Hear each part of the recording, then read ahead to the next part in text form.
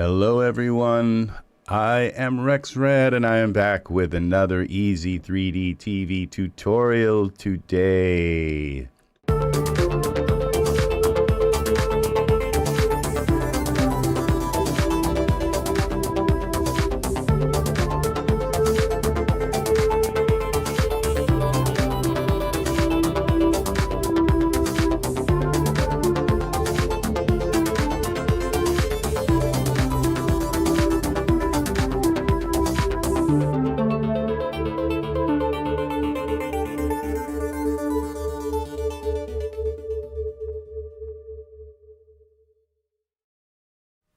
Yes, we are back. We are back, and this is a lovely day. I have to go in and turn my content here. We are live today in the studio. We need to turn on this. Okay. Now, what we're going to work on today is an awesome technique that I discovered kind of by accident. I call it a fluke. And this is where you can get your HDRI to merge into ultra scenery in a very interesting kind of way. And we're going to discuss some of ultra scenery's kind of the way you work with ultra scenery 2. We're talking ultra scenery 2 now. And so what we're going to do is dive right in without too much introduction. And we open DAZ Studio. This is how we work here. And we're going to open a new instance of DAZ Studio. When you make a project, just a little tip, when you make a project, and you're done with that project and you just kind of open a new project in the same DAZ Studio like instance without closing DAZ Studio, reopening it, then starting a new project, in all likelihood, DAZ is going to crash. It just doesn't like having another project loaded and worked on in the same instance. Okay, so you always want to close out DAZ Studio, then reopen it, then start a new project. Okay, now we don't have to start a new project because we already have one. So what we're going to do first is we're going to put a figure into the scene, and let's start with a new figure that I have here. And his name is Mato. And we're going to use the Mato HD figure. Make sure we are not in. And what we're going to do is just take and start this from the center and drop this down a little bit. So when Mato comes in, we just see his head maybe. So we can put some pants on Mato.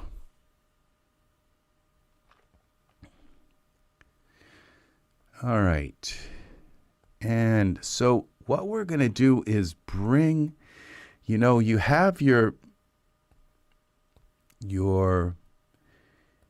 ultra scenery has a water plane that you can add to ultra scenery so that you have water in your lakes or your rivers or an open sea kind of scene. And this is, it lends itself to an interesting kind of thing that can be added in through ultra scenery, through your HDRI, and through the environments tab and all of that kind of thing. So is Mato in here? Did I just kind of, yeah, he is. So what we'll do now is put some pants on him. All right, like that. And now we have Mato in here. And we'll tip this a little bit. Like, remember our 2/3 rule? Don't forget that 2/3 rule. Your horizon should be about 2/3 of the way up, okay? Now, so at least you always, if you're like this, what happens if your horizon's like, well, you only have that much sky in your scene, okay? And if it's down like this, then you can't really see the trajectory of your landscape. It just kind of looks like a flat plane. And so really this is why this, and it also gives your character you're sort of looking at your character rather than up at your character or down at your character. You're kind of looking at your character. So there's a lot of kind of reasons why this 2/3 rule is a good rule. Yes, it is a good rule. So we're going to go live chat here. We're also going to turn off. We're going to pause our settings. Pause syncing. We'll pause it for 8 hours. So we don't have our OneDrive trying to sync in the background and causing problems. And that's all I can think is that every time I would render a scene it seems as though maybe it was trying to update OneDrive, and OneDrive is on both computers. And so I thought maybe it's trying to communicate with the computer and say, oh, he's doing that render thing again. So, all right, just one moment.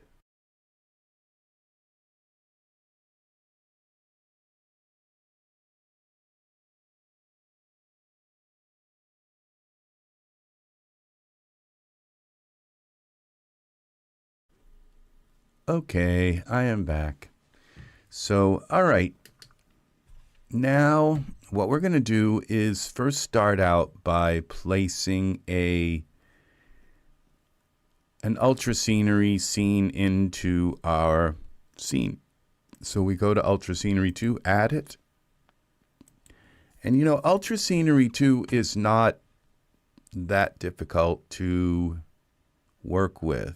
Okay, so keep that in mind. Now, you have a couple of options here where you could just move up, okay, and put your figure here. All right. And I think we'll do that for now. We'll just move up, move our figure up, and place him here. Just so, and then what we'll do is we'll kind of work our way around. Now, we are going to want some water in this scene. Let's kind of set him down on the ground. Okay. Now, this is our 2/3 rule again, so we kind of need to go something like that. And then what we do here is we have our ultra scenery. We'll go with Iray preview. And we will also go with water. Okay, we'll throw a water plane in. Now we don't see any water. And the reason why is because the water plane is at 0, is where our level is. And so what we need to do is go up here and start to manage our landscape. And here it is right here. So if we go to so I'm going to bring this down to like 2 for our level.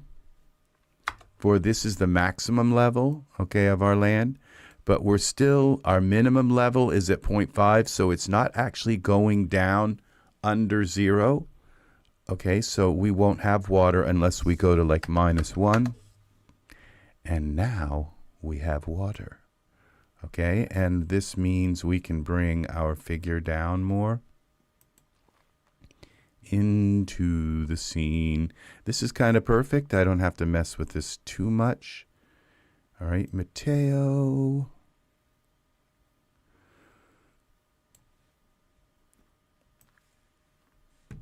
All right, and we'll move Mato in a little bit. We'll move our camera in a little bit. And we have now a beautiful scene here Y translate. Okay, we don't want to move ultra scenery ever.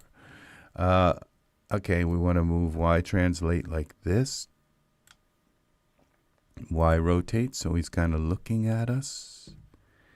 And this is how it works. And now, so what you want to do is learn which HDRIs actually have oceans in them, okay? Or even you can also merge, like if you want this to be like a field, okay? Well, maybe your HDRI actually has like, or it could be like a parking lot or anything. Think of your ground as being, because your ground, and this is this is the clever part of this, okay, is your HDRI kind of, it has a plane in it, and then it has the background, which is the sphere of, so it's kind of like a sawed off, if you have the ground turned on, it's like a sawed off sphere where the sphere, the bottom part of the sphere isn't visible because there's a ground plane in the sphere. And so a lot of HDRIs have that quality of the ground plane being, of it having a ground plane. So I could have this as, so this ultra scenery, because we've set this up so that now if I go into Iray, you're going to see that there's an ocean here, okay? So theoretically, your ground plane, and this is kind of weird that this ocean looks a little bit warped, but that's not really, it's just an illusion. I don't believe it's a flat plane, okay? So you can just replace this flat plane, and it is a flat plane. The water, you can turn the water off like this, and your HDRI, or just make sure your HDRI is just slightly up above the water plane, and then it will fill in this area. And what's nice about that, okay, is that it gives you this unbroken, like, land expanse right all the way to the sky. And that's the way HDRIs are really designed, is to give you this kind of unbroken landscape to the sky. So let's kind of play around with this now. Let's save this scene so we don't have to mess around with this. We're going to call this HDRI merge into scene. HDRI merging into the scene. So I would assume this is probably something that really maybe never occurred to me, because occurred to you, because this is something I discovered quite by accident. And so because we have this quality here where we could take and just replace this land here, we can then do some interesting stuff. So now I have this serene forest lake, okay? And serene forest lake. Let's put one of these in and see what it looks like. And as you can see now, isn't this interesting that this HDRI, this is the ground plane, the lake itself is the ground plane, and then all of this right here is part of the sky and all. But what this gives us here is quite incredible. And let's and it's just like instant. And notice how the lake comes right up above. So we can go to our water plane and turn it off. And we have this beautiful, and the trees are reflecting. Everything is reflecting here. Then, okay, what we do is we can lower this ground plane if we need to. We can go into manual mode and lower it or raise it if it's not quite giving us enough of a margin along the ocean, along the beach. That looks like a fine. This just merges beautifully in. Now, what we're going to do is we have some trees. We'll go back to Ultra Scenery 2 and select this. And we're going to go down here and add some layers now to our, some biome layers to our land here. And we will start adding first. We'll go to grassland. And let's add some of this grassland here. And it kind of helps to look at this and say, well, what kind of grassland do you have in the background? And it's not green, green, green like this. It's kind of a little bit subdued. And this gives us tall kind of pieces. This one's kind of nice. It's got some tall pieces. It tells you what's here. Now, I'll be right back again.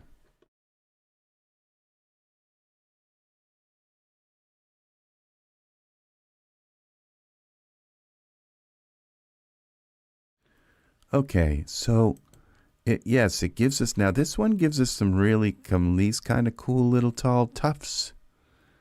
And you can see this is all really nice grassland.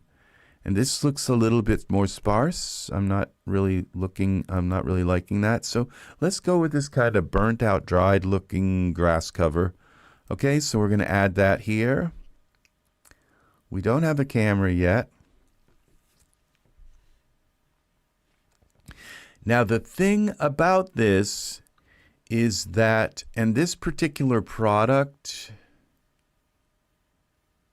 if you roll this back, it said it when I went up in here. It was something called like Forest Lake or something. It's a HDRI set that you can buy in the Daz store. Okay, so we are now populating this land with like thousands of pieces of grass. Now this, before I put this into the scene, you probably, I could say, guess what I forgot to do, okay? And this is something you have to do. You have to do every time you work with Ultra Scenery. You have to go into your render settings, okay, to optimization, okay? If it will let me, please let me. And now, I'm not sure if you're going to have as much luck with the ocean scene. It's like this just worked as soon. And actually, this right here, see this grass? This is actually part of the HDRI, okay? And it's giving you this little kind of margin of grass. Okay, so we're going to go in here, set this to memory, or it won't render right. Okay, so we're going to click Save now. So this is part of the HDRI, and it looks like it's just grass. You'll see it's going to merge right into this grass here. So what we're going to do now is, and you can set your land to do kind of anything you want.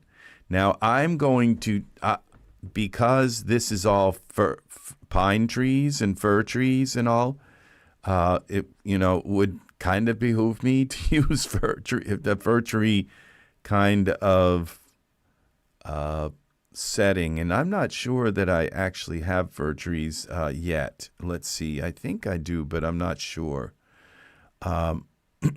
So we go now back to Ultra Scenery 2. And we go down through here. I'm having gravel throat right here now, gravel voice. I will be right back again.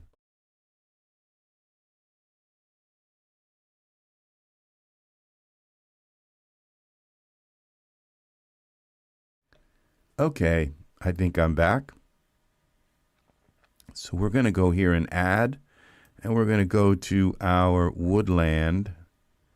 And we have these trees. Okay, do we have pine trees? I think we do. Woodland, what are these? Okay, those are not pine. I don't believe they've given us pine trees yet. Fir trees and all. So the only way to do this would be to use aspen. All right, maybe, well, I don't dare use that because it's just not fir. So we're going to cancel this. Now what we're going to do is if I put a camera in the scene, copy from here, it will take that. Okay, we'll lock the camera for now. It probably will take the amount of grass in here. We have 8,000, so it's going to cull to the camera. And it may have culled it to the perspective view because that's all we had at the time. So, which is the same as the camera view. So, all right, now we're going to go down here to our classic content. And where? All right, there we go. Ecologies. And we're going to find what would this be? Pines. Okay. Let's go with Pines 4. See what it looks like.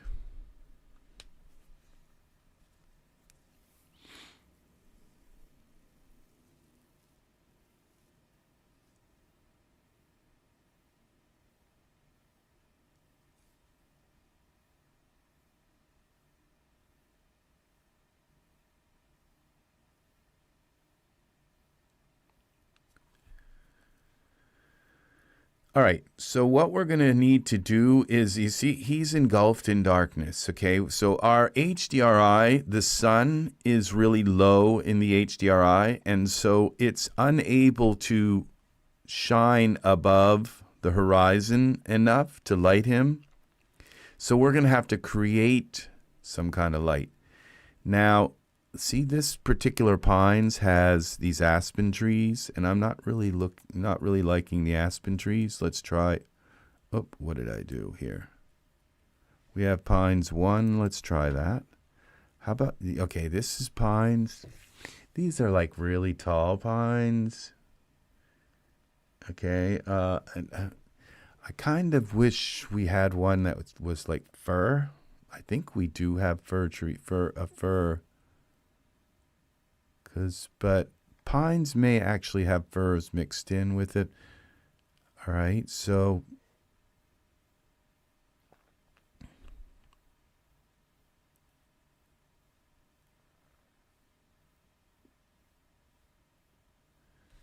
all right, I think it's amazing that we can use our classic content here. Now the thing is that I can take these pine trees, I could just replace them with fir trees. And so, well, actually, I don't know that I can do that with, maybe I can, maybe if I open up the original let's see. Okay, so it's changed the ground texture. All right. Now we don't need the field. We don't need, okay, field on. So we're going to turn off field because we already have, we don't need this base verge on. It's not, there's nothing in it anyway. River grass, I think we're going to get rid of that.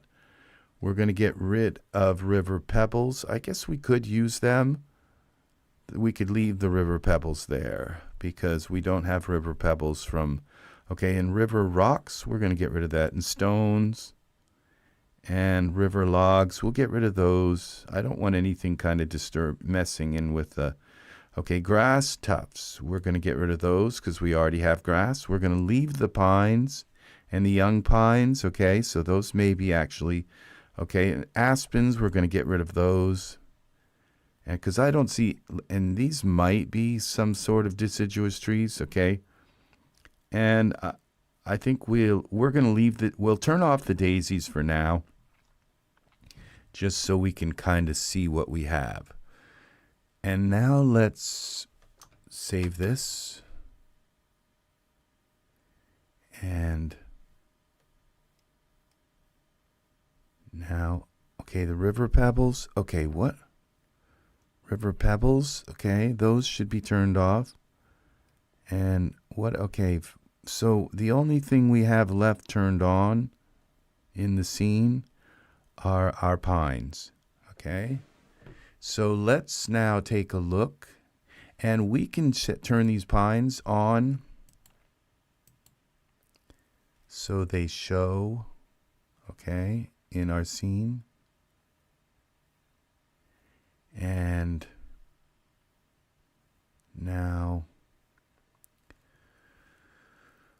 what I would like to do is see if these items show up in our mask builder. Okay, so what we're going to do is create a mask. In this mask builder, we'll create a round mask. Let's see if we can get rid of these trees. There are other ways to do it also. Now, if we go into biome here, ecology props, okay, grass patch, these are our pines here, okay? So there's a possibility of just like turning some of them on and off and finding out which ones of these pines are actually these front pines. Because probably each of these instances are only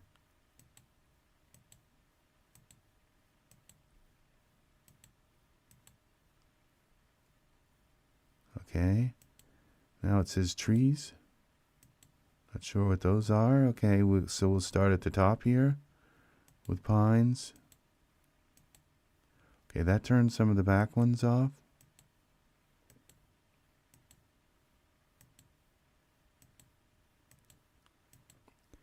Well, I'd like to get these two pines turned off. There's one right there.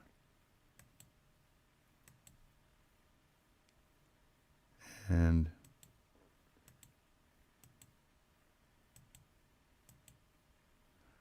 okay, I may have just not noticed. Okay, I'm going to go down. Oh, there it is. Okay, that worked. So we don't really have to use a mask, okay, to get rid of them. But what it does is it leaves us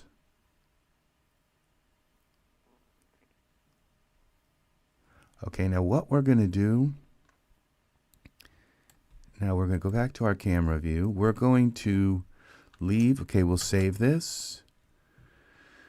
We're going to go to back to Ultra Scenery 2. And we're going to tell, okay, now I don't believe we can extend forest. We don't have the ability to take these pines. Now this is where all right, let's just see what happens now when we take.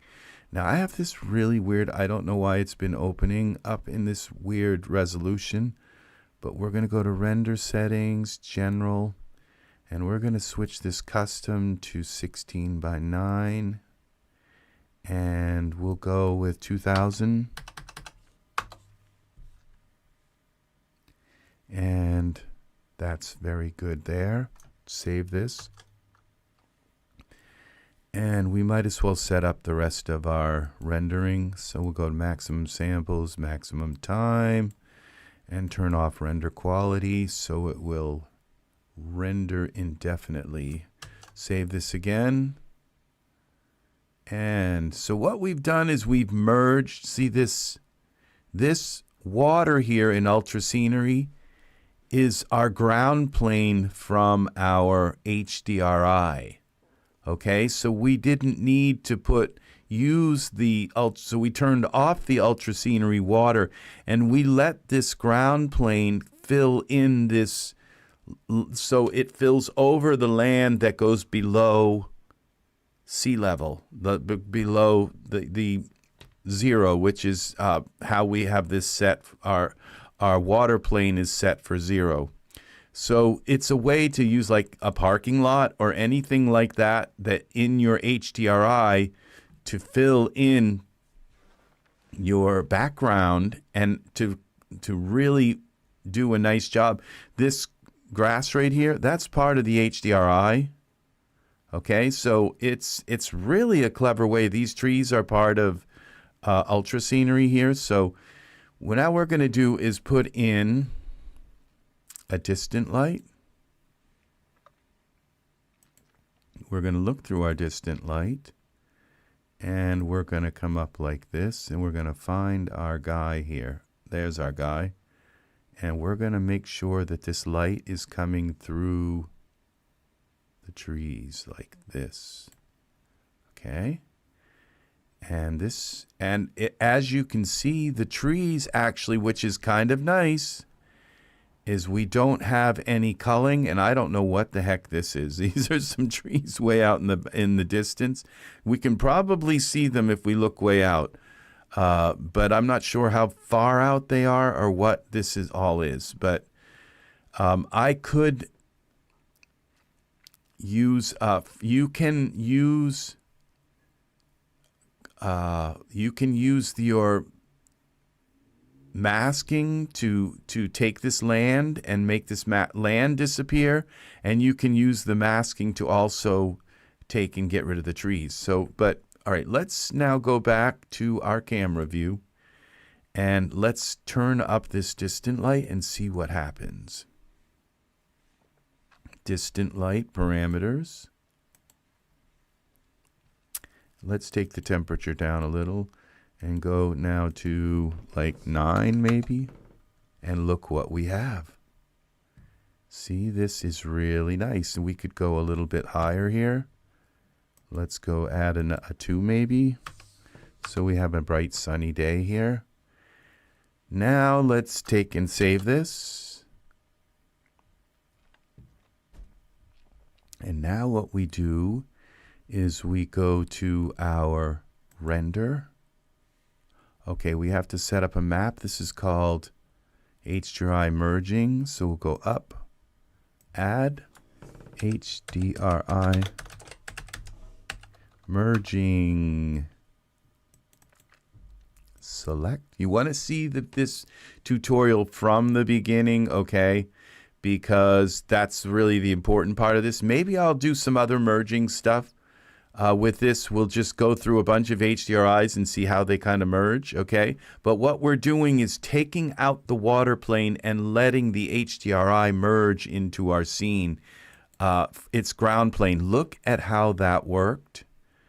Now, I believe what's happened is that I don't believe all of the trees are actually showing in the partial render.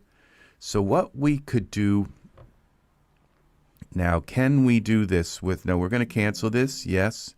This isn't bad. Look how the water kind of works and all. Now let's go out of here. And why did my trees disappear? Oh, we're in Iray. Okay, I guess I have them set to not show in Iray. Let's see, we go out of here. Okay, this is strange. It's almost like a completely different scene. I just don't even recognize it. Okay, I haven't moved my camera. These trees have some weird things in them. Okay, now let's go. The trees are still turned off, yeah. So let's try adding one of these markers here. And then we will go to parameters, Y translate, bring it up in the air. Okay. X translate, we want it about here. Z translate and bring it back. X translate, bring it over. And then we're going to scale it so it's like this. And we will bring this in, over. Okay, I'm going to actually, and we can scale it in a weird way, like we can bring this X in like this. We can rotate it Y. X, bring X in some more. Z in this way, see, like that. Bring it over. We want it to get rid of these trees here. Let's look at this from the top. Make sure it kind of is really doing what we want it to do. And it's not. So what we're going to do is go like this, Z some more. And X.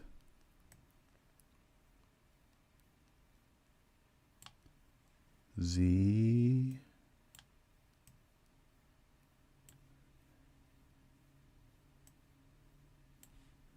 Okay.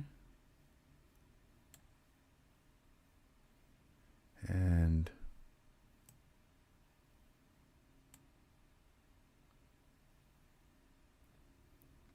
okay, I think that's good. Now we go back to our camera view. Now we can bring this down a little bit, just so it's not so obtrusive. We can actually pull it down below the land, but let's put him in a pose. I'm tired of seeing him look like that.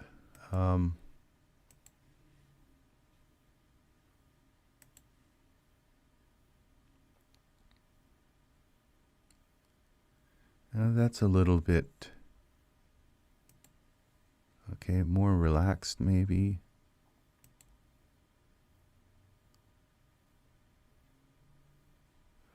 Okay, Y, rotate.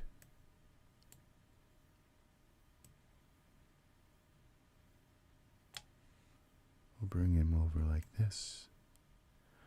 Okay, and see how that works. All right, that's okay for now. Save this. And so now what we're going to do is see what happens when we go into this mask builder, which we have to have Ultra Scenery 2 selected. Is it going to show our original content, our legacy content, okay? And look at this. It is, okay? These are our pines. So this is amazing, okay? So I have round marker 2. Why do I have another marker in here? Okay, what happened? How did I end up with 2 markers? Yeah, so how did I end up with 2 markers? All right, let's close this. Which marker is which? Okay, that's marker 2, so we're going to get rid of marker 1. I'm not sure why we have 2 markers, okay? But now let's go back. This is amazing that we can actually use our mask builder to what is that content called? Now we have to have our Ultra Scenery selected. You can't do it with the mask selected. These are, what are these called?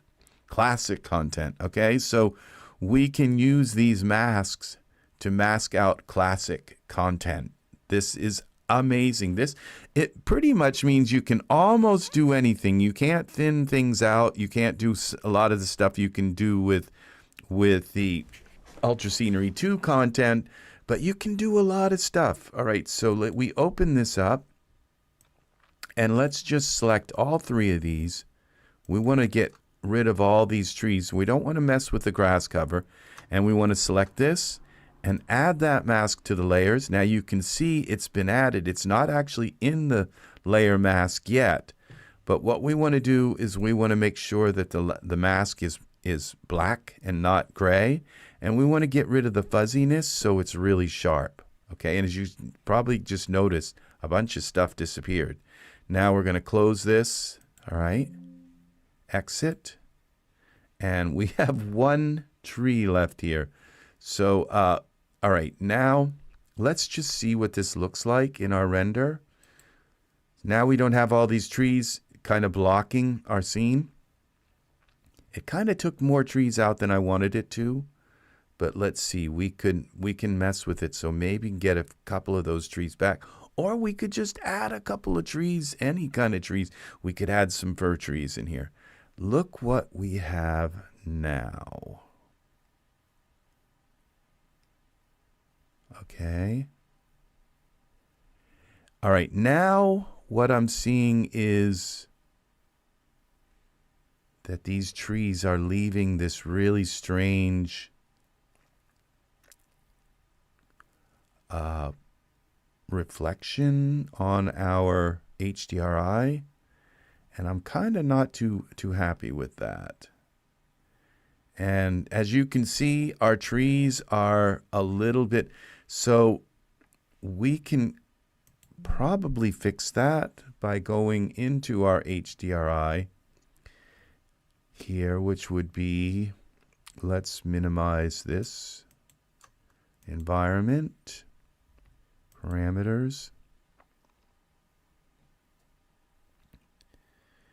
and this would be surfaces, no, parameters. And when we go into our ground reflectivity, maybe environment tint, where is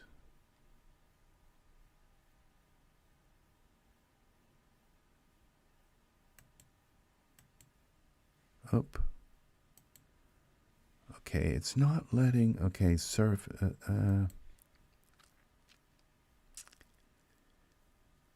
dome and scene, intensity. Okay, there's, I believe, some kind of shadows thing.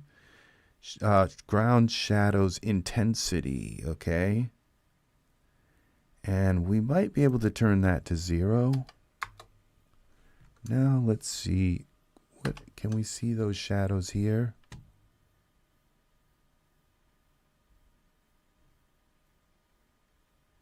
Okay, I don't see any ground shadows now, but let's see what happens when we go.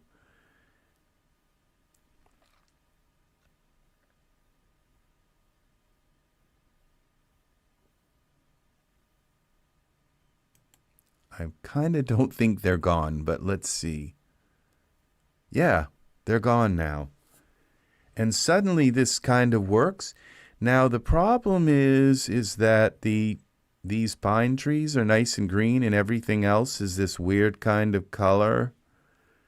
So it might, how do we fix that?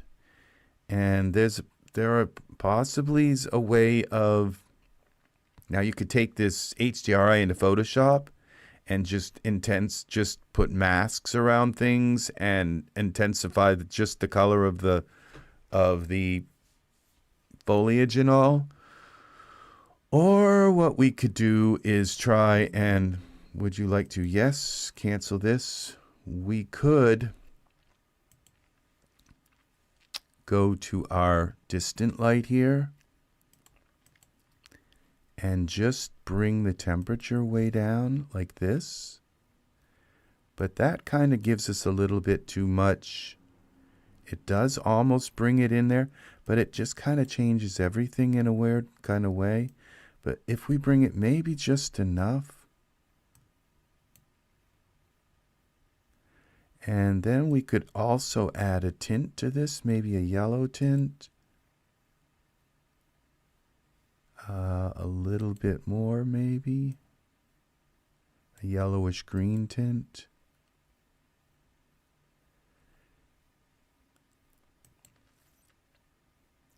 Or you can go in and you can change the color of these trees. Okay? And now what I'm going to do is, we missed this one tree. This is kind of an eyesore. So we'll go back to our round marker and we'll pull this back here a little bit. That doesn't do it alone. So okay, what we got to do is save this. Is we've got to go back to our, click on Ultra Scenery, go back to our mask builder, and okay, fix it. Doesn't want us in Iray. So all we have to do is come in here and go back out. And that didn't do it. So what we've got to do is look from the top and lift back up our, where is that tree coming from? Oh, it's way, way, way out there. We got to create another mask. Okay, and what I'm going to do is I'm going to make this mask a little bit more narrow. So we'll go into parameters. So we can get a few of those trees back. So it was this X scale. All right, I just don't want too many trees in there. All right, and so we have to go back into our mask builder here. And here, just go back in. Oh, we have to select Ultra Scenery. Go back into our mask builder and just go in and out, and that resets it. Okay. And it looks like we got maybe this tree back, but let's make it even a little more narrow.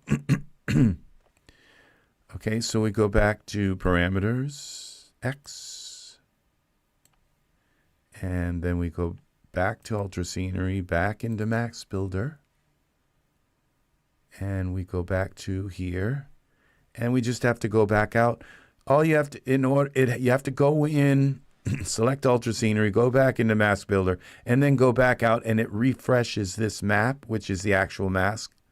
This is the Mask Builder, the marker, and the marker transfers itself onto the actual mask of the scene. So by going out, that does that. It transfers the new changes to this. Okay, so now let's go back to our camera view and let's just look and see if we got a few more trees back. We should have another big tree here. Usually they show, but let's see what happened.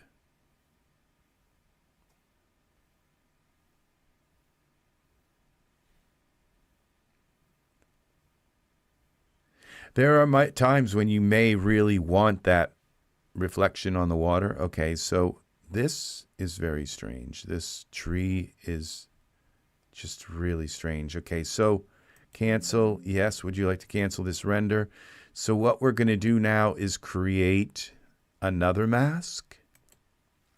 Mask 2. And okay, this is the new mask. All right, and then we're going to go to our perspective view. We're going to lift the mask up so we can see it. And we're going to send this mask way into the scene. And then we're going to use this to get a little closer. And way into the scene here. And over here. And get a little closer. And here. Okay, we'll make sure that we're, see, because there's an illusion here thing going on. And we're going to make sure that we are right over this. And we'll make it larger so that there's no chance of being off here. I don't want to disturb the stones that are along the edge here. Okay, so then we go back to our Ultra Scenery 2. And I'm not sure which tree that is. Now, there's a way I could have turned it off, but it might have turned off more trees in my scene. So, but we're going to just now go back to this, back to our mask builder. And now we have this new mask. You can see this is the old mask, okay? And now we're going to take the fuzziness down. We're going to take the opacity and make it very dark, okay? You can see that's our little mask, okay? And we're going to apply that to all three because it's only going to block out where it's located, okay? Now you see this mask is oblong because remember I made it like oblong and narrow and long. Okay, so now we're going to associate this mask with these particular ecologies. So we're going to add mask, and now you can see there's a little dot there. Okay, and when I close out, that's when it updates it. That tree should have disappeared. Let's see what's going on. Maybe it will only disappear when, okay, when I go into, so go back to camera view. And now let's do a render and see what happens.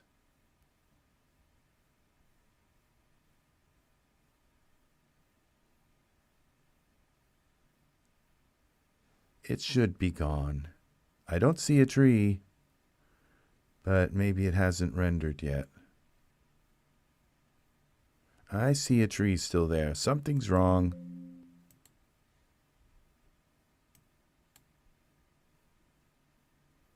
Okay, let's go back to our mask.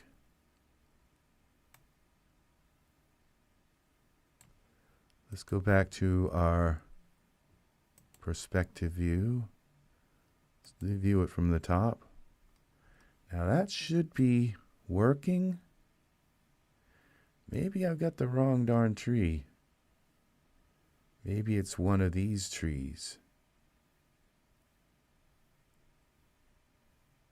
Let's go back to our figure. Back to our camera view. No, that is the tree. Okay, I've done something wrong, so we're going to go back to Ultra Scenery. We're going to look at our mask again.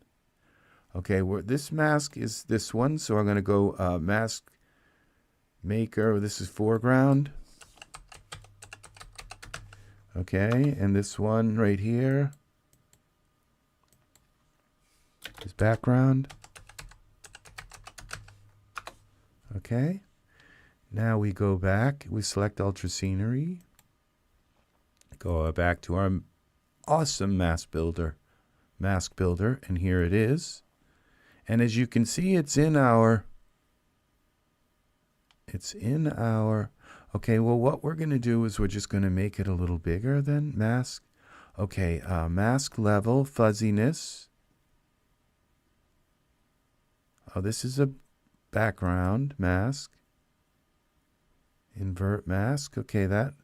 And it's in all three of these.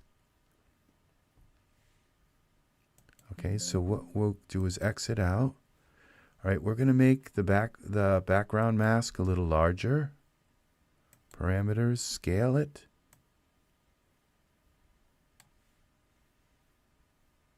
And then we'll go back in. Mask builder. Okay, now we're going to select, this is the background mask.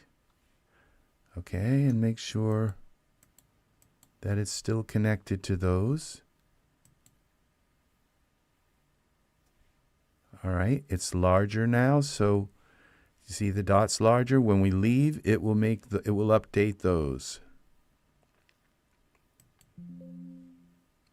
Exit.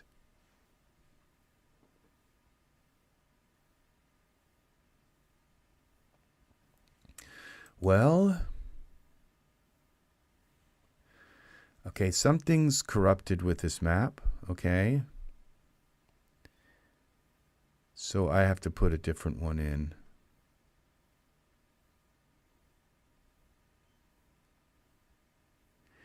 When things don't work like this,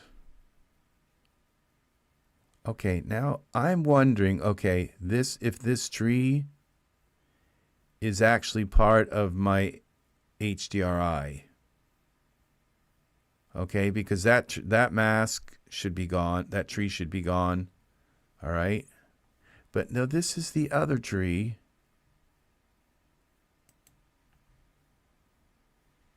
And we have a tree coming right out of the water. That's not good.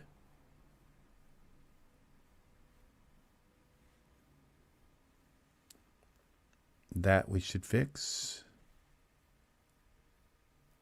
All right, let's cancel this. Let's take a look at our HDRI and see if there are trees coming out of the water. Let's go to our environment options, parameters.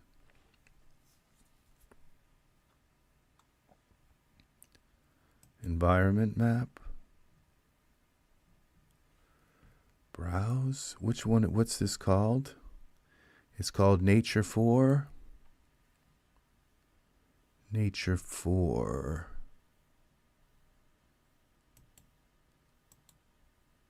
Open with. Let's see. Open with. We'll open it with Photoshop.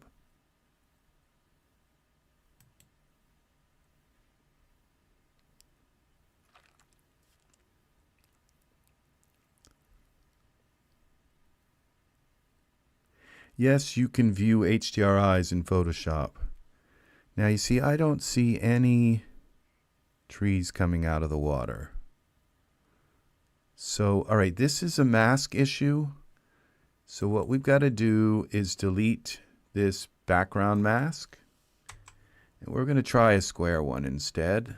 Now, remember I had that other mask in here and I deleted it. And then, you see, so I believe that is what is messing this up. So we're going to, okay, I saved it. Okay, so now what we're going to do, we'll put this square marker in, okay? See if that works.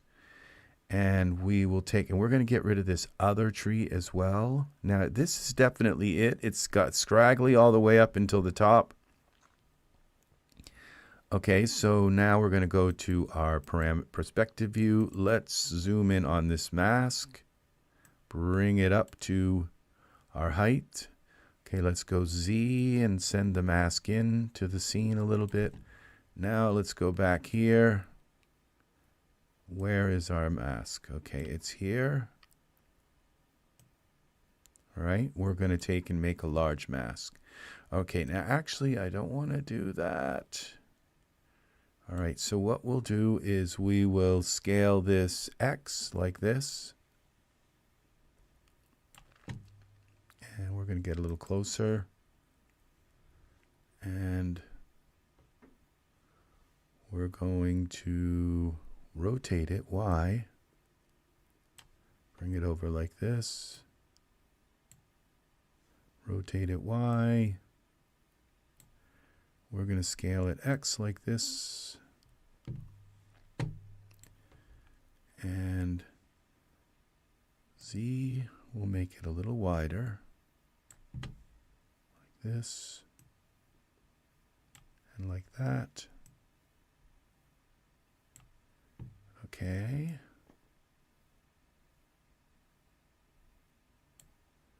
And we'll bring it down below the ground. Okay. All right, now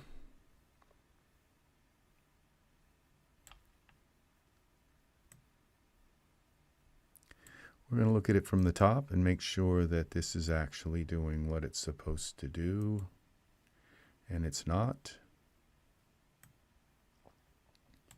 So we're going to go X scale some more,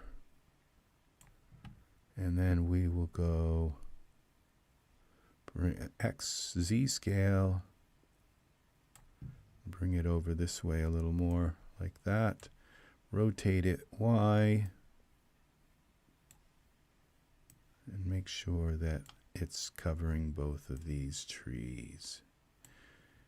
Z, we're going to go, we'll just scale it a little more like that.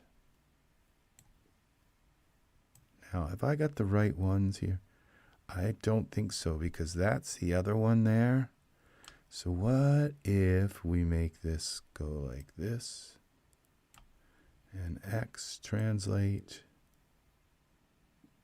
That should get all of these trees right here. Okay. Now we go back to our camera view. Save this again. And this is going to be square marker. We're going to call this square. Just just for so that I kind of know. It says square already, but now let's go to Ultra Scenery 2. We're going to go back to our mask builder. As you can see, our other mask is gone. This is our square marker. Okay, we're going to have it go with these trees here. Add selected mask to biome layers. Okay, we got fuzziness. We're going to go turn the fuzziness off. The mask level, we're going to set to high.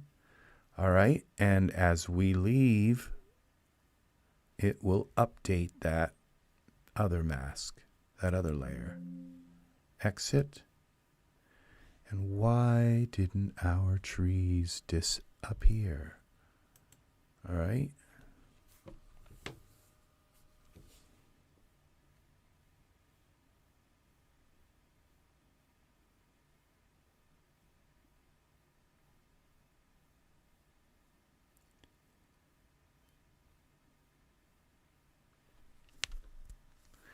No, neither of them did.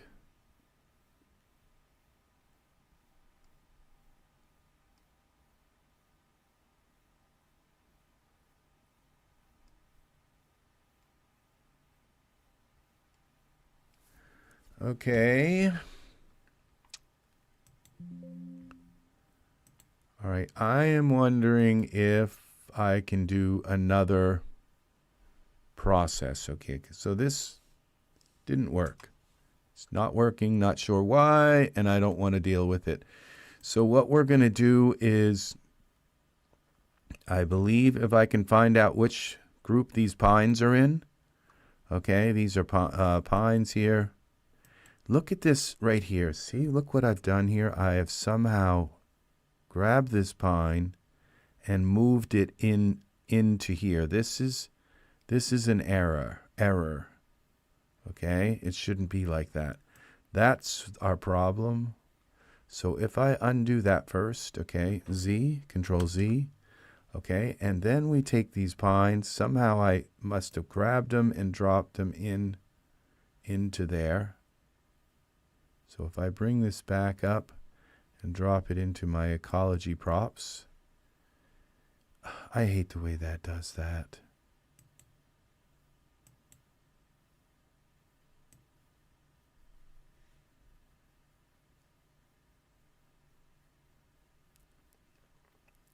You have to drop it immediately. You can't. Okay, ecology props. Okay, I think that worked. Now, but I don't see that working, but let's see now. Let's go back in. I have to select Ultra Scenery again. Ecology, Ultra Scenery 2. And we go to Mask Builder, okay. And DAS crashed. Okay, this is kind of, that's why it crashes. Whenever something doesn't work, Dad's about to crash, okay? Just keep that in mind. You're working late, but mid-morning for me. Good. Well, I hope you can hang out with us, unknown robot. I'm very well aware that when I work late like this, that I am capturing all of you lovely European people, and that we are in a communicative state together, and that's wonderful. I love that. So I'm a person for all seasons, for all people. And that's what's wonderful, is there's just no there are no boundaries within my inner self. I love all people equally, and it's the way I've always been. So it's wonderful to be here and have you here, unknown robot. It really, really is. So we're going to go into this new, and we'll go back to our merging scene. Luckily, I don't have a million things to do to catch up. I was saving pretty regularly. So, yes, yes, yes.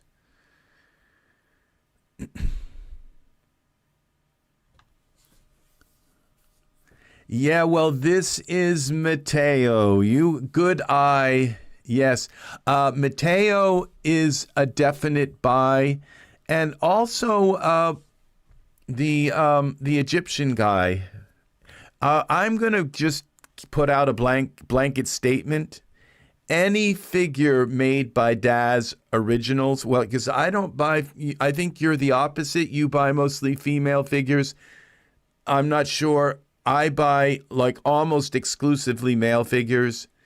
And so, but I will say that any figure that has the Daz Original stamp on it, buy it. Okay? It just because they put extra care into the skin, into it's just like it's amazing the work, the level of quality of the work. Now Mateo's eyes are not as good as well, I'm not sure if it was Mateo.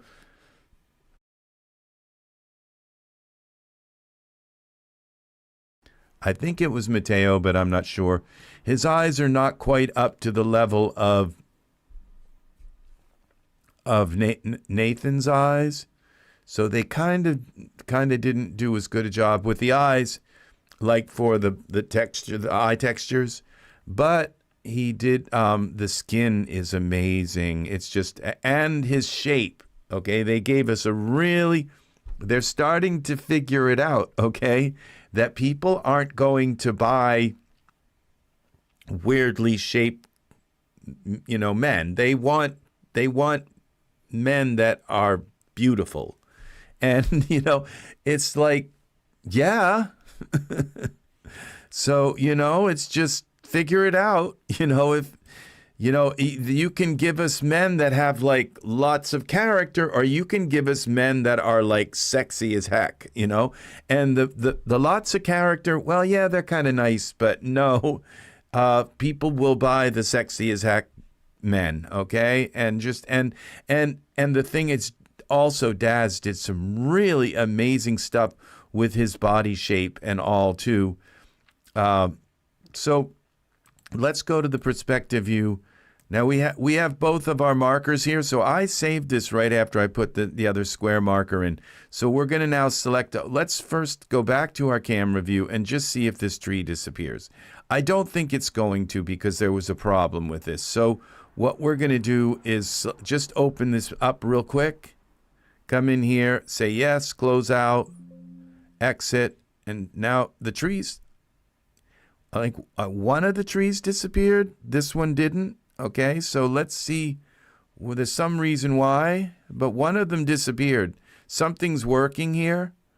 All right, so we'll go now to our, let's take a look at this square marker and see what I did wrong here. So we'll go to our perspective view. So my opinion, okay, is that this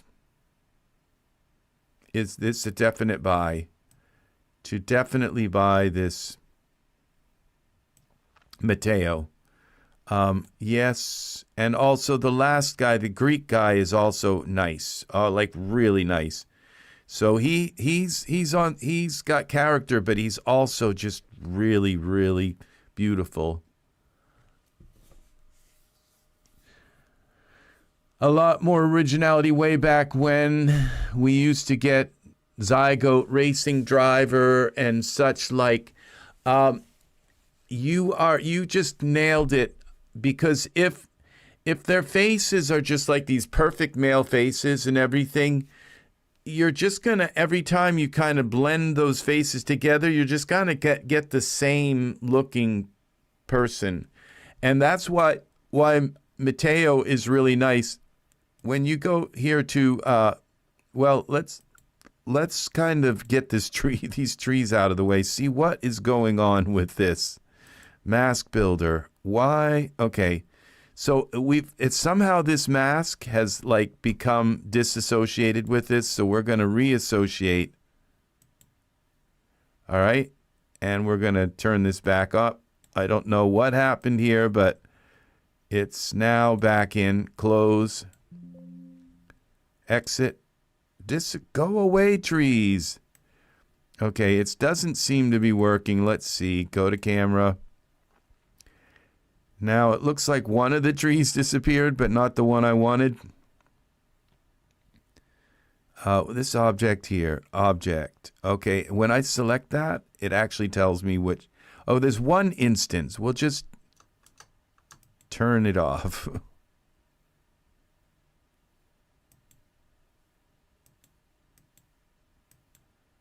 Okay, it won't let me turn this off.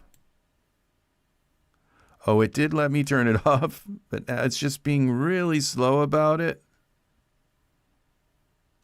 Okay, but when I turned that off, a whole bunch of stuff disappeared.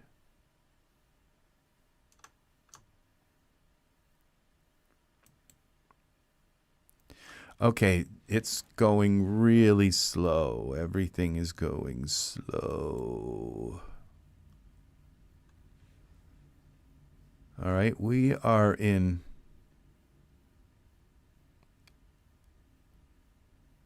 Pine's young layer. Okay, that's back on. All right, can we turn, now when we turn this back on, a bunch of trees disappeared. It says instance 1. Okay, I have to wait. Okay, they're back on now. What I'm going to try to do, so I'm going to try to unpack this. And let's see if we can unpack this layer. So we're going to go to this, go back. And we have our tools here. Ultrascener Creator, Ultrascenery 2 Creator. Where are those tools? Builder, okay, here it is.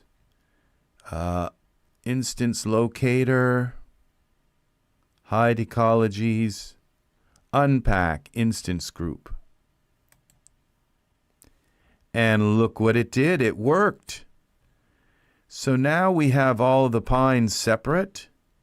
And I should be able to just select this pine right there and say, go away. And it didn't work. Let's try this again. Oh, I think I selected the... I believe it's called...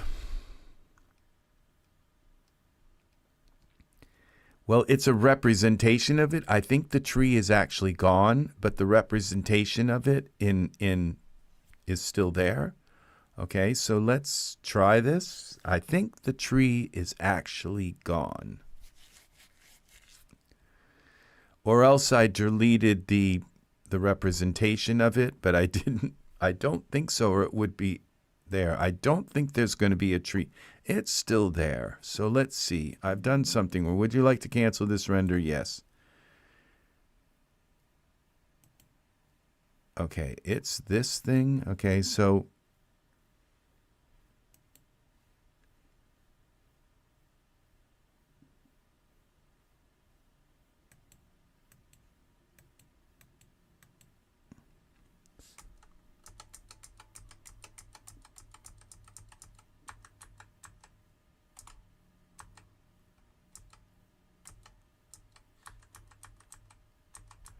oh, this is so strange how this is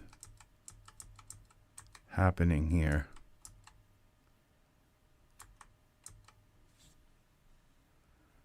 Large layer preview.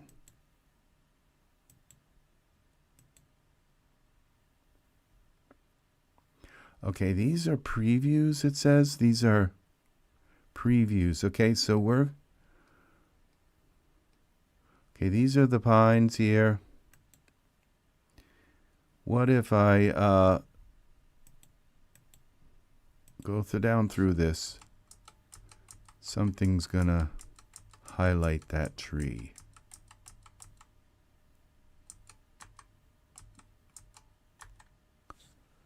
Okay, this.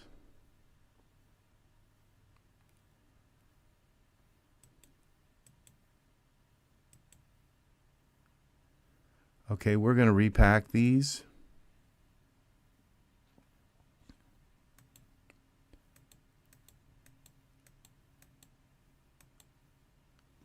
Repack. And now it's gone. Okay, not sure what we did, but okay, we unpacked that instance. We surgically edited out the tree, and we repacked it back in. And now it just might be the representation. The tree could still be there because you have to delete the representation of the tree and the tree. You don't have to delete necessarily the representation of it. Okay, this crashed again. Let's see what we got.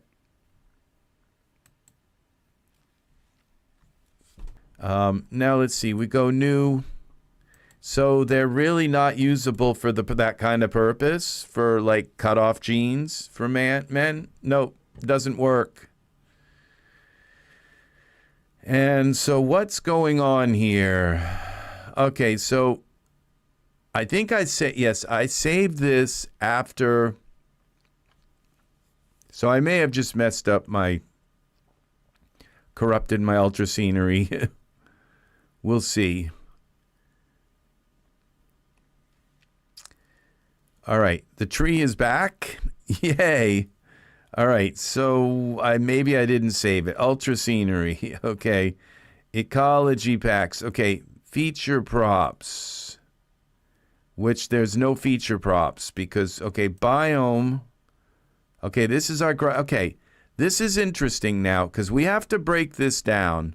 And this is our Ultra Scenery 2 biome, okay? This ecology props, these are the classic content props, which allows you, okay, now this pine thing, it's really weird that version 1, version 2, okay, 9, okay, so this isn't supposed to be here, okay? I have accidentally dragged this into the wrong place, so it's just something I inadvertently did. Okay, now when you go to put this in here to the top here, you have to just do it quick. You can't give it even a moment, okay? Now save this. Now the tree is gone, okay? So that's weird. Okay, it's like our mask is actually working now, okay? Because I accidentally dropped, and that's probably the layer that has those pines in it. So our scene is kind of done here now, I think. Unless it crashes. Now I saved it. So I believe I saved it after those particular... I did those editing. Okay, now it's gone. We have a nice clear scene here. Very nice. Now, you see this nose? Okay, that's what I wanted to tell you about Mato. Mato has some very distinctive, this long, big, long, kind of thin nose. It's a feature that you really want to be able to mix in with your other characters because it's a beautiful nose. He just has this beautiful nose. And so, and let's get up close to his features and take a look at his face. It's taking up a bunch of computing cycles. So where's our guy here? Okay, this is really weird. Whatever this is. Oh, these are the seed trees. Okay. That's weird. I believe these are the seed trees. That's where I put them, is underneath the scene. Okay, so now we're going to go back to go to perspective view. Let's take a look at our Mato here. So I believe that the Daz original artist, I believe that they're the only ones trying to kind of. So this is Mateo's face. Okay, we haven't given him any hair or anything, but when you see this, there's just a really beautiful shape and all to his face. there's just a really beautiful shape to his. Look at this nose. I love this bump here and the huge nose. It's just a very nice thing to have, to be able to kind of mix in with your other figures. A little bit of that bend in the nose. This, look at that. Just look at the perfection in the shape of the skull and also the shape of the body, like from behind. This is really, really nice. Now, we don't have him set with the high sub D. Let's go into the parameters. I usually do this anyway. You can tell because it's all jagged here, like, and jagged around the edges. So we just go into parameters and go down to our sub D here.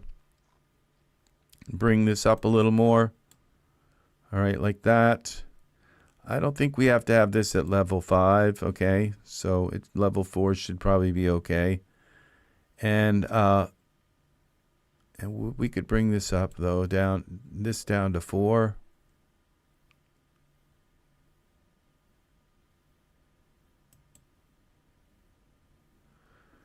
Come back. Is Dad's going to crash again on us? No. Okay, we can bring this down to 4. Look at what they've given us. They've given us this really amazing, and I don't know why, but my settings, when I move this around, it like gets all blurry. Like there's some kind of, I can't stand that smoothing. Okay, I hate that smoothing in the rendering. So there's render settings.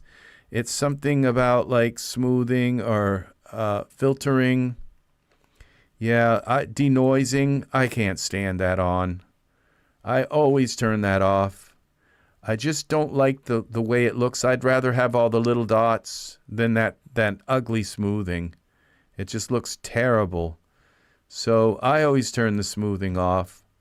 But this is beautiful right here. This is a beautiful figure. What they have given us here is just really, I kind of pride myself in the figures that I create. This one is a massive bravo right here, in my opinion, because it reminds me of kind of what I was looking for with Alex Capital, except the fact that they had to put a big scar right down his face. And this is he's kind of got that just kind of masculine. And I think you can do stuff with him. His face is narrow, so he does still have that kind of model-like face, but I think it's beautiful. So Mato, and his skin is amazing. The skin is just another, I don't have him under the best light, but you can see he's got little kind of spider veins and little kind of things in here.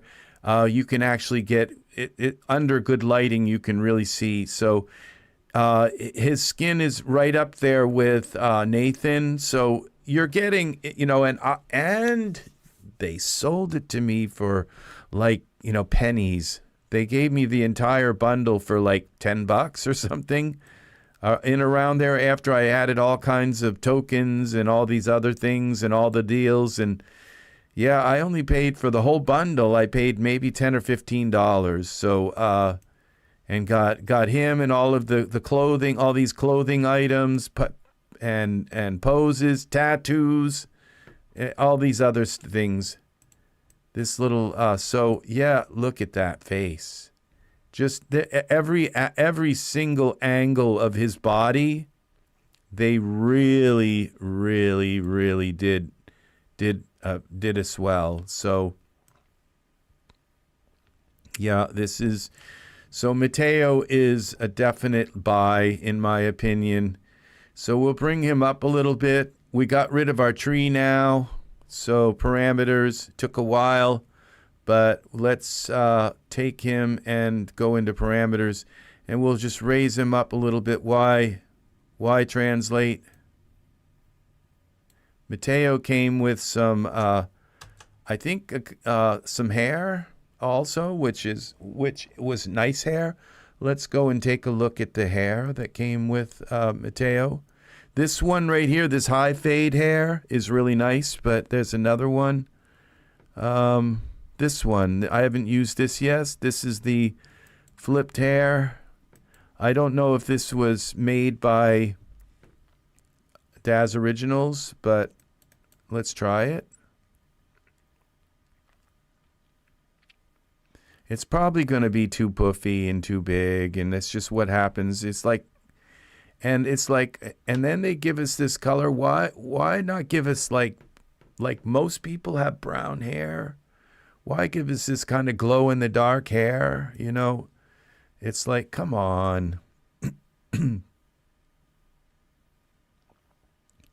So then you always have to go in and switch the hair to like, you know, unless you're really looking for that brown hair. But most of the time, just to let you know, people, that's the hair cap. That most of the time you want this brown hair. And the IOR is like incredibly high on this. It's just like shiny as heck. So we're going to go to our surfaces of the hair. Look for IOR. And bring it down a little bit. Just a little bit so it's not quite so glossy. Let's get up close and see what this looks like. And what did I tell you? It's just like way too high. It's like goofy hair. So yeah, and they and you know what? They give you morphs and say, and the morphs are for more volume. It's like if you're looking for that like Liberace hair or whatever, I don't know. The morphs are not for less volume, they're for more volume. Because of course, that's what you're going to want. It's like, hi, I have big hair. And then I can see his scalp like right through here. Like, okay, so yeah. And we go to the hair, see if we can fix this. Okay, so let's first turn off the flipped hair and see what's going on with the hair cap. Okay, that's a nice hair cap, actually, and it looks like it's supposedly working right. But let's take the hair cap and make it a little darker. So we go to Surfaces, Hair Cap, IOR, get rid of that. And we're going to go with Cutout Opacity. And that's a little darker. Now let's see what happens when we turn the flipped hair back on. Okay, it still looks like something weird is going on here. Yeah. This, I don't know what this hair is, but and that's what I mean. It's like, is it really men's hair? You know, or was this again repurposed hair? Yeah, so yeah, the thing is luckily now we have, I hear you, it says, I completely agree on big hair. I sometimes lower the cranium to compensate. That's funny. That's an idea. Just like put a big dent in their head, you know? That is funny. So yeah, just put a big giant concave into their head. Fix the hair. So the sideburns are nice. These don't look like sideburns that were made specifically for a female, but just this big long thing here. It's like, yeah, it's horrible, horrible, horrible. And what can I do with this? So let's see what they gave us for. Okay, it says hair short. Okay, so I guess there is a short thing for it, but that wasn't very much. Okay, wind left. Okay, but we have hair long. It's like, whoa. Yeah, just in case it's not, let's put the hair, like, this is like really, okay, so yeah, just in case it's not long enough. Okay. So yeah, I can't wait to grow my hair out. So wind right, hairline down, which is nice to have the hairline. Wind right, body expand all. So the only way to really fix this hair, okay, so we can go with the hair short And then if we go into our mesh grabber, so basically I can't use this hair, you know, and every time I need to use it, I need to go to the geometry sculptor and spend like 20 minutes mashing down the top of the head to get it to fixed. Okay, so let's go to 15, and it probably won't work. Okay, so even mashing it down, because what happens, it just kind of pushes it right into the head scalp. Let's go 8. Okay, and now we got to figure out which way this is actually going here. Which way is this going? Oops, we got the back. Lovely. All right, so we push this in, and I'm not sure that this is actually working. Okay, that this way.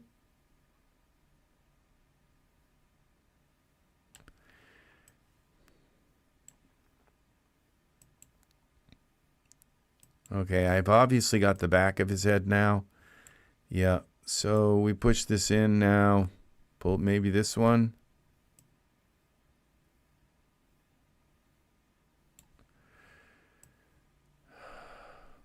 And pull this out a little bit this way. Okay, we got the back again.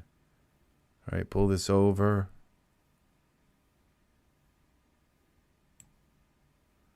And pull this down maybe. These things are so hard to tell which way it's working here. Over like that, and then down maybe.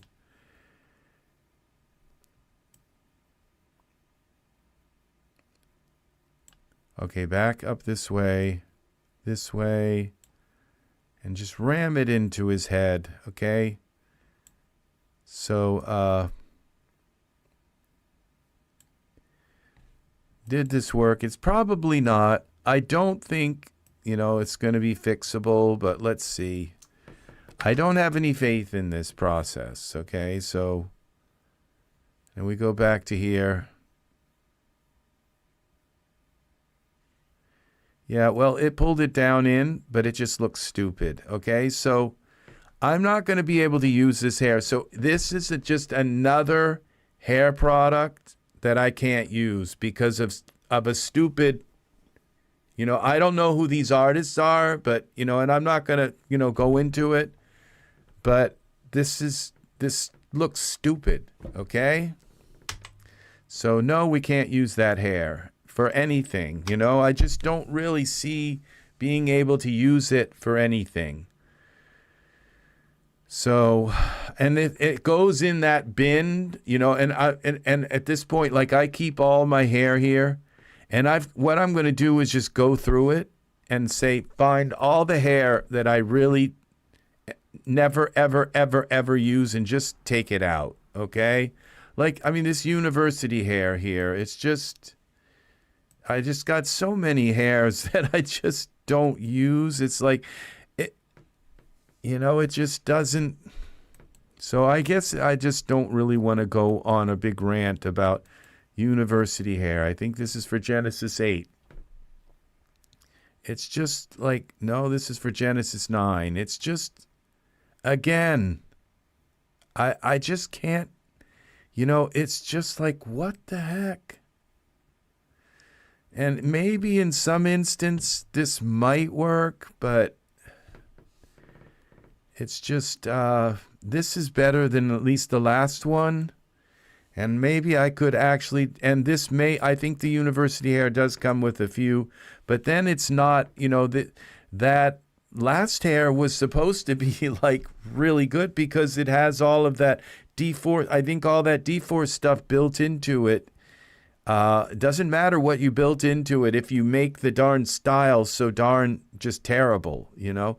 Now, if I had more patience, I might be able to take that last hair and just kind of, if I can just make 2 moves, like move it just right in and move it down in, just kind of tuck it down in the right way, I might be able to make it. But right now I'm online. I don't really have the patience to kind of deal with. I don't want to sit there like spending hours trying to mess with the hair. How about this pulled back hair?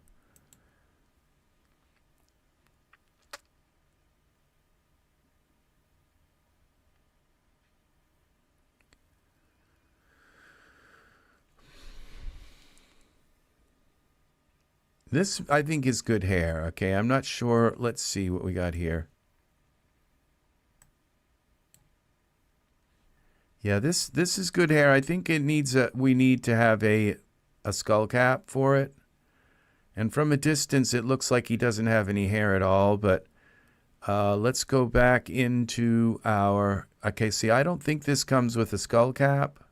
Oh, sometimes this also hair isn't turned on all the way.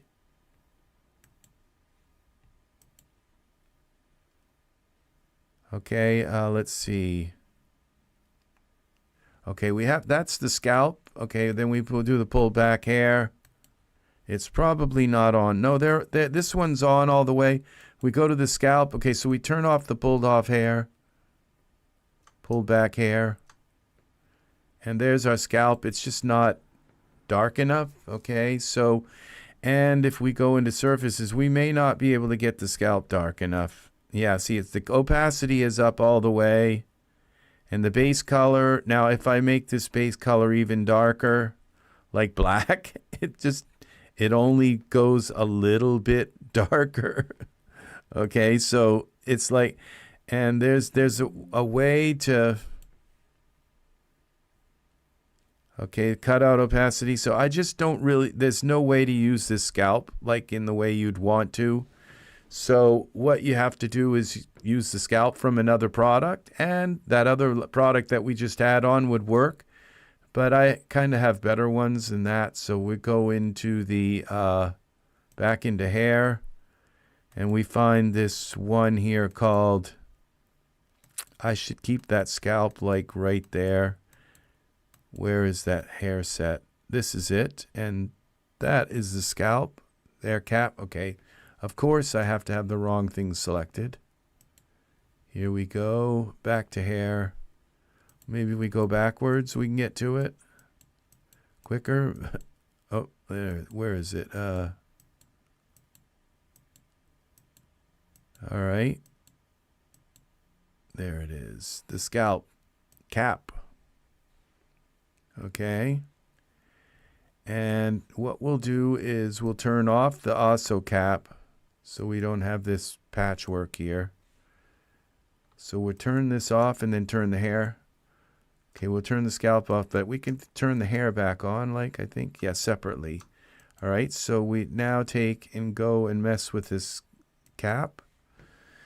And, oh gosh, we got to find the, this is called Sonic.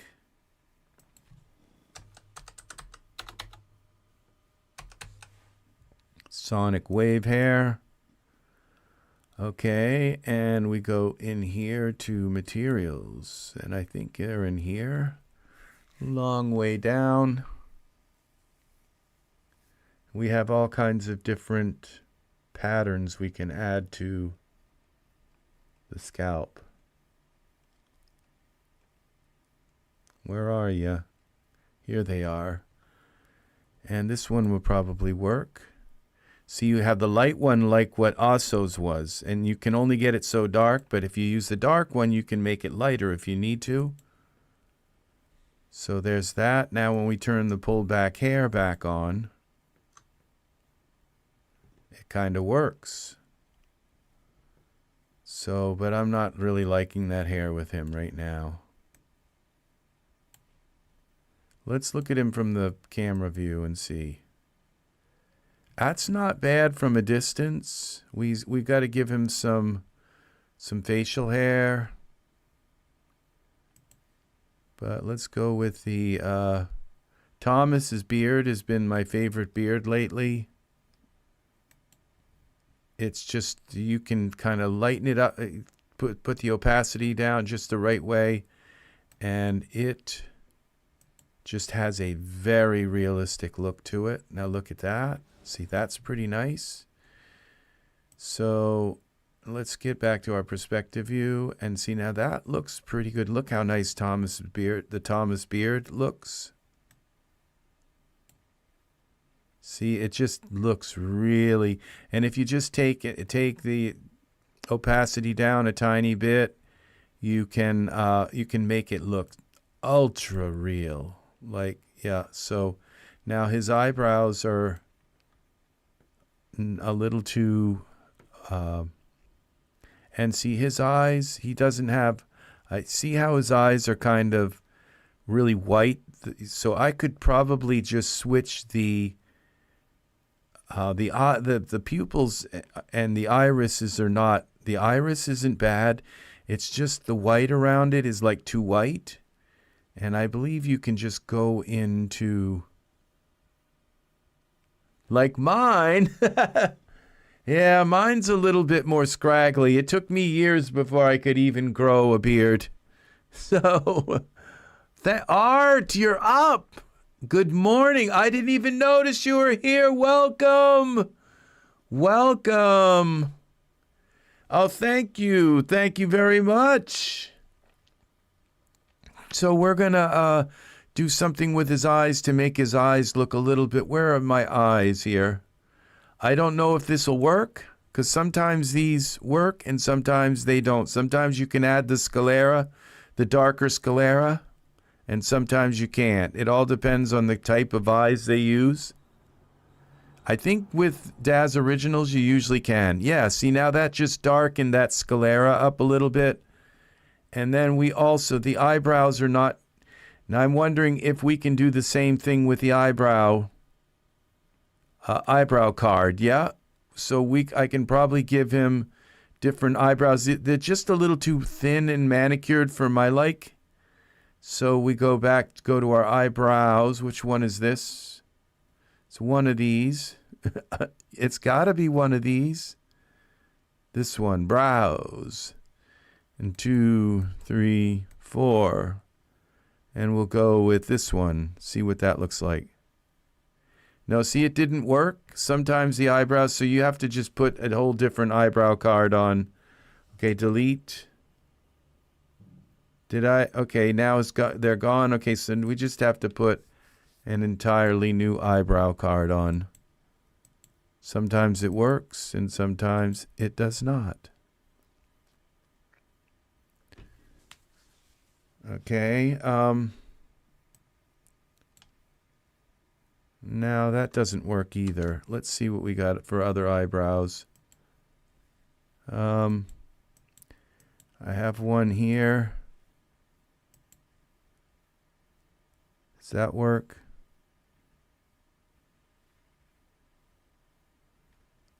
Okay, I think that works okay. Well, it's a little, comes up a little high. I like to drag it down.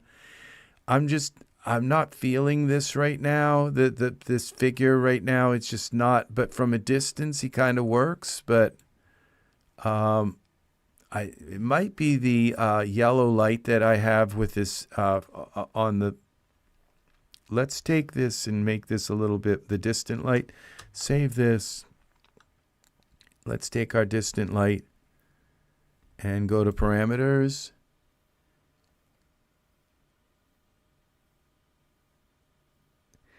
Yeah, well, that's what we have. We have a very hard shadow right now because of our distant light. So let's see what we have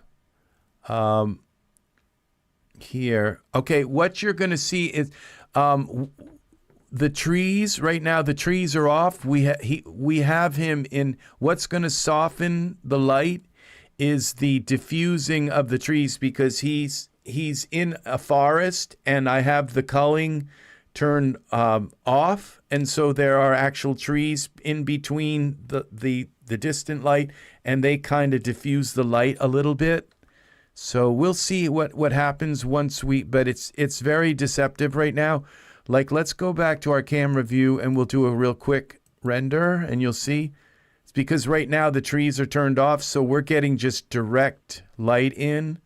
But if we go to our render, you're going to see that he's in amongst a forest where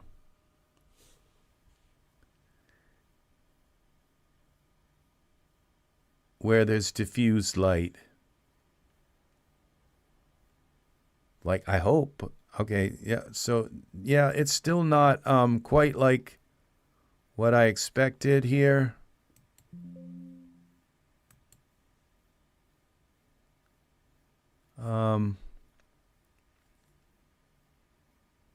Like I've lost some of my trees somehow.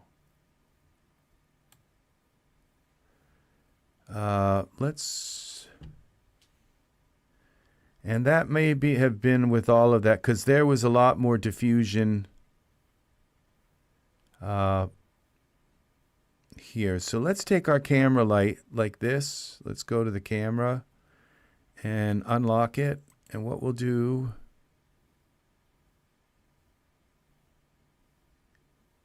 is unlock it. We'll move our scene over like this, and we'll move him into this kind of area over here a little more.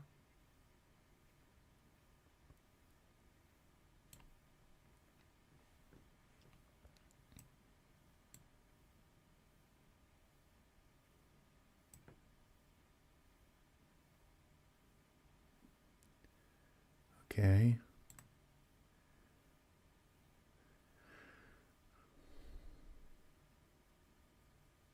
All right, and now let's see what happens when we do our render, quick render. Yeah, because he's right in direct light. But a little ghost light could work to kind of, because you are very right about that, Mark, is that hard shadows, some people, like when they see like a hard shadow like this, what they see is something very kind of unreal looking. It like what happened to his shoulder kind of thing. And so I'm not feeling this character right now. I'm not sure why I'm not feeling the character. So it could, I think it's the hair. Is just the comb back hair is a little too kind of odd. So yes, welcome, Mark. Welcome, welcome, welcome. We got 4 people here up early in the morning. Well, it's 5:58 in the morning for me. But okay, we're gonna get rid of the hair. I got to do something different. Okay, I think I'll leave the sonic cap just in case the next hair needs a cap. But I'm not feeling the hair right now. We'll turn off the cap for a minute. And he just looks better even with just without hair than he does with the hair. So, all right, now we go back into hair. And let's see what we can find. Let's try the short cropped hair. We'll just try a few of these and see what works. See, that just already starts to look better than the other. And let's get up close and see what happens. Okay, to Mato.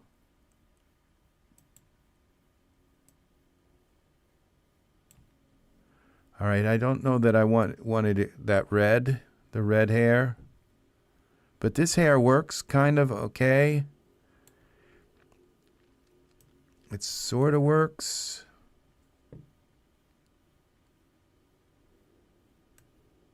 It actually blends with his beard right now, but the style isn't quite right. So no, we're not going to go with this hair either. I'm really picky about the hair. It's got to look good up close. Even though they're far away, I still think that the hair has to look good up close. What if we do something kind of...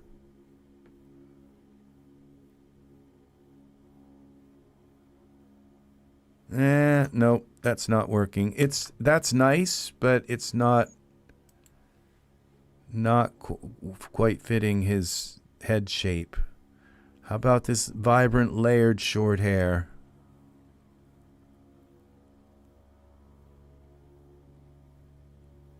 Hell no.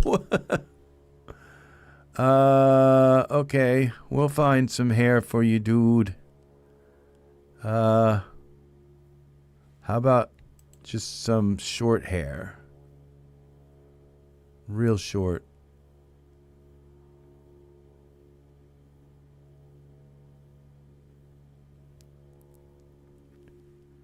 Did I like not click on him? Okay, here we go. All right, that works, but we just got to get it the right color.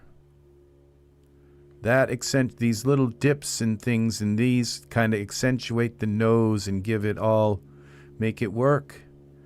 It's again the wrong color, but I'll let it pass. Ash. Okay, so we're looking for ash hair. So we go back here to ash. Default. Come on. All right, we're going to turn this off.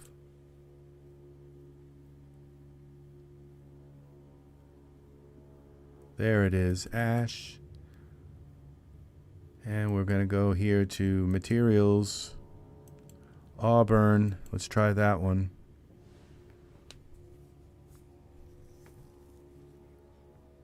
It's probably too dark, or red. Okay, so we're going to go with the dark brown maybe.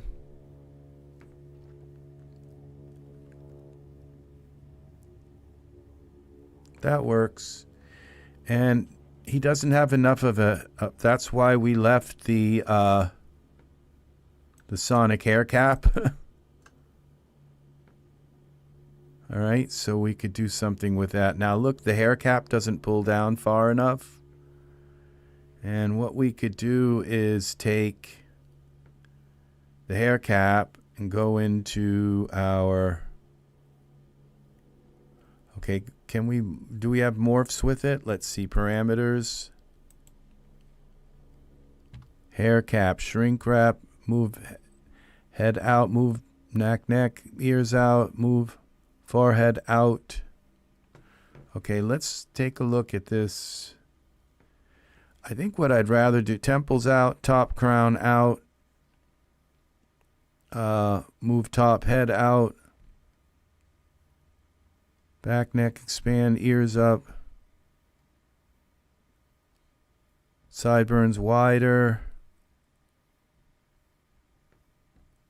receding forwards, okay? Slide receding forwards. Okay, so let's turn off the hair. Okay, and now we'll go back to the cap and see what's going on here. Go to here. And if I got to find that again, slide, okay. Slide receding forwards. All right, let's see if that works. Now let's put the hair back on. Now we got a spot there. I'm still going to have to use mesh grabber. Or the other thing. Okay, it looks like I still got a spot here.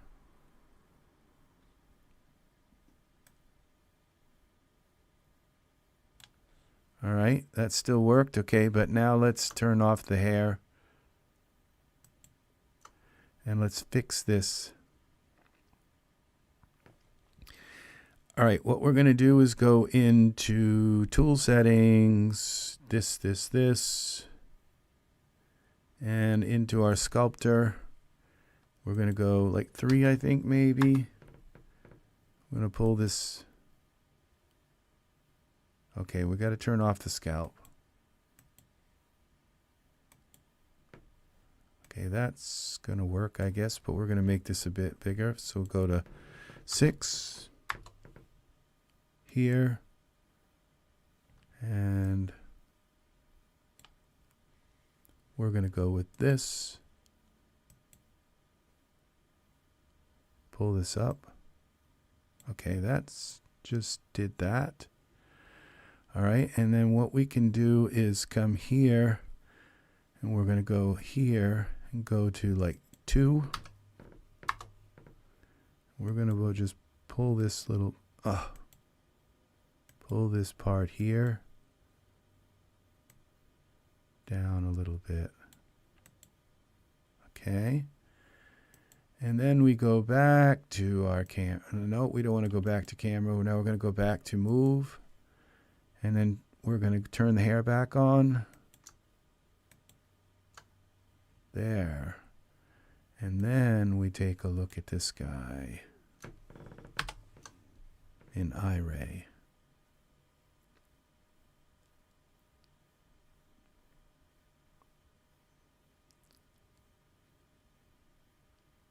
Okay, we've got some kind of weird thing here. Scalp. Does his sonic, okay, does this ash hair come with a scalp? Okay, see, it does. So we have to take and turn the scalp off. And then the hair on. Okay, that's the problem. They're like okay, and I would say we could maybe make this scalp. What's going on with this scalp? What happens when we turn it off?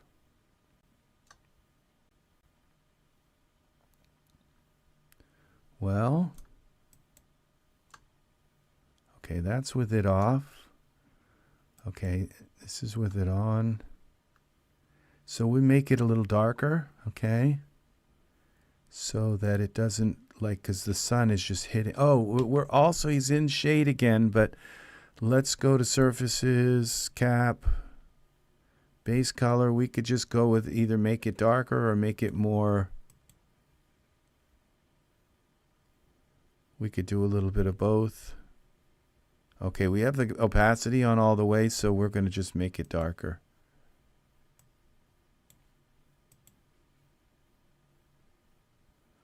Well, that's really dark. Okay, we could make the hair, I think, thicker, and instead of making it that dark.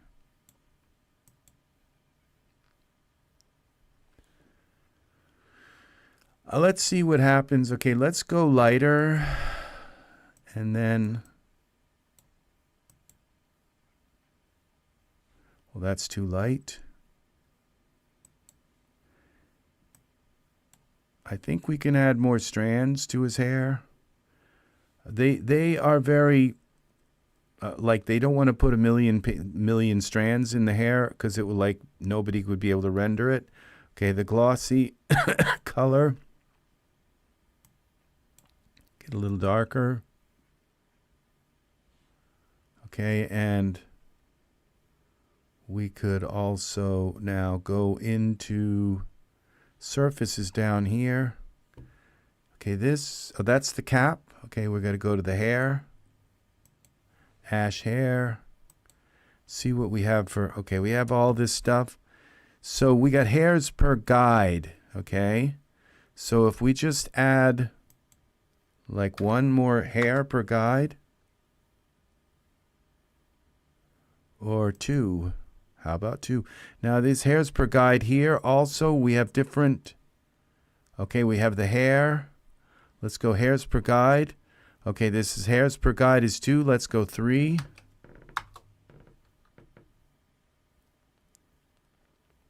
And it just makes more hair. Okay, the wisps, what happened? We go, oh, there's hairs per guide on the 3. Points per hair. Okay, hairs per guide. And we'll go back to the hair part. And we'll go like 4. See what happens. We have these hairs per guide.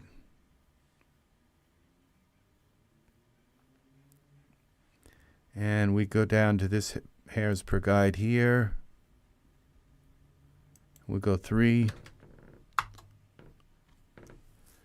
You can like crash your computer doing this, putting more hair in the thing.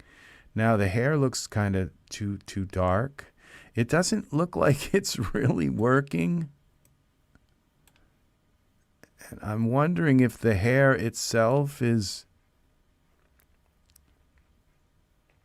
is pushed into the scalp too far. Let's try pulling the hair out a little bit more and seeing what happens, if we can. So we go to the geometry sculptor and select the hair itself. Okay. And I don't think it's going to let me. Crash. Close. Too many hairs. Try using Gene Z for Genesis 3 for the short genes. Don't know if it has cutoffs. So Gene Z. Well, I'll take a look at this. See, I'm probably not going to be okay. Gene Z.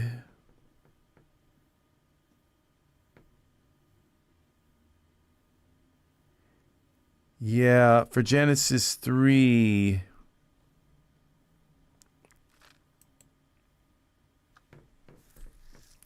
Yeah, I mean, see, we have this nice little cutoff pattern here that's kind of for the female. These would kind of work, but they're like hip huggers. So, but they might work. Yeah. That's, it's just kind of too bad that that this is the way it is. So these are not bad right here, but morphs poses, unless you want like them half down, you know. So yeah, this needs mesh grabber to pull this in a little bit. So these aren't bad. I'm going to throw them in. How much are they? Are they on sale? They're not, but I'll throw that in my wish list. This is the closest that I've come to it. The perfect fit. So we've got okay, Genesis male morphs. Okay, loose open. Belt buckle, Daisy Duke, okay, blue shorts, Z, button fly, okay, faded, okay, these faded jeans, short jeans, hide belt, fade shorted, fade shorts, faded shorts. Not sure what's up with this, why it crashed, but I'm thinking I'm not really liking this hair either because of the scalp problem. It's because the sun is coming right through, and if I actually go into the render thing, it won't be bearing down right into that one spot in his head. Maybe this will work if I go in and see, because I have some light diffusion going on in the scene. So it might work. I have to turn up my oops.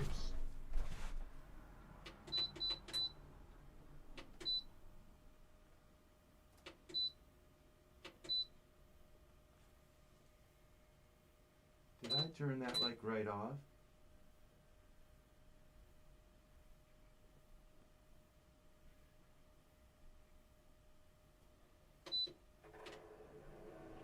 Okay, there it goes. It just suddenly decided that it would kick on. We're going to have to put up with my little space heater for a while here. Let's go back to, okay, that's my perspective view. So we go to Mato here. Let's go to the camera view. Oh, let's just go up close and see if this fixes this when we go into, where did okay, I didn't even save it with the other hair. So I think we're just going to go and try some more hairs until we find something that just kind of works the way it is. I'm going to leave this cap on again, though. All right, so we'll just turn the cap off, and then it didn't change his eyebrows. It was before I did the eyebrows also. But let's see what we've got now. Let's go into hair here.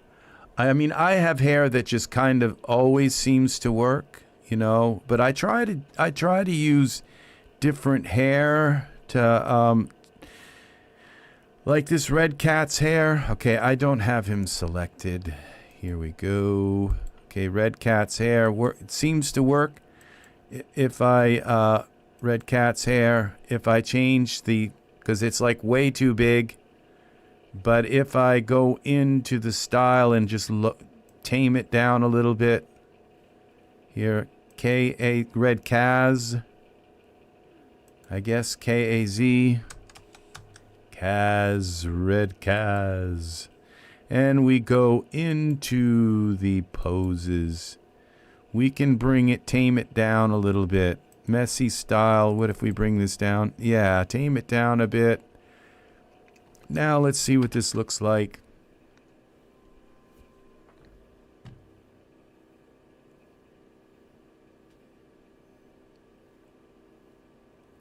Yeah, see, that works right there. I think it's a little bit too, it's not transparent enough. It doesn't have enough transparency. So we'll go to the hair part, the hairs, surfaces, here. And we'll go to opacity and just bring the opacity down some.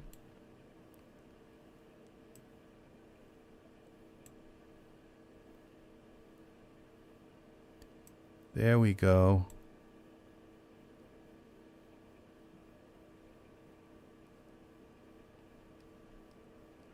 What's our okay, we don't have any transparency.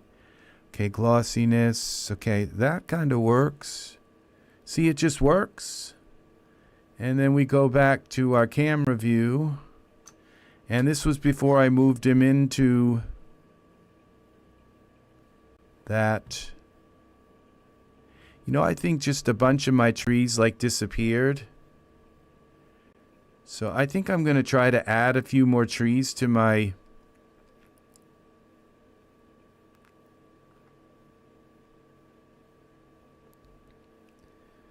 Where is it? Okay, it's not letting me do anything here. Okay, now we'll go to Ultra Scenery.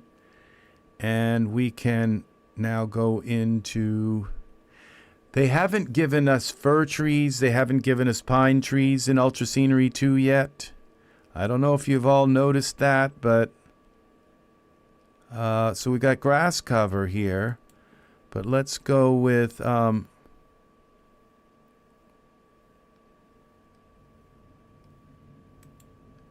aspen trees.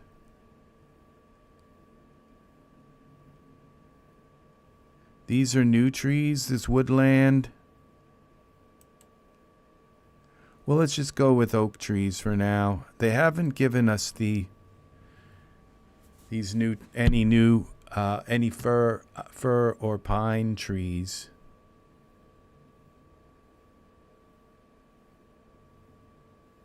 Okay, oak trees. We got 219 of them. See, that just gave us some of this precious kind of diffused light. And I don't think it's showing all, because like if you go up to the top here, okay, forest is at 100%, so it is. So we could take this forest here. We have oak trees. Okay, now what we have to do is turn off. Ignore backface culling. Ignore culling. Okay, so it will put trees all the way around the scene. Okay, so now this number should go up. Okay, I don't see it going up, but... And then we could add a little bit more density to the trees. Just like throw a few more trees, and now we're at 242 trees. Why we have this big empty space here, I'm not sure.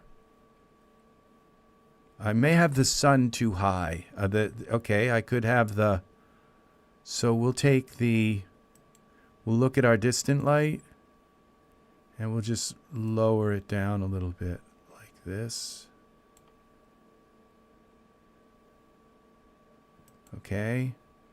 And go back to our camera view. Well, that really did it. But, okay, now we have him in. Now we could actually light him from within. Okay, so, but it gives us the ability to put our own light on him. let's do it. Let's just put a spotlight on him, and then we can, or let's do what, was it Mark who suggested, or Unknown Rope? I think Mark suggested a ghost light. Let's do a ghost light. Okay, let's save this so we don't lose our... And, okay, now are these trees... Let's see, I added these extra trees. Are they actually showing in... Okay, they're not showing in the viewport. Let's put them on and see what happens. Okay, see, now that's what it actually looks like. So we have to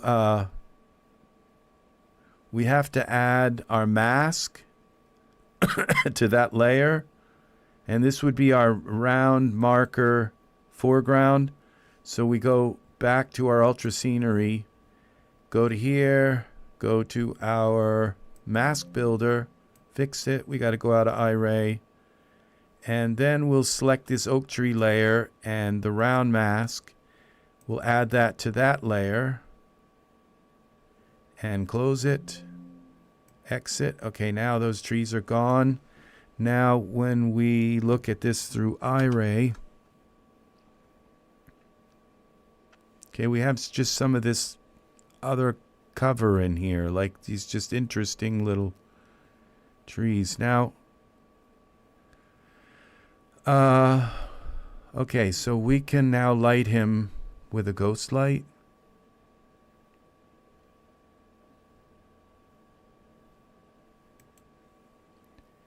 And we'll just use a regular square light.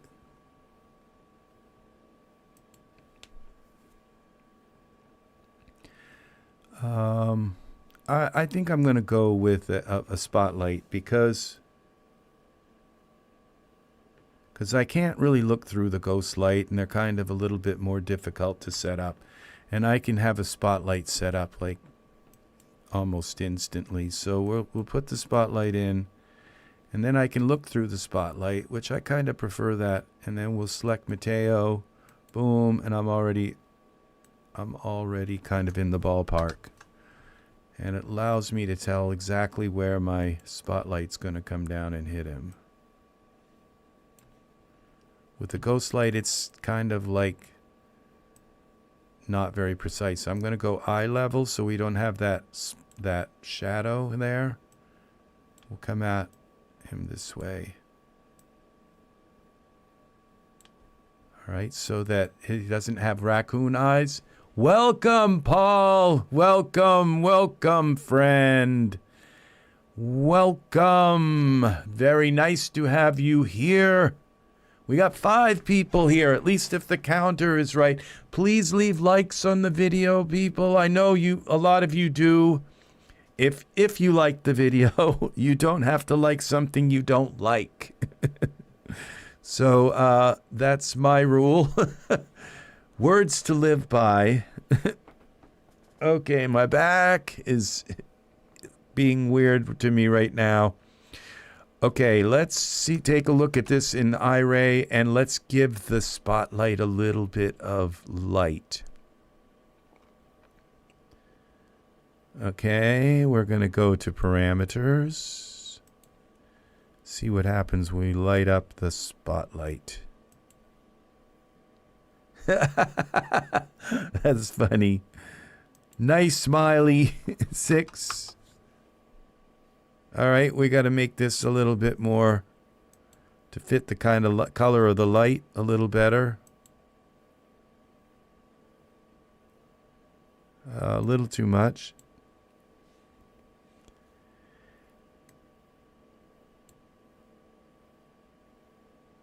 All right, and now let's see what this looks like in our render. We got to give him some body hair. Mato. Body hair.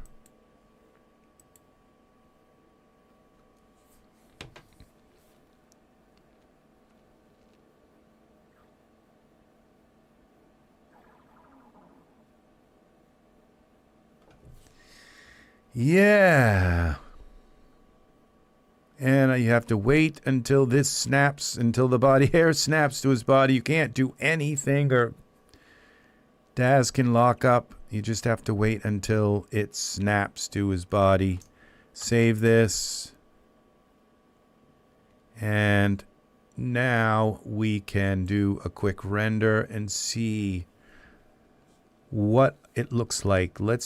We could put some tall grass in here too.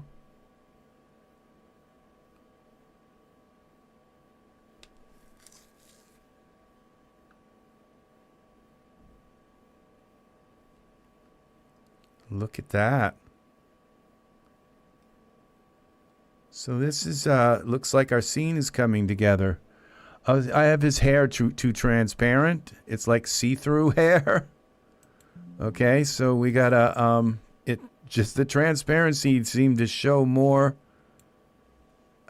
when I went into, so we go back to his hairs and surfaces, hair, and let's put the opacity up to like something more realistic. Okay, now let's see what it looks like. It's like, what happened to his hair? Oh.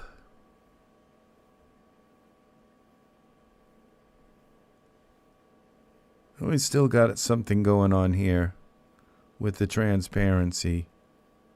I'm not sure that could be, it could either be, I think it's transparency, but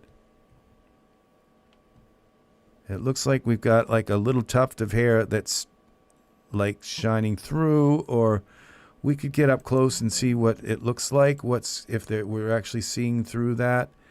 The shine, the IOR doesn't look quite right. The index of refraction. Okay, let's see. I think it's the...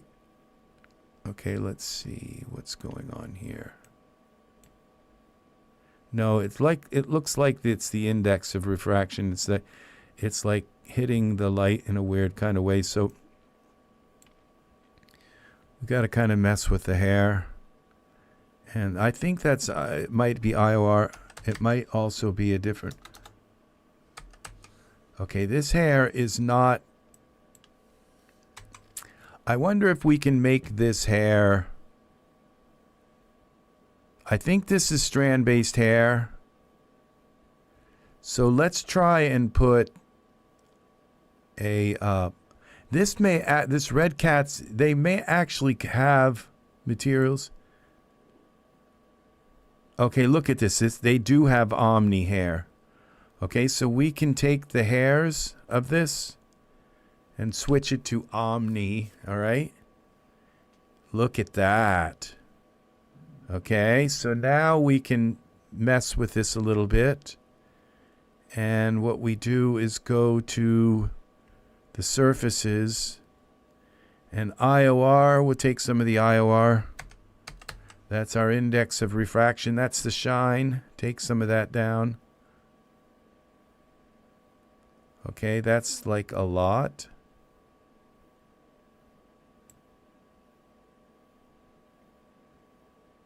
Okay, and then we take now his I'm seeing okay, the red the cap, okay, his cap. Let's see what this cap looks like, the hairs, because this is why we have the cap. Okay, we might be able to take this cap. This looks dark enough. Excuse me. And bring the cap up, which would be...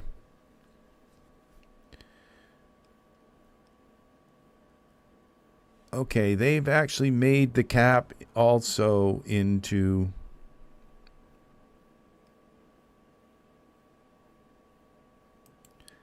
Let's take the cap and make it a little darker like that. Okay, that didn't work. Oh, we got the hair selected, Z. Okay, we're going to go to the cap. Okay, that's what's wrong here. And the cutout opacity is all the way up on the cap. So what if we hide this cap and turn the hairs back on? Okay, we're going to turn the hairs off. We'll use the sonic wave cap that we had. All right, what happens when we turn these hairs back on? See, that works, okay, but all right, we have the hairs on. We have the sonic wave cap, and we can make the sonic wave cap darker parameters. Where's the surfaces?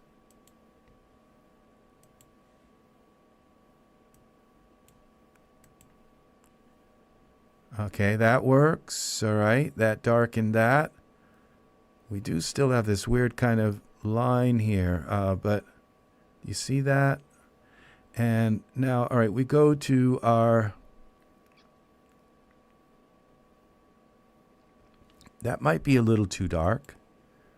Let's just kind of not overdo things here. And then we take the lighten the hair.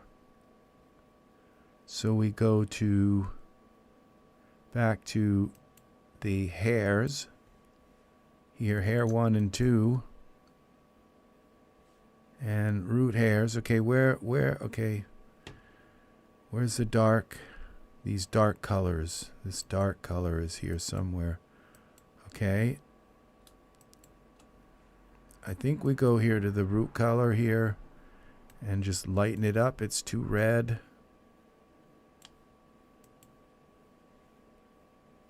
Okay, that didn't work. And it might be this, okay.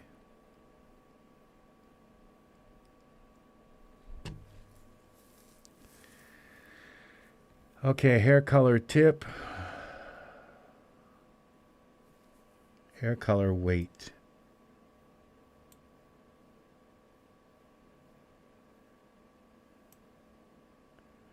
All right, what we can do is do the dye, which would be just make a brown, kind of a brown.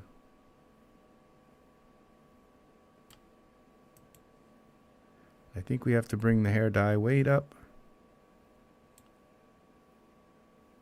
Okay, there's our brown. Oh, because we have the tip color is white. So let's get a nice kind of warm brown here.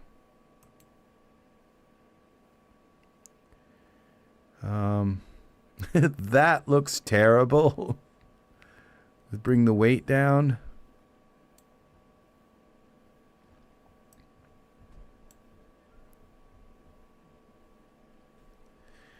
There's like no... All right, I think I'm going to try some preset hair things. Okay, so we're going to go surfaces hair. And we're just going to look for Omni and see if I can find some for strand-based hair. Let's try this. Shaders. Let's try brown, dark brown. Okay, how about that's the blonde. Ginger.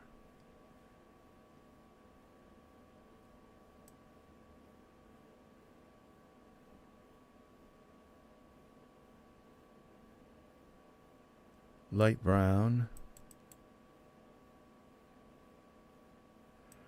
See, this isn't working. I'm more inclined to go back to blonde, medium brown. Because I may have changed too much in the hair and then doing this. So what I could do is go back to... This would be Red Cats, K-A-Z, Kaz.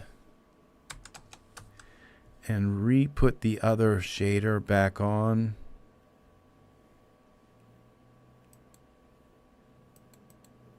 Like the regular shader. And then I can switch back. Okay, this is Omni Hair Brown. All right, there are these other colors here. Those are styles. Okay, these are the regular colors, dark brown. Okay, see that hair kind of almost just like works right out of the box. Okay, this is the light brown. All right, let's try this light brown. Now when we put this back on, we'll get that really brash kind of color. But then we can come back in here and try some of these other colors now. That was Omni.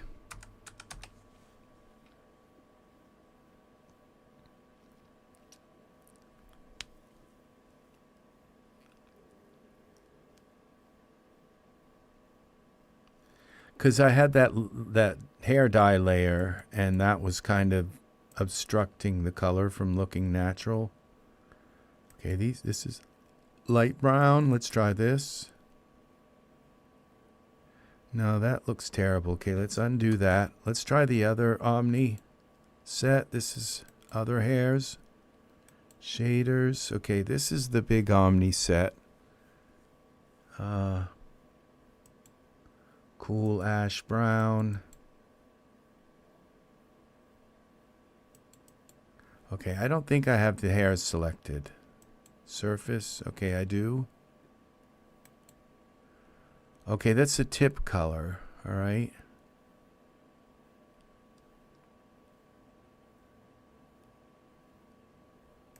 Hair dye weight.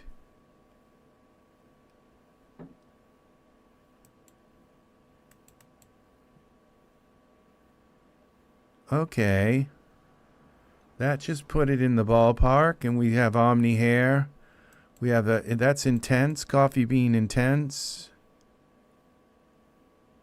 Okay, what about this ash brown and cool ash brown? Okay, and this is dark ash brown. Okay, I like that darker look, but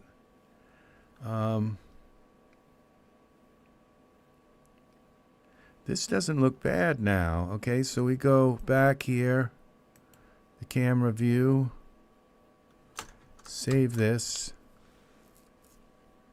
It works. So now this product is called Revolution. It's called Revolution Omni Shader Presets for strand-based hair.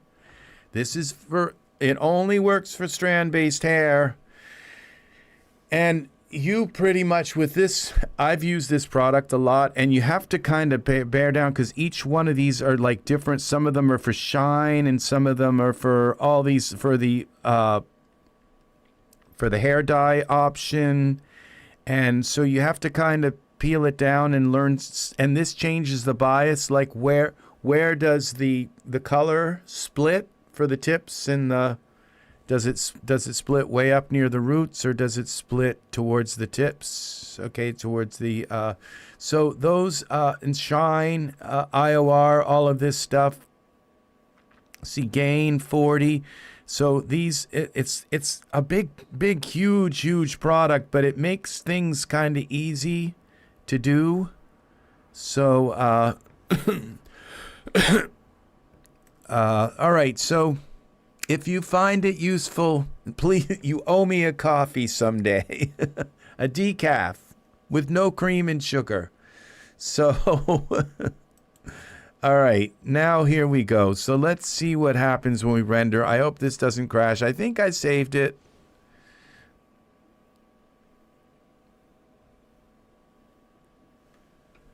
My back is killing me.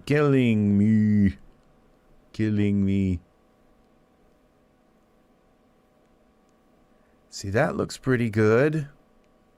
Okay, there's too much IOR here for his hair. It's index of refraction. It's just, that's what this is here. It's the it's my light, but still it shouldn't be responding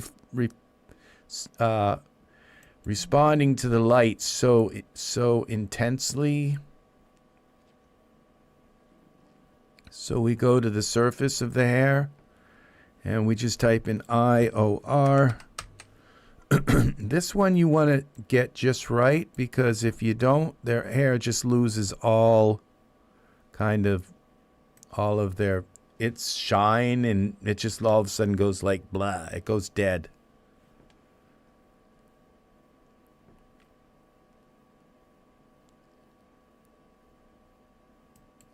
Yeah, so for your Omni hair, because you're used to like glossy settings or going to roughness, okay, so this is still not enough.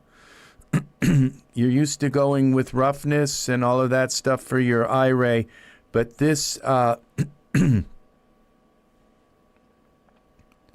could we put a little bit more, some taller grass in here? It would be kind of nice. This grass is beautiful. My gosh, the artwork in... You know, it's not pretentious. It doesn't look like it's been arranged. It just looks so... The Ultra Scenery, all of the products in Ultra Scenery are so incredibly natural looking. So his hair still has too much IOR. So we'll go back through here. Now I could change maybe the color of the IOR so it's like not white or something, but we're just going to bring this down and see what happens. Now let's try this again. That's where your shine comes in your Omni. It took me forever to figure out that one as well.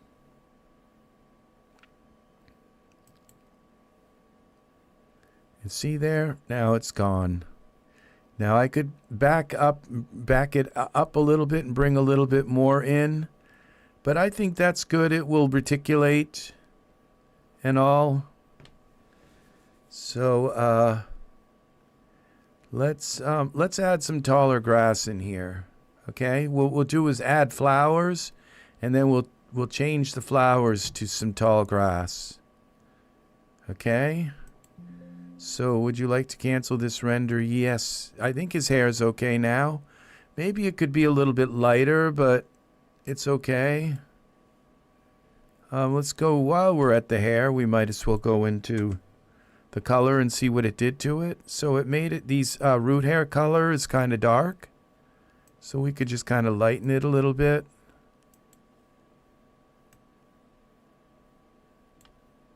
Like that. And the hair dye color, we'll bring that down up a little bit more. We're going to warm that up with a little bit of yellow.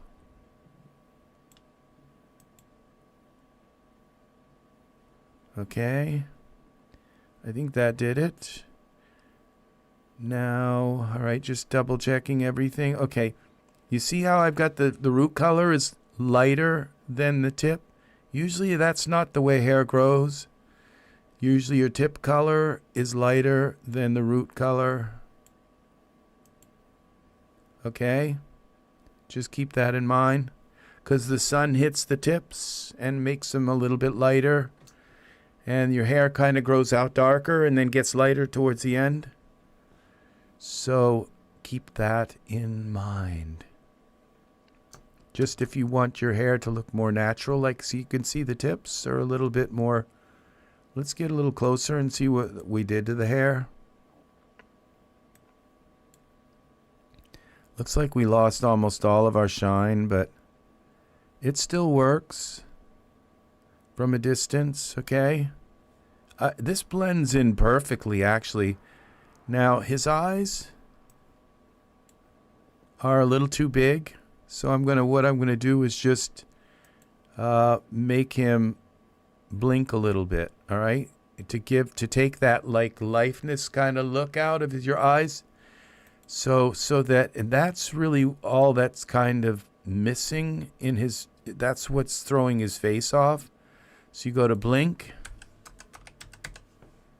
here, and where is it? Okay, we're in surfaces, maybe that's why. B-L-I-N-K, blink. We just give him a little bit of a blink.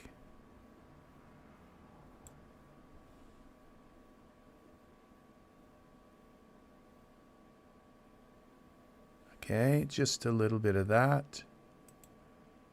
And there we go.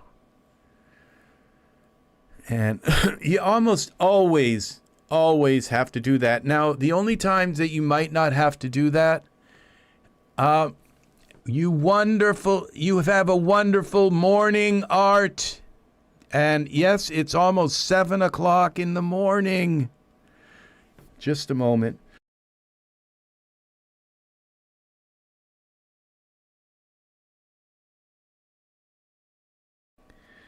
Thank you for tuning in as long as you have. It's very nice to have you here. So we're going to throw in, so yes, and we're going to throw in some tall grass here. Let's find the grass that we want to use. Okay. I'm not sure. Okay, I think it will show me. Yeah, it will show me the grass. So what we're going to do is click on our Ultra Scenery 2. I can't believe how kind of easy this is to do. So we just add like flowers. Okay, so I think it would be like wildflowers. Okay, and we go into we want to make sure. Okay, this looks good. All right, so add some wildflowers. Some daisies to our scene. It's going to put them everywhere. In front of the camera, okay? You have to think, you know, the tall grass, we don't want like a ton of like tall grass. We just want the, you want enough of it like that to be as if it was daisies instead of the daisies. So, because daisies aren't like wall to wall, unless you want wall to wall daisies, but they're usually like sporadic, and that's what we want with the tall grass, is to kind of have it sporadic. That's my idea with this, okay? So now we go to our Alienator Pro. We could go to the set builder if I don't have the plants that I'm looking for. Then we'll go to the set builder. Okay, so these would be daisies, okay? And these are the daisies we have to change. Now, can we? All right, see, I can select all of them if I want, like this. Now what we do is we go through these cabbage tree, ferns, foliage. We don't want that. Okay, so we go to grass clumps. How about this? No. Grassy hill. Nope. This grass clump. Oh, there we go. These are kind of work, I think. Foxtail grass clumps. Let's try it. We'll link them up.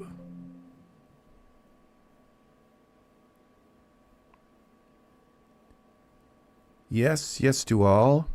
Okay, and then we come here and we execute. It just told me that these grass clumps are taller than the daisies. And are you sure you really want to put something like, instead of daisies, have trees kind of thing? So let's see what this looks like. Let's save this.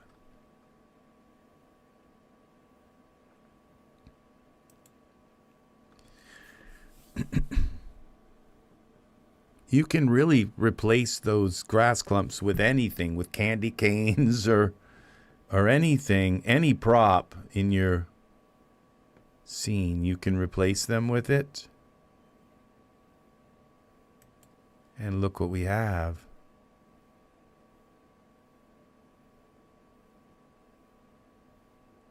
That's pretty interesting, huh? It just added enough of a little kind of thing to our scene to give it some more interest. And I think I'd like to make my spotlight a little brighter so he pops out a little more. Cancel this.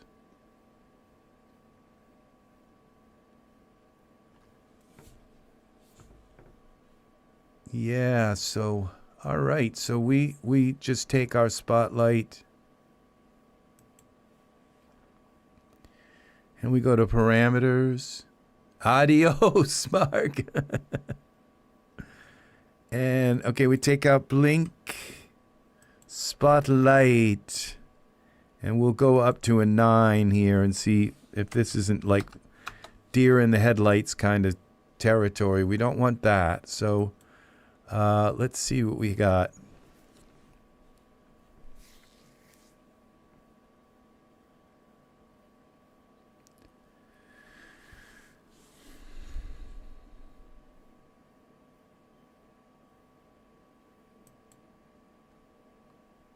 That made him pop out more.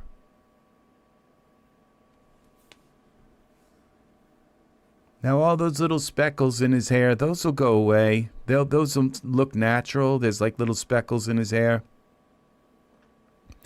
I could go with that other style of his hair that brings his hair down. I think I'm going to go with that less of a poofy style here. I think I've got another style that I kind of like. Would you like to cancel this? Yes. It's just sticking up off his head too much. Close. So we go to the red cat's hair. Let's see what happens when we go to the Kaz, K-A-Z. There it is. And we go to poses. Now this one's lower. Okay, this one length is shorter. This is the lowest one. This is the one I got right now. I think we'll go with this one. Okay, let's see what that looks like.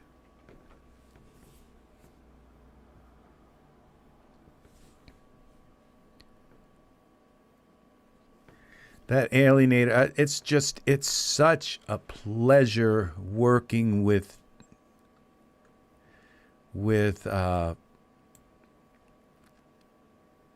okay, this is still too poofy. I'm wondering if it actually even changed, but cancel, yes. We're going to try the flat one. I think I've got a couple more options. Now this one is shorter. This is the tight style. This is the neat style. We'll go with the tight style. This is the shortest we can get it. Okay. And it's like, suddenly he looks right. Okay, all this poofy stuff in the front, it just doesn't look right on men. You know, it just doesn't. I'm not sure how to explain it to people, but it just doesn't look right. Now this might be a little too much now, because that's the thing is that they don't. All right, see, that kind of works. Now his skin doesn't have enough like flaw in it. So what we've got to do, I think I might try the neat style and see, because it's like a little now too flattened out. So close. It doesn't have any volume at all. What if we try this neat style?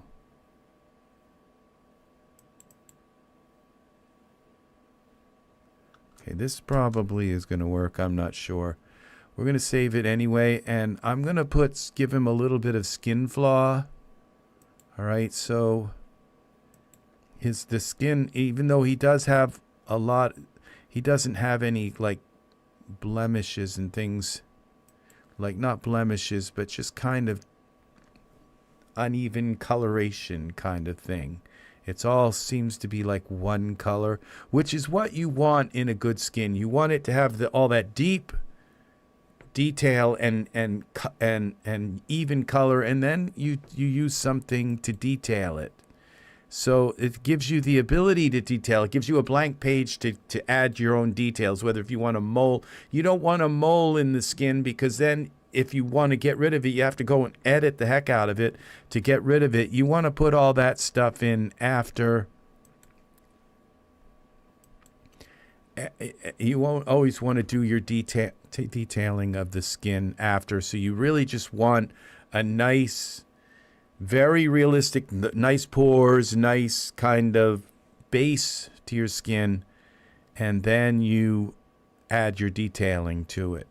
See, because it's too perfect, okay? And And so this is going to give him a little bit of ruddiness to that skin. The detail, the skin detailer is a must. I use it like almost in every scene to take, and it's still loading. It takes a while to load.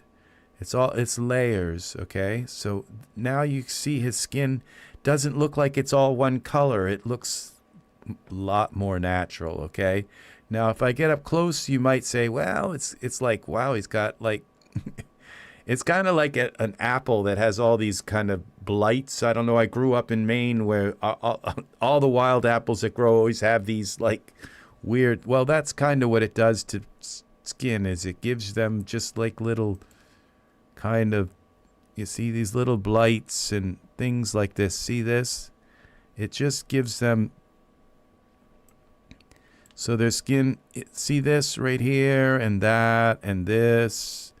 It gives them all these kind of warts and abscesses and things. So just kidding.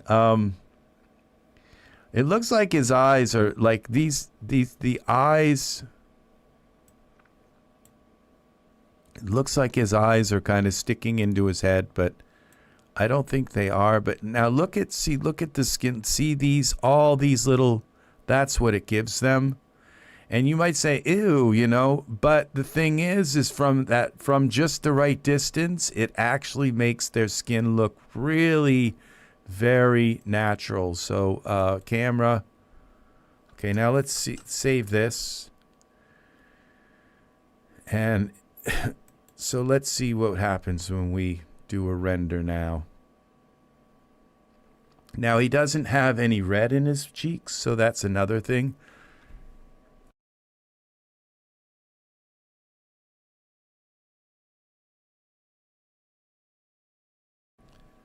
Okay, so just a tiny bit of redness in his cheeks will give him, I'm wondering if it's this tree here in the back that's just making his hair look kind, but his hair's okay.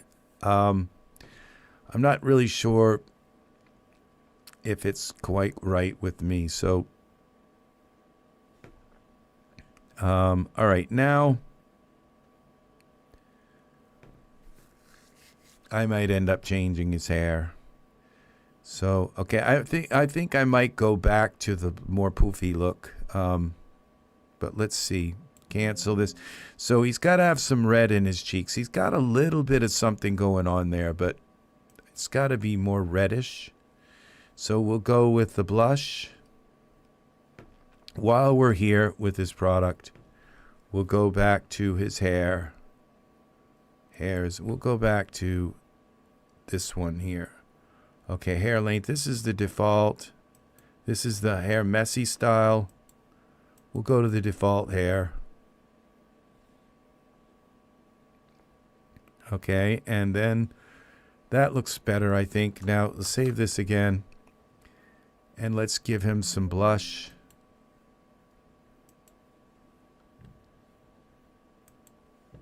And where is that? This is right here. Geoshell. Okay, this would be the geoshell.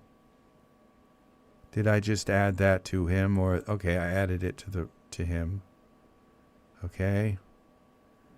The blush effect, it will be probably too much. Okay, we select the blush effect. And then we go here. And we add the Bashful blush to it. It's probably going to be too much. It always is. Okay, see now his face has some kind of color to it. Let's see what it looks like in the render. Sometimes it's okay right out of the box, and sometimes, but usually like 90% of the time I have to tweak it. Now this blush is actually an emissive, so it actually puts off light, and so you have to change not just the color of it and the intensity of the color, but you have to change the emission.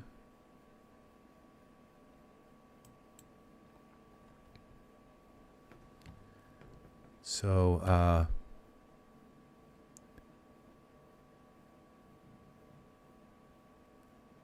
see, it's just a little too much.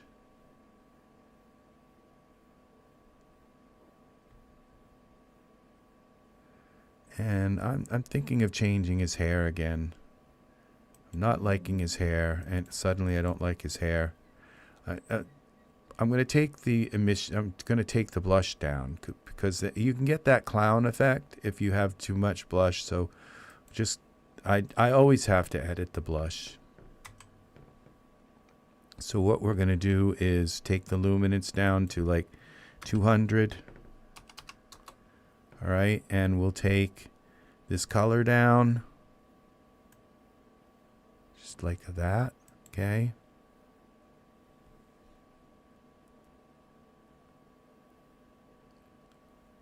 And we'll save that. And then we will go and change the hair. I'll just take the hair off, hide the hair for now. It's just not working right now.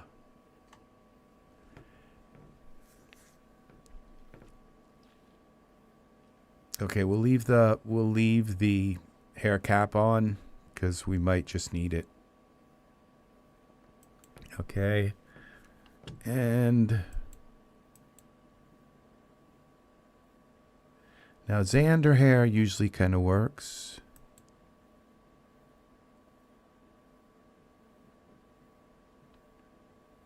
And what else do we have here?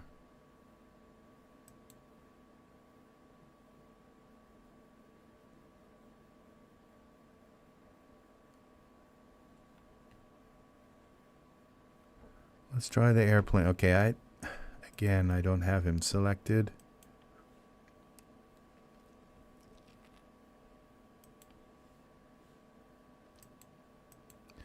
Let's try the airplane hair. It's kind of messy. Of course, it's gonna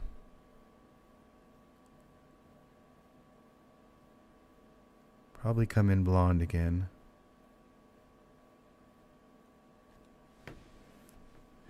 Yeah.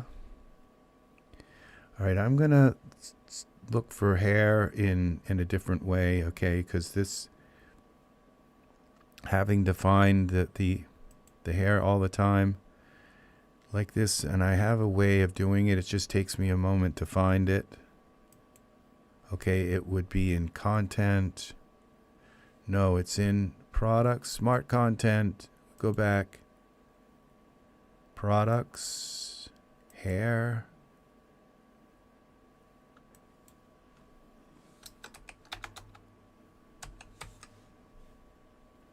Hair.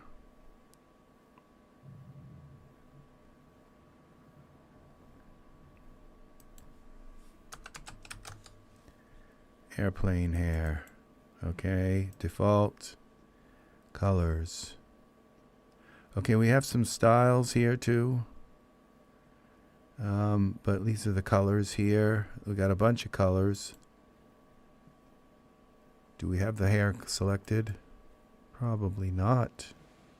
Airplane hair. Smoked black.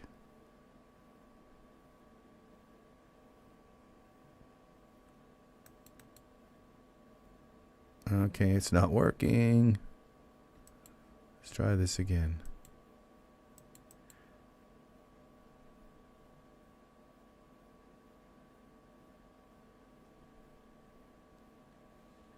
This is not looking bad, but from a distance, but what does it look like up close?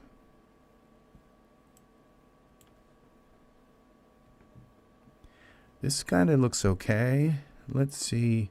We have different styles too.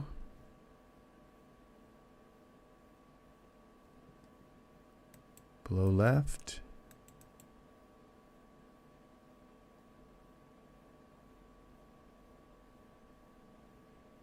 That looks pretty good. It's just a little bit too kind of pink. All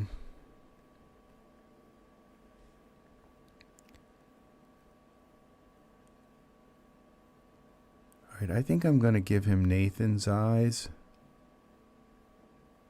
His eyes just aren't like, they're not reflecting. They're not. They look like sunken holes, and they're not. The pupils are right there, but eyes.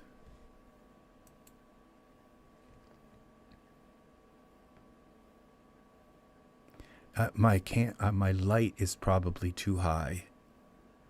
So that hair looks really nice.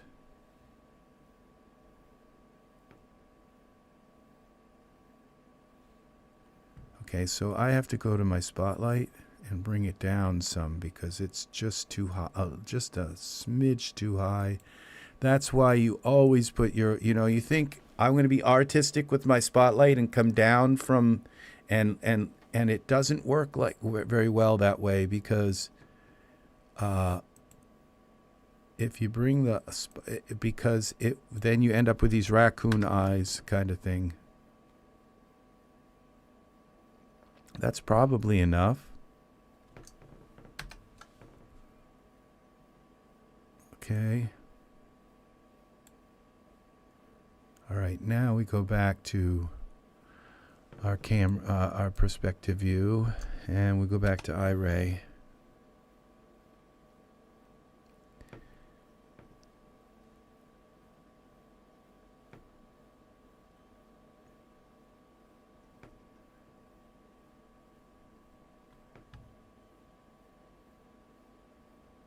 Okay, now his eyes are in the right thing, but I don't want them blue like that because they kind of stand out too much. So we go back to eyes. We got to get him some eyes that are.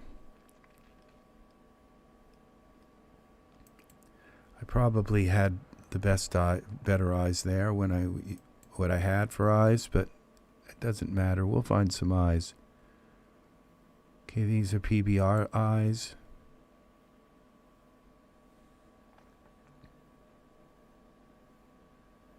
Okay, those work. There we go. And now let's see about just getting some of that red out of his hair. So it's just a little too red. Airplane hair, surfaces. Well, yeah. Okay, so we just take this red here and bring it over here to the brown area.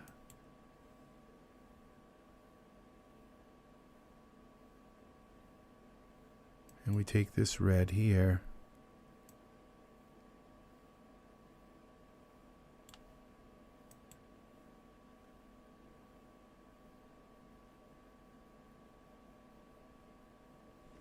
Okay.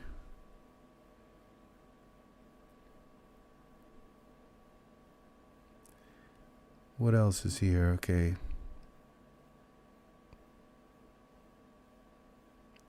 Take some of this redness out here.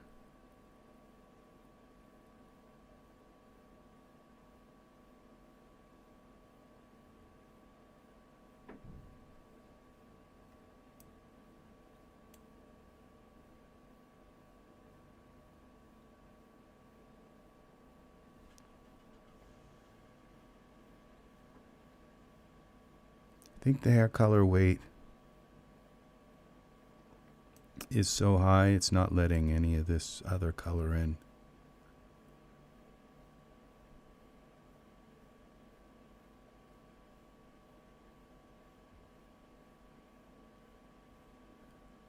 Okay, that's kind of working. Let's just take a little bit more of this red out. Kind of go into the yellowish brown.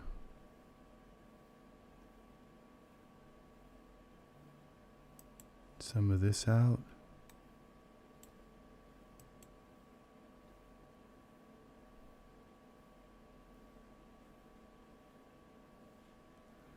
Well, it's not really working that well, but take the melanin down maybe.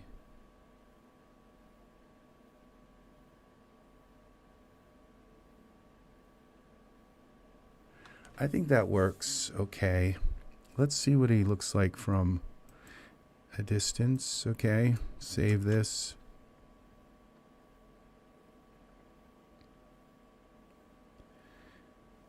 All right. From a distance, I don't think his hair works. So I don't know. Just not sure that this is going to work either, but let's see. Maybe he needs that wild and, and tasseled hair to make it work.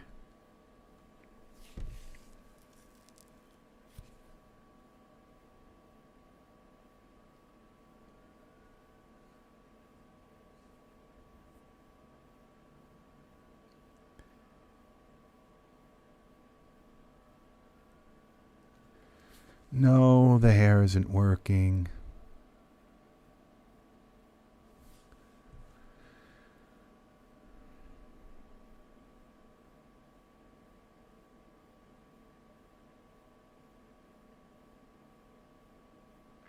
All right, there's a possibility in my spotlight if I change my spotlight angle. I could still make this work. Okay, let's save this.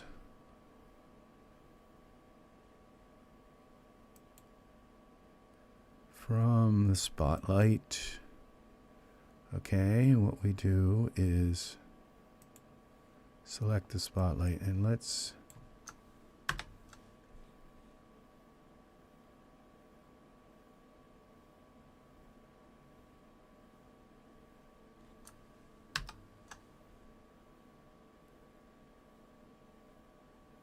all right, let's turn this like this and come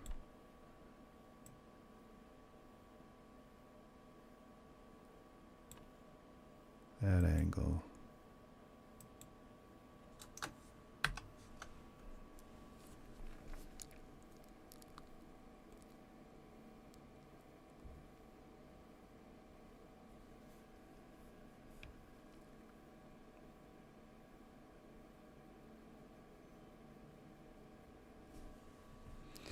No, it just still doesn't look like it's going to work, but let's see. I might have had the best angle before. Now we've got a really hard shadow in behind him too. It's been 3 hours.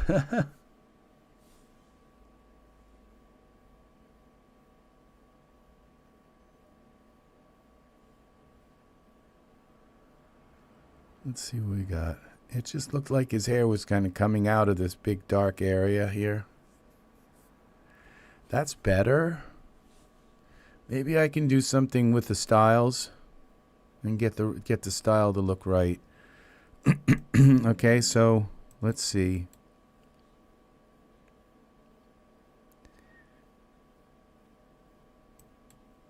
And I think his rouge is now too strong now that the light is coming right at him from the side. Let's go to the hairs. Okay, that's the red cats, the airplane hair. We go back here and we have some other styles. Let's try it. So this one was to the left. Let's blow right and see what happens.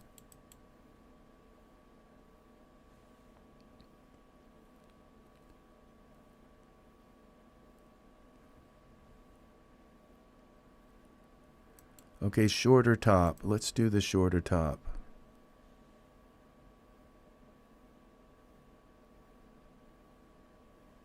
Now let's see what we got.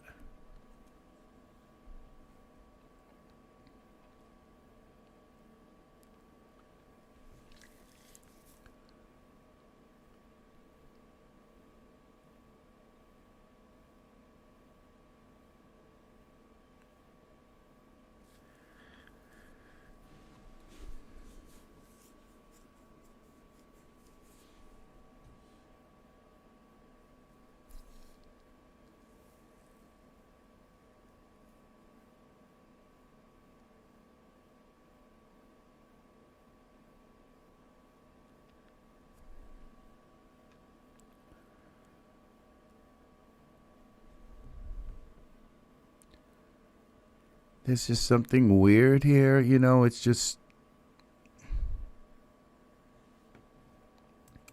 weird. I kind of wish that the hair, that sometimes this hair would like just look right when you put it on, you know, longer down. Let's try this a little bit. We'll try a couple more things and see. Maybe there is somewhere in this whole thing, you know, what about blow front? That's like a lot. Hair longer top, of course. Got to have that too. Shorter down.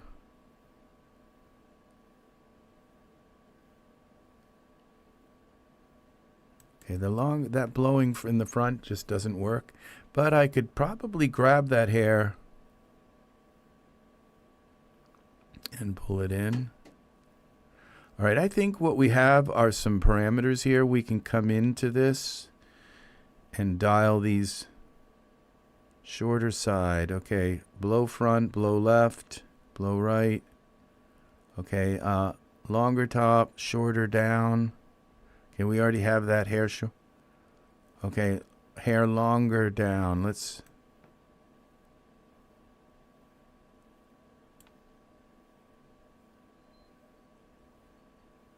Okay.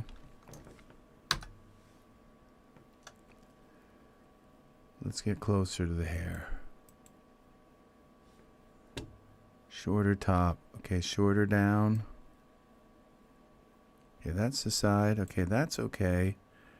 Shorter top. Okay, that brought it down. But what about the front? Blow right. Okay, let's. And the blow left. Okay. Blow front. There we go. I think that's the hair we want.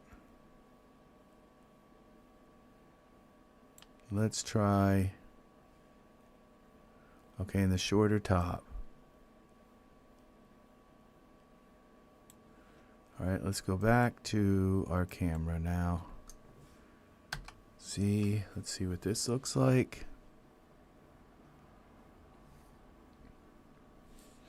This is probably the default, like shorter top. This is probably not default. This should have been the default.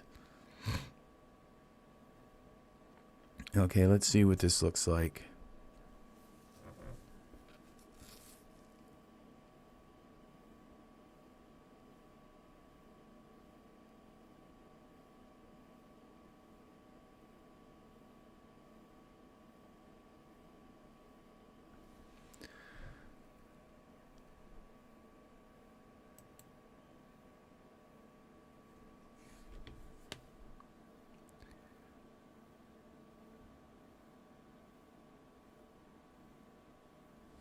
That hair kind of works. It's kind of about, you know what I think it is that I have too sharp of a degree between the tip hair and the under hair. And if I bring them more together, then it's going to look, I think that's the problems. The tip hair is like really light and the under hair is kind of dark. And there's just like too much of a difference there. And yeah, see what we have, these hair colors, okay, side and top. This is really dark, the tip is okay. So if we just take this darker color and lighten it and bring maybe a little bit more red, like down in here maybe.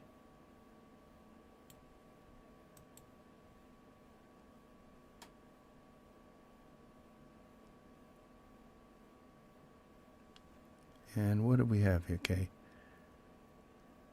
All right.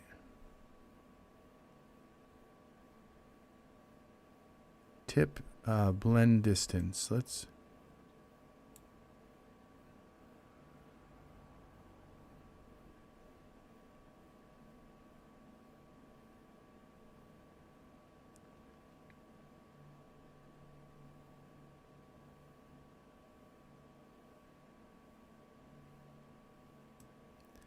Now, when we bring it this way, does the tip, which way does this go?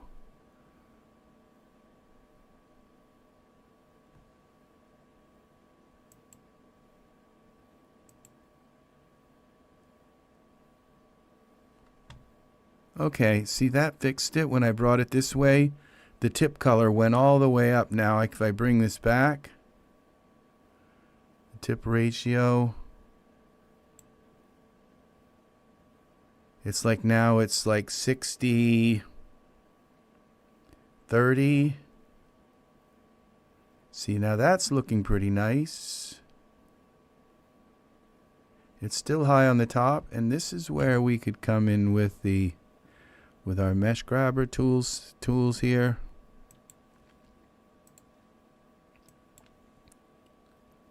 Geometry sculptor.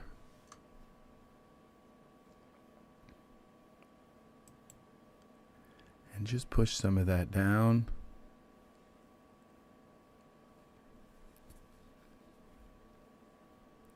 Where is it? Okay. Where's our...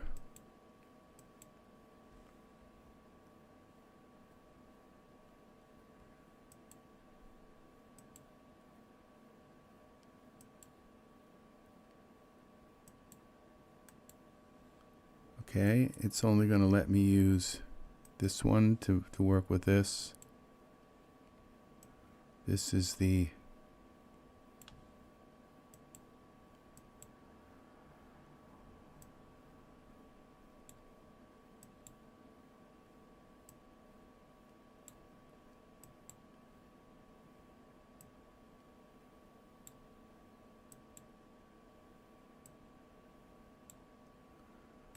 Let's see, I just probably ruined his hair.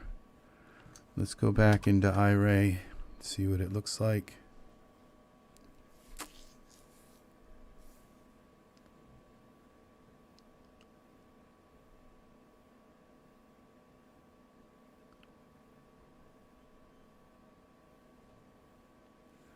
Let's go out of here. That did it. Was just enough to fix that. There we go. And now he takes some of the red out of his cheeks. He's got too much blush. Parameters. Blush effect. We just bring this down a little bit like this.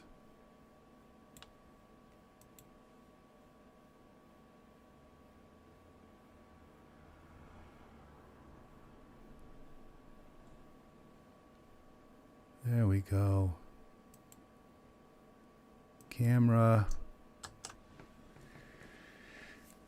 You have to work. This is like every scene I make, I do this. And you know, it's like this hair, I'll try another scene, and this hair, no matter what I do, will just not work.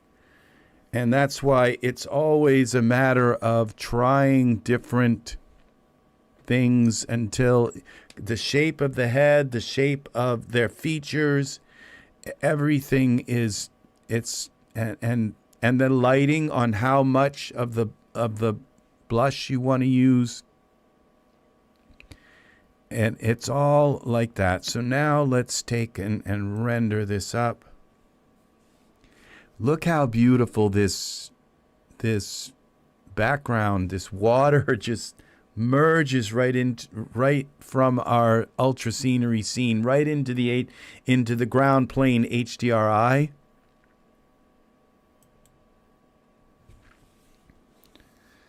The ground plane of the HDRI is water. This is beautiful. So this is going to work. I hope it's very different. Yeah, see, this works. Suddenly his hair. Now it might be a little bit too much still here, and it looks like maybe that brown color. But as it reticulates more, it seems to be working. So I think we'll leave his hair. Yeah, I think he could actually sport a much bigger beard. You know, he's kind of got that Greek nose. So, but yeah, I think this works. So yeah, this works. Okay, now he doesn't have any nipples. That's the kind of thing I noticed, like the last thing, and it's like, that's going to present some problems. All right, so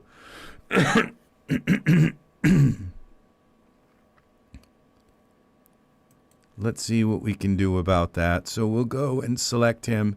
It's going to mess up my blush effect.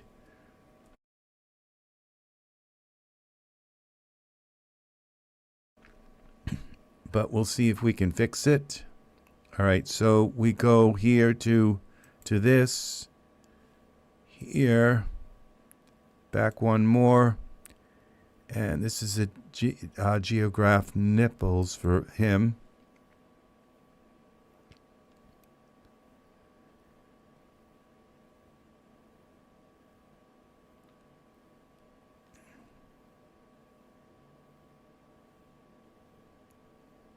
Let's see what happens here.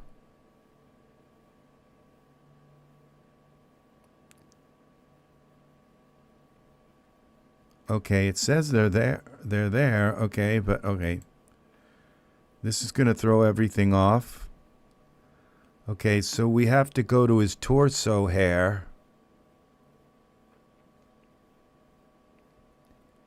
And, okay, let's see if we can remember how to do this. So we go to, what is it? Genesis, Mato, surfaces, okay, here, Mato 9, HD, surfaces, where is it? Body, okay, right click, copy selected surface, then we go to the nipples here, and paste that. But I don't think it's going to fix it. So what's the only thing that's going to fix this is to go now to, I believe, this blush effect.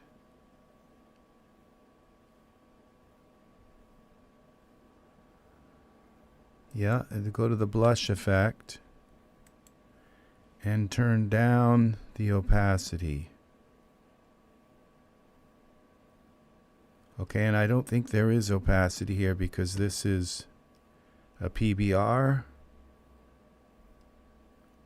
So what we have to do is add opacity to it. I believe by adding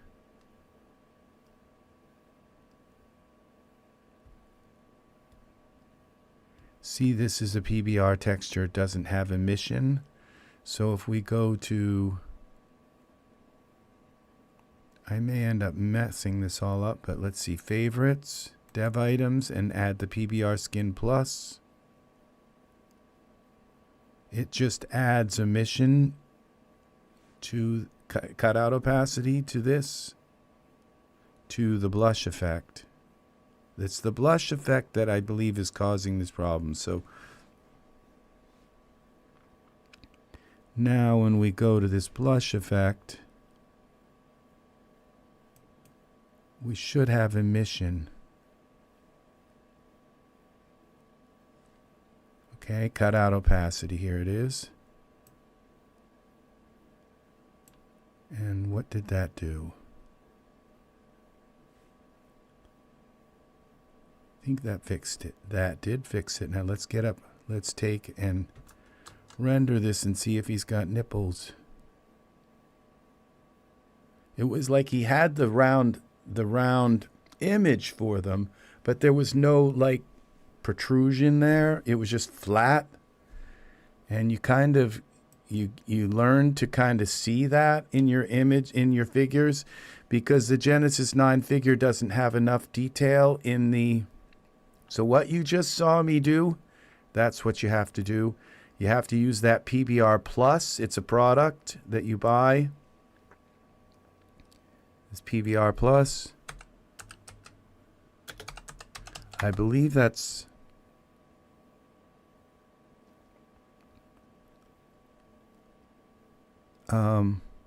Yeah, this is it. And this gives you the ability. It doesn't change your your PBR texture. It doesn't change the color. It doesn't replace it just adds emission and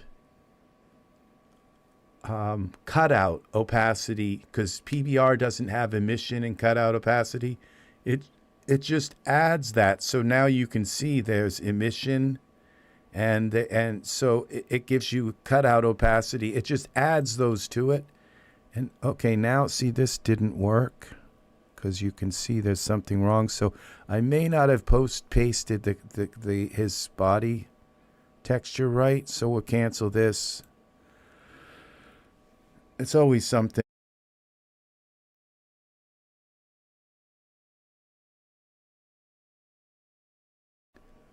Okay, let's see. Something's wrong. We're going to get a little closer here. Perspective. So it does have it. There is now a protrusion there. Okay, that because there is a blush.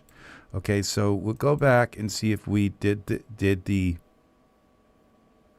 I might have pasted that wrong.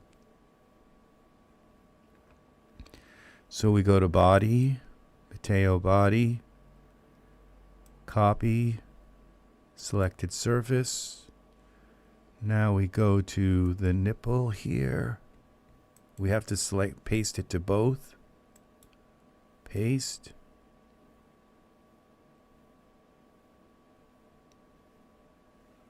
Okay, that didn't work. Oh, something's happening. No, it didn't work.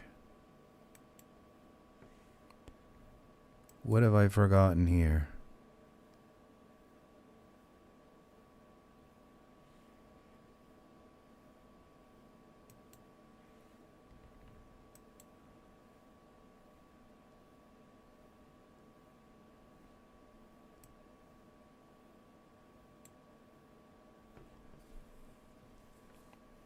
I don't think this is going to work either, so.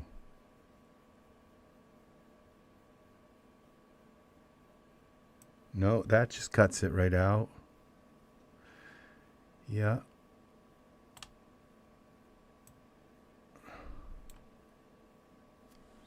What did I do wrong? See, if I delete the blush effect, or just turn it off, we lose our blush effect. Okay, so this graft isn't working at all correctly, so we're going to just delete the graft. I think that will put his skin back if we delete the graft.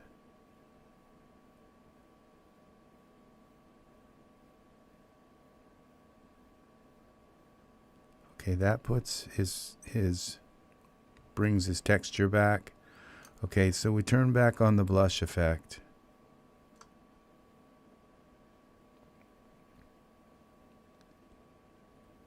Okay, and these should, okay, it doesn't look like he has blush. So I think I've done something wrong here. So the cutout opacity, we bring that back up. And he's got his blush back. Okay. We don't need it quite so high.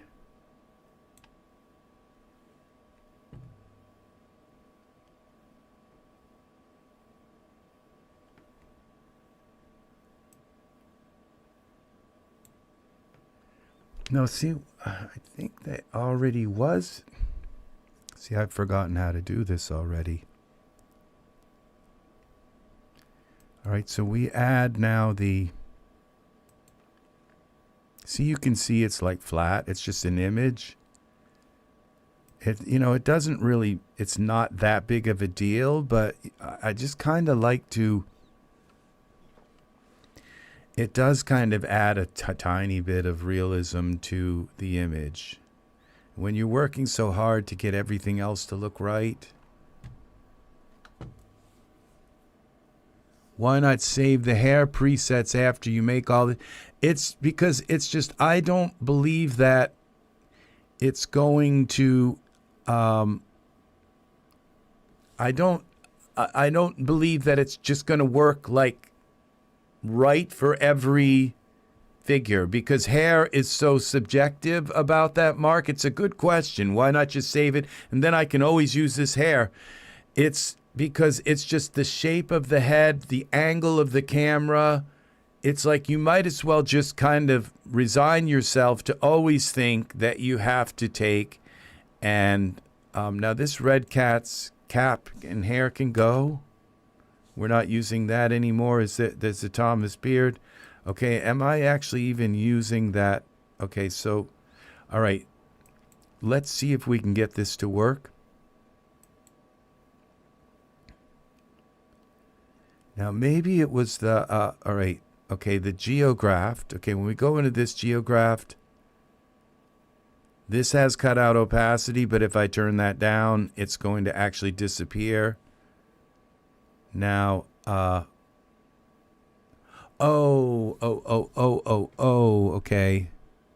All right, now, but it should paste on you can see this protrusion now. Yeah, because it's always different with hair. And, you know, and what's really weird is sometimes that poofy hair, that hair that you say, I'll never be able to use that because it just looks so stupid. And all of a sudden, it just like you have it might be a dancer or something, and you put that poofy hair on, and it's the only hair in your whole collection that works. So that's why I kind of, and the thing is that a lot of this hair and these poofy hair and stuff, Daz, to be fair, Daz like sold me a lot of them for like $2, because I don't buy things unless they're on a massive sale. So to be fair, I only paid $2 for the hair. So if I get to use it even once or twice in a scene, once or twice in a couple of scenes, I feel like I kind of got my money's worth out. Buying a product and finding out, well, the hair is really poofy looking and stupid. Well, the thing is every once in a while there's that one scene that it works. So, and that's the way hair is just most hair doesn't work until you get the right hair and then it works. So, all right, so we're going to go now. I'm doing something. The thing is I also have this skin detailer on him. And that, I believe it, when you copy the skin, it copies the skin detailer also. So, but let's see what happens now. Let's go back to Mato. And this would go to Mato body. All right. And this is the body texture. And this is the body texture. If we go into here and we go to the layered image editor, we should see layers for that other. Yeah, see, this is the setup. This is the skin detailer. It should copy those layers. So, but let's go back. I think I have to copy that. I'm not sure that I copied it. Okay, that's that part. We got to go here to the body, copy selected surfaces. All right, and then we go here, and you have to paste it both to both of these. Paste. Will it work?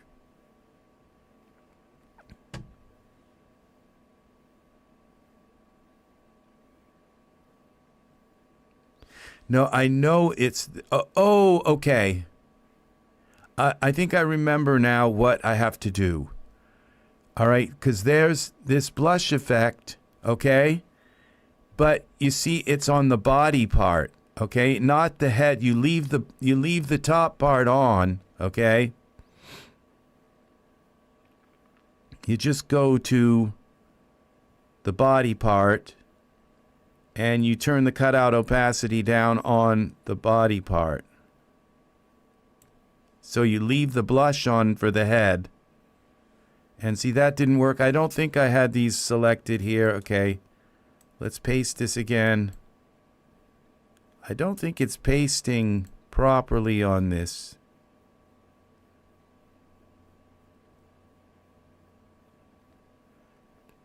Okay, there's the translucency.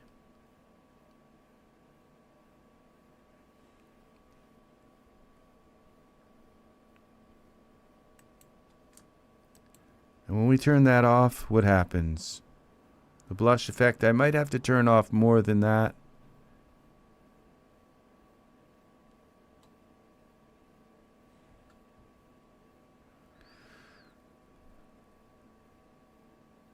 Okay, is this...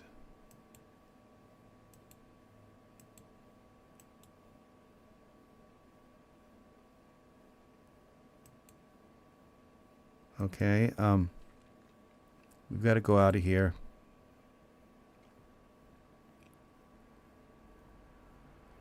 Okay, we go to texture shaded for a moment and then go back into Iray. Body part. Okay, I moved the blush somewhere. I did something weird here.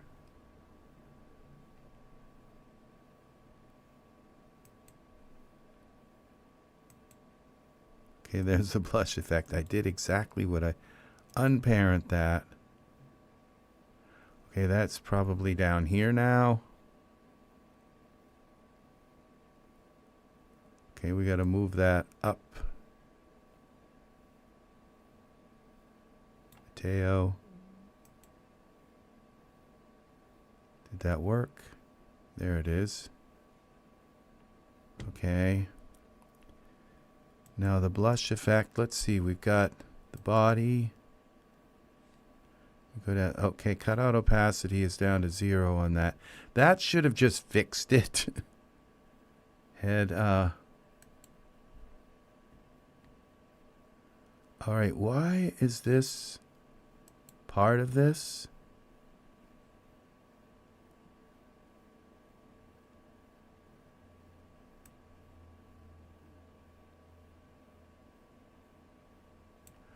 Okay, this looks like it's trying to make this work.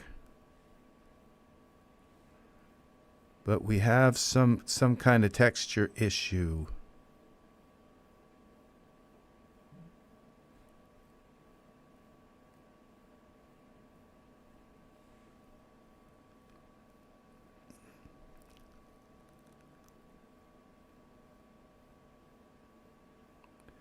I'm not sure why this shows up here in this blush effect area. This is very strange that...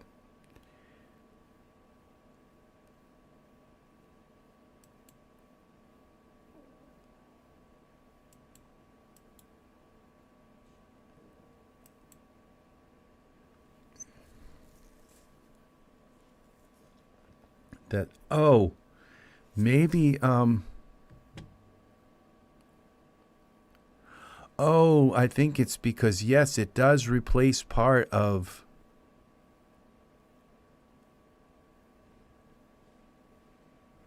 Okay, so we go back to here and we paste this, paste.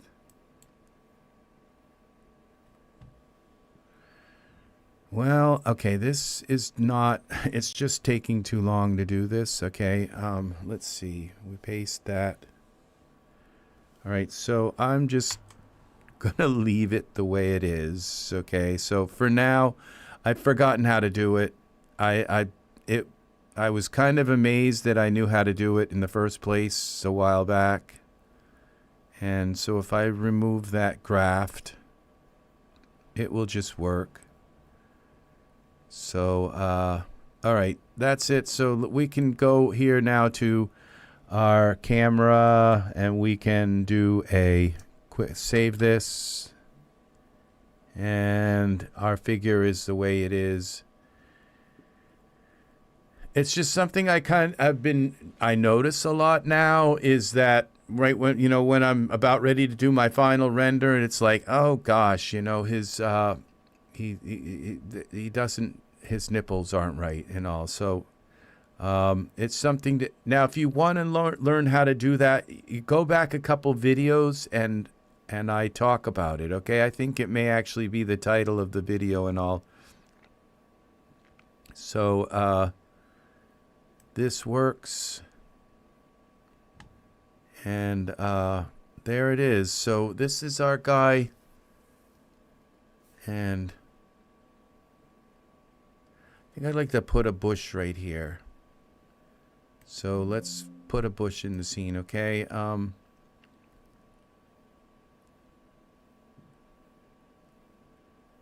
Close this.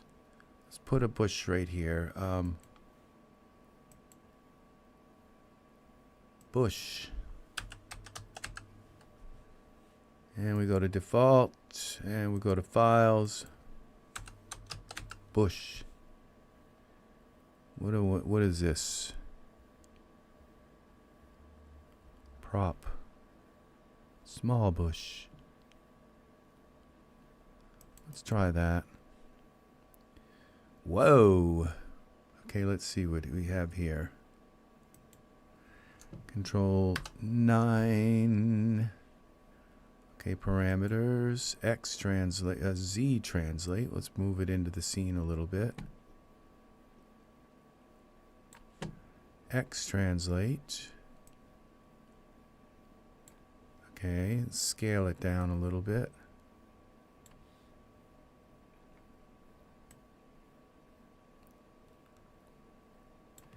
And scale it down a little more.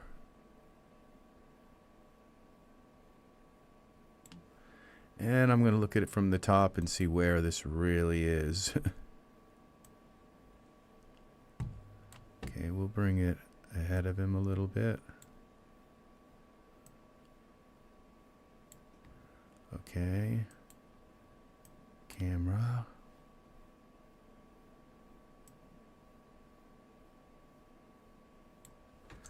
Okay.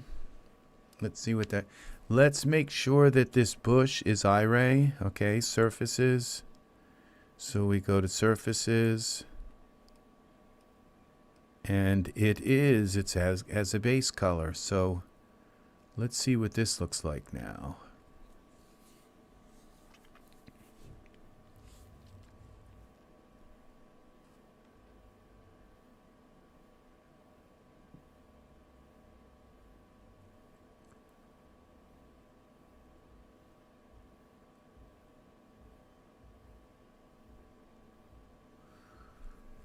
Okay. Where's our bush? There's the bush. Okay. That works. Just kind of fills in that area that looked a little bit empty. And I don't know what he's looking down at, but now the blush is too much. Okay, so we're going to take some of that out. Just too much. I kind of messed with his blush and then it got kind of overpowering again. Blush effect. Blush effect. Okay, we'll just take this down. Cut out opacity on that. Alright, and then let's go back to here. Save this.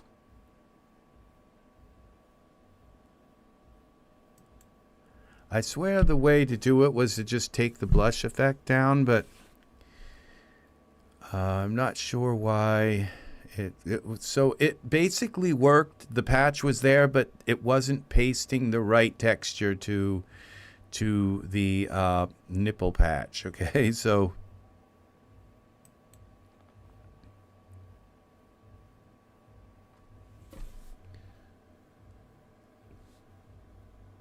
yeah, that works there. Now his eyelashes are too, like, he saw a rat hiding in the tall grass. Did I see something? I thought I saw something move over here. His Okay, so I've got that same problem now with the lighting on his eyes. It's not catching his eyes when I move the light around back. So what I'm going to do is close this down and move my light back so it catches his eyes. And his eyelashes, he's got brown hair and he's got like black eyebrows. So eyelashes, I mean. So we might have to fix that. All right, so we're going to take this back around like this and kind of shine this light into his face. That should fix that. Back to our camera, save this. So this looks better, and now the eyebrows don't look as black. It kind of works. All of this works now. Now I've got I think my light is so low that it's pulling shadows of the grass up. And what I could do is take some of this grass out, but the grass is really high. Now, what I could also do, okay, is somewhere in the scene, is like, you're not alone, is what I can do is go into the... Yeah. So we're going to go down here and see if we can find the grass. Okay, somewhere in here is grass. Okay, okay, see that little group of stuff? Those are our seed. These are the seed items all of these are like the root items, okay, for the scene. And somewhere in here, there should be some grass. Okay, I'm going to come up in here so we can kind of see them. Yeah, separate like this. Now, I don't see grass, but it could be this right here. This thing. That's our sea pebble. There's the pebble. There's a million of them around the lake. This looks like grass here. Foxtail grass clump. Okay, and that is that grass clump right there is the root one. Okay, so if I come in here to this root grass here, I might be able to scale it down a little bit. Oops, Z. Just scale it down a little bit. 50%. And now it all depends on if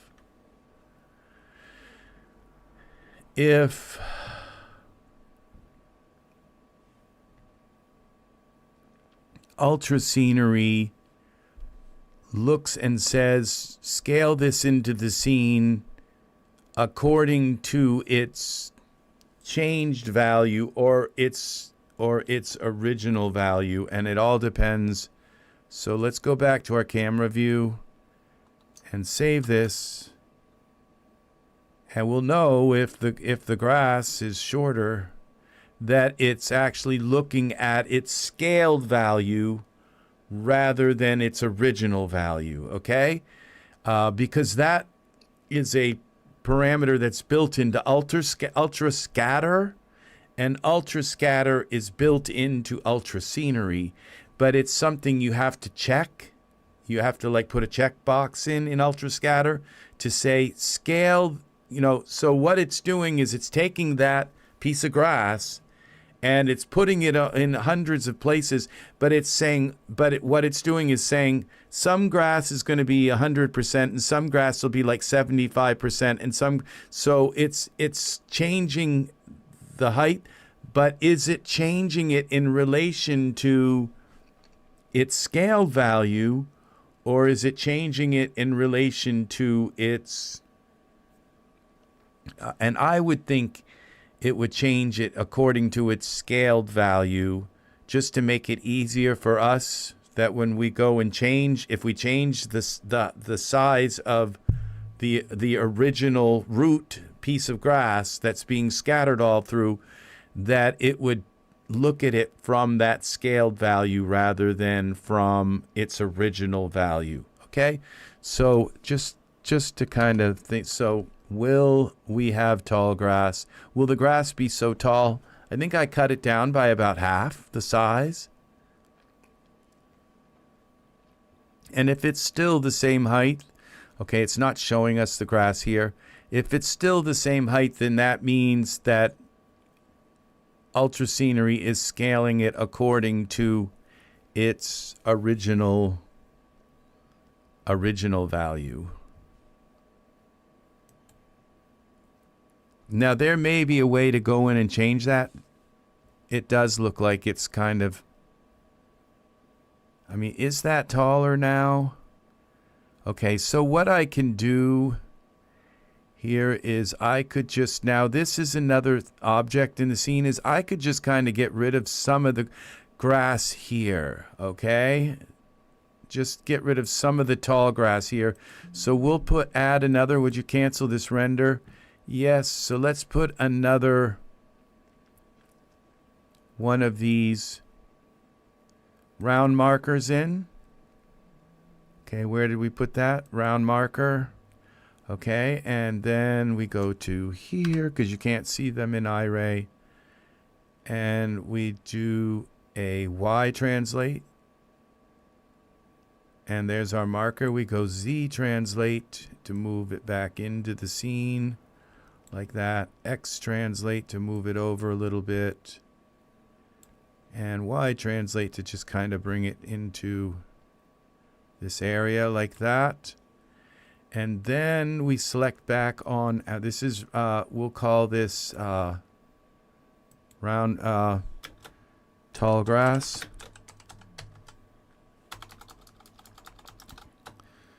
Tall. All right. And then we go back and select our Ultra Scenery to go back in here, go to our mask builder. Now, which one is the grass? These are, remember they were daisies that we switched grass to? And then this is our tall grass marker. Okay, what I'm going to do is change the fuzziness and these before I actually put it in. Okay, so that, and then we'll go add mask to biome layer, and added it right there. Now I think I can still, all right, I'm not going to scale this because I think it's enough to cut that grass out.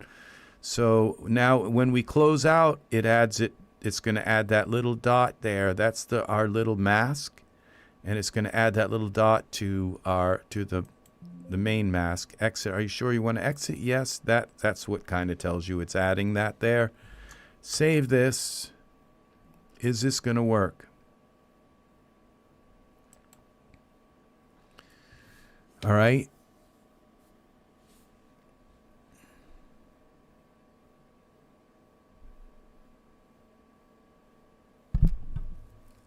It would be really nice if you could go in and scale that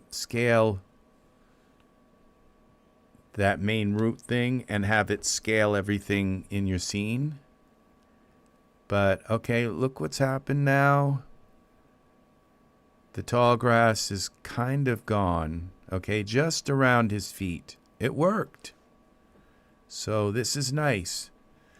So he's not treading in completely, unexplored territory.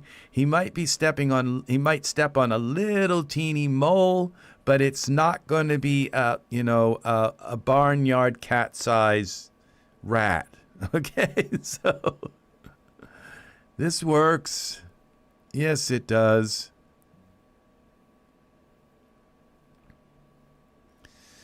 Yeah. So this is our scene. I guess this kind of works.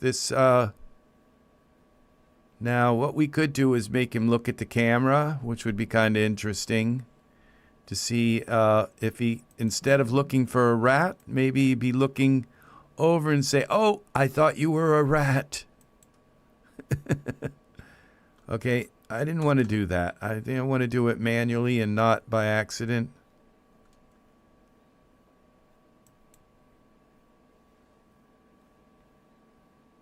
Okay, this is all right. What am I doing here? Okay, I think if I mess with this too much. Okay, so we're going to go to parameters and we'll bend the neck up a little bit like this. Neck 1. Come on. We'll bend this one up a little bit like that. And we'll twist the neck.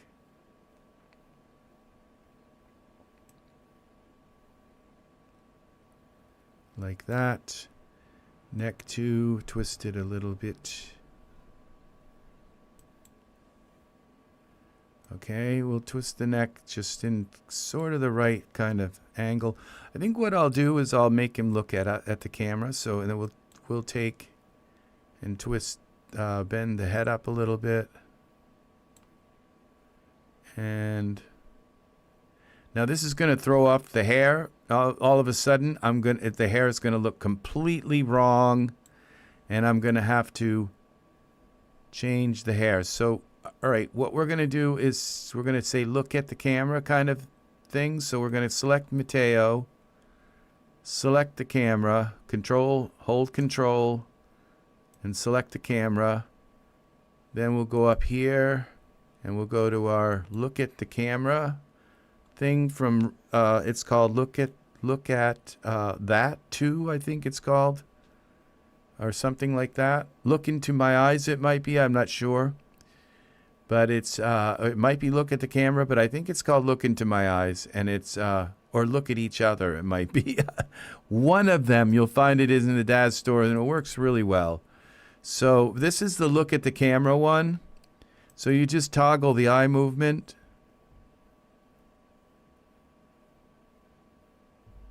And okay, that didn't work too well because I'm not allowing his chest and all to bend enough.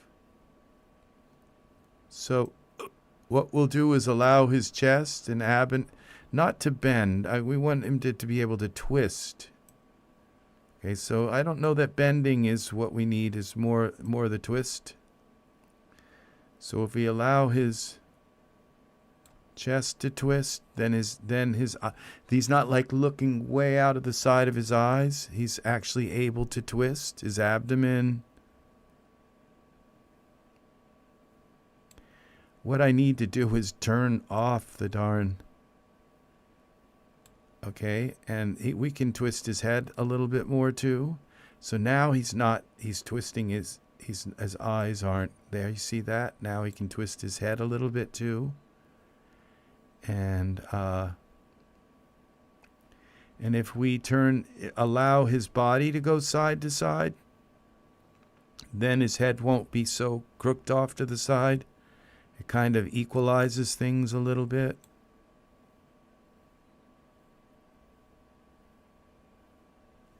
Now I'm wondering if his hand is actually going through his leg, but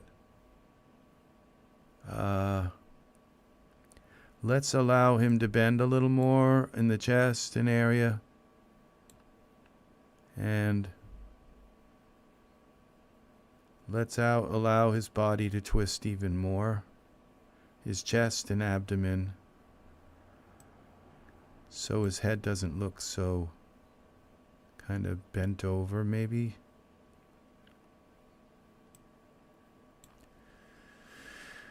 All right. Now he's looking at the camera, and I think this is all good. Eyes up, down. Okay, head, we're allowing the head to twist. All right, I don't want this side to side as much, so we're going to take the head and kind of straighten it up a little bit. I hope.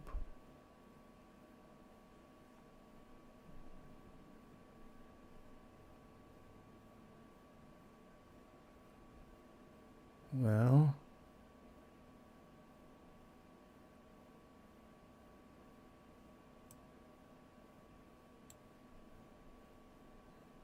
I might have, okay, I don't, okay, All right, that didn't work, but let's see.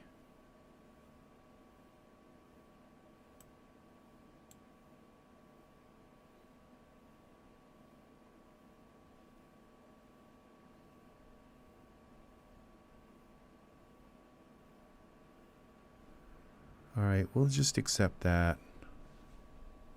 See what happens. It's supposed to be alive. Okay, so... And we gotta, I think I gotta move his arm out a little bit. Bend it away from, I think it's going through his leg.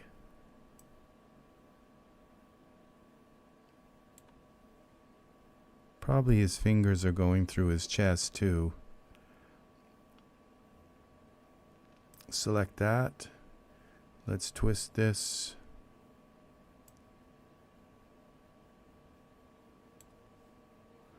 All right, I think that works. Let's get a little closer and see what's up with this. If I can move this in more, I'm going to try. So we're going to look at this like this. Control L, let's see some light. Twist. Bring that in like just enough. Like that.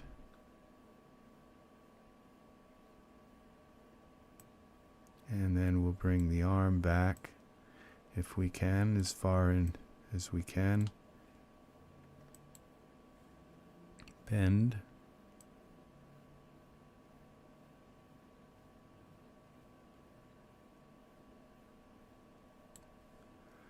Okay.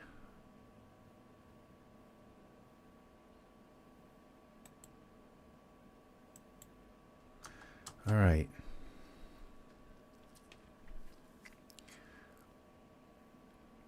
Let's see what this looks like now. Now that we have his attention. Do we have your attention? Let's see. Now what I might have like his head bend hardwired in. So if I straighten his head, then he'll look at the camera. I don't like, I'm not sure that I like that head bend, but we'll see.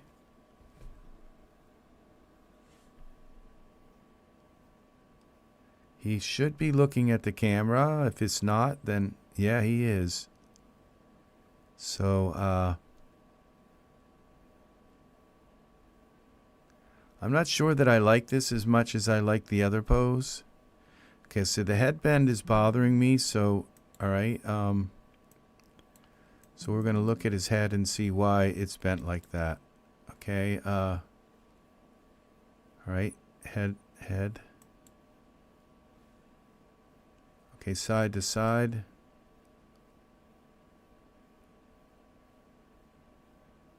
Okay, and what's up with the chest?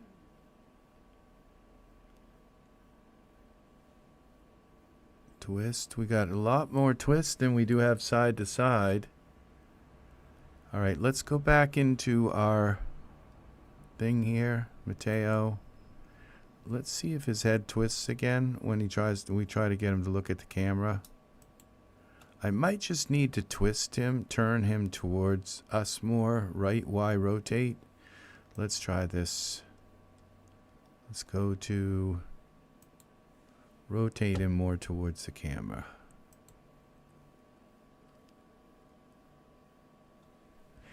Yeah, it did. It did look, and you know, and Mato has that beautiful crooked nose, and it's just a much better.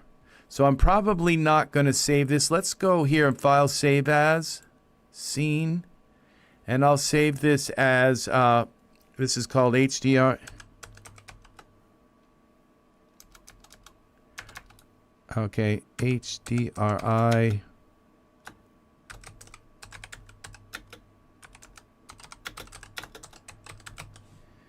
Merging into the scene, we'll call it 1.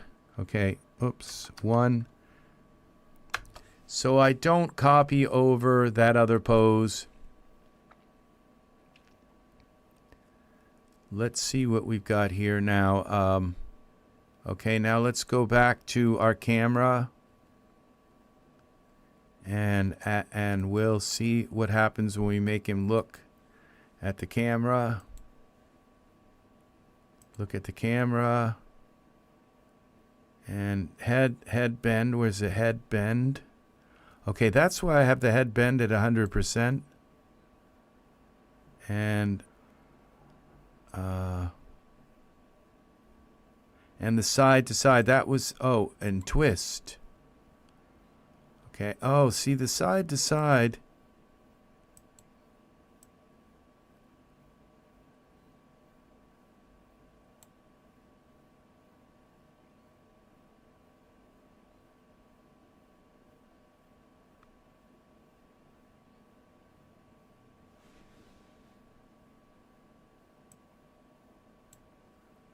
That's weird how, okay. So if we do this side to side here with the body, and we allow the body to shift more.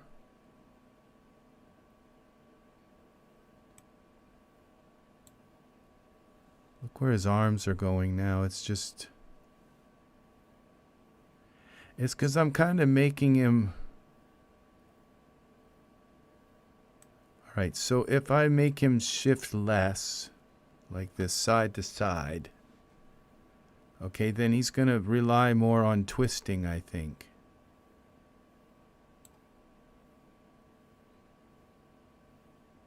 All of these can look unnatural. Like if he twists too much, it can look unnatural.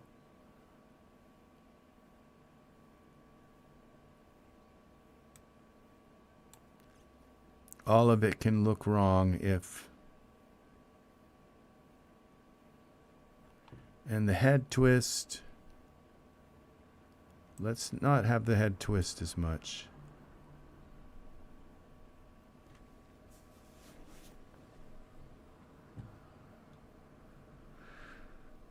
All right, let's see what this looks like.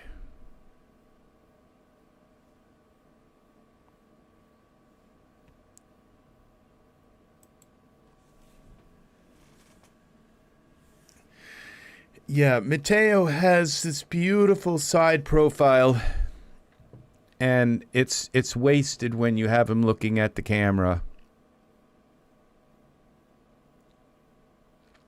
He has that kind of Greek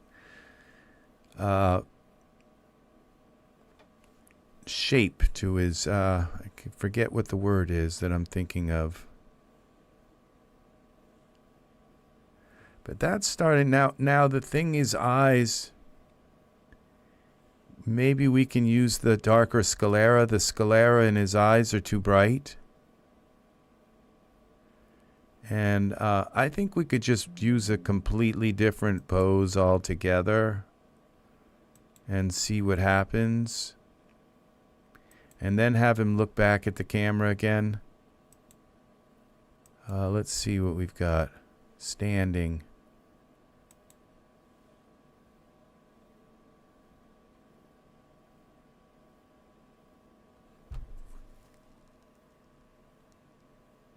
I just applied this pose to the camera. I don't think you can apply a pose to the camera. I think it will just ignore it, but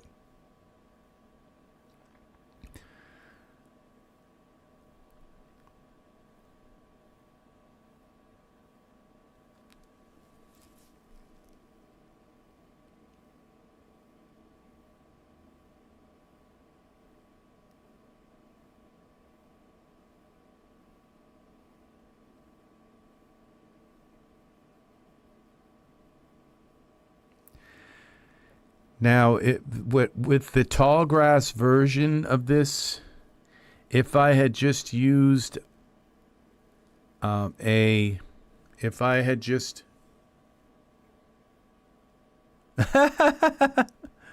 he's turned around now. It's hello, Mato. We're over here.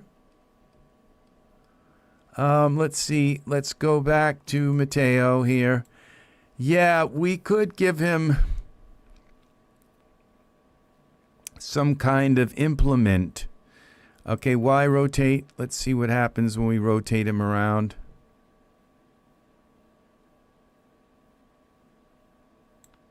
Now, I think one of the problems here is that that he's looking up so high. And if I were to move my camera down a little bit, it might look better. Okay, but we're going to lose some of our... Let's just see what... Let's kind of change the whole focus of this a little bit. So we go to our unlock our camera. What happens when we bring this down a little bit like that? And then we tilt our scene up. Well, maybe like this.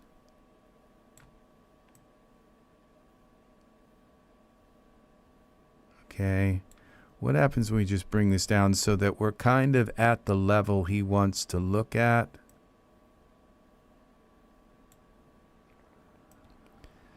And then we go here also to, now we go back to our camera and him, and now have him look at our camera again. And see if it's a little bit more natural. Unable to find head bone. Well, what happened here?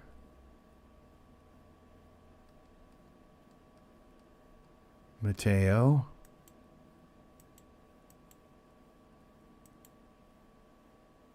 Okay. Now I might have to select him first or something. It might be... Okay. There we go. And now we just move something here. A chest bend. All right, there we go. Now he should look at the camera.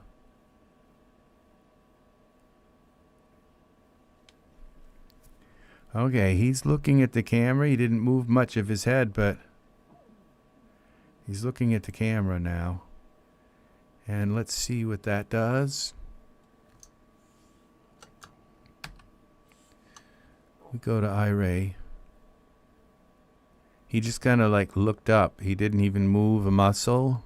It's like, you said there was a rat here? Okay. Now let's take a look at this in our render.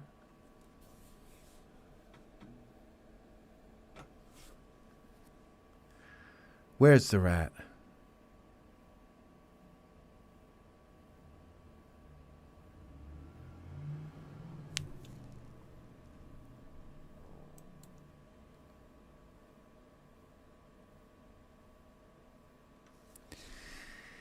Yeah, it's just not going to work because he was made for his side profile. That's what I mean. And now his hair is kind of just like not really kind of, nothing's right about him right now. So we'll just, would you like to cancel this render? Yes, we do. Let's bring back the old one. Okay, so we got to close out of this. No, I don't even, well, I think it looks better than it did, maybe. No, it doesn't really. So, we just lost something here out of our scene.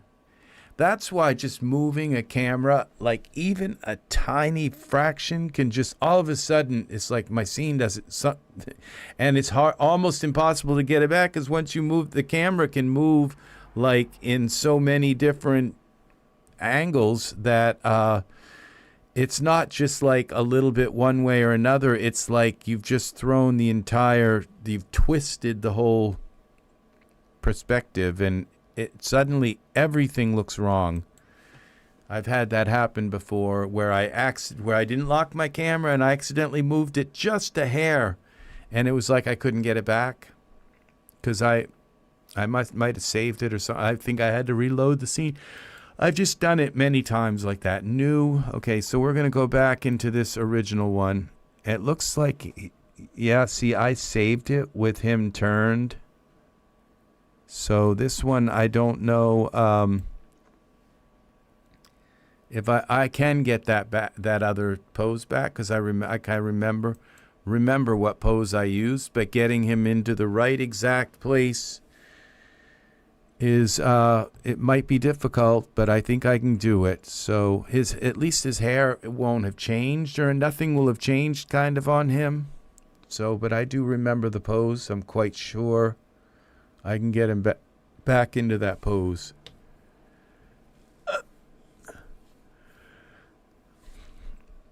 Let's see what we've got. So I am about ready to end this. So I think we'll just get him back into his pose, save it, and that's going to be it for me today.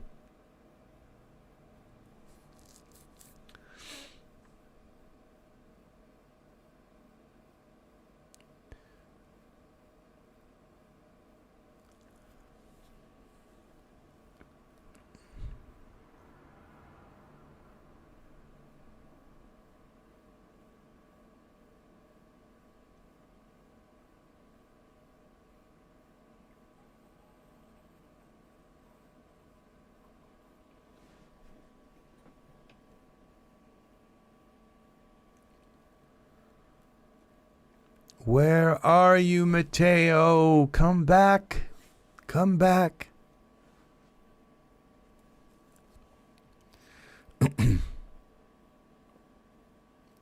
So the look at the camera was just a wrong idea. Because it was like he was in a... I think you said it the right way. Well, he... looking for the rat pose, it just felt more natural. Yeah, that's what it is. It just looked more natural. So we're gonna get him back. This isn't terrible. I think the last one was horrible. So, but let's go back to poses. And which one? This was it. I think this was the pose.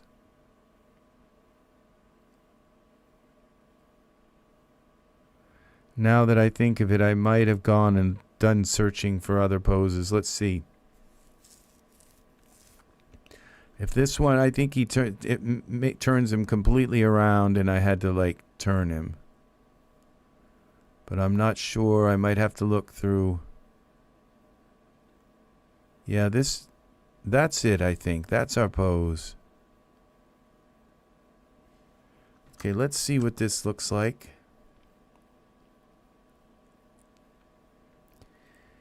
And now this is so pretty.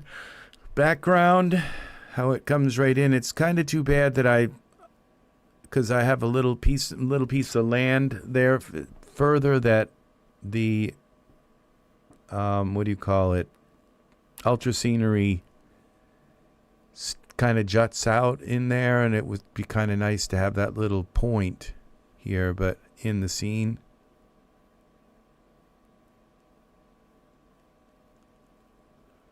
So, yeah, that works. That's our scene. That's a guy. That's the hair looks right now. Yeah, okay. I think what's wrong with, remember I blinked his eyes. Okay, so we lost his eye pose. So that's why he's kind of, he looks a little bit like deer in the headlights kind of look. So we just bring the blink back. Let's see if the blink is gone, or I think that's what's wrong here, is that with this pose I had a little bit of a blink. I added some blink. No, it's still there. That's weird. I want to take a look at his eyes again. Let's get up closer.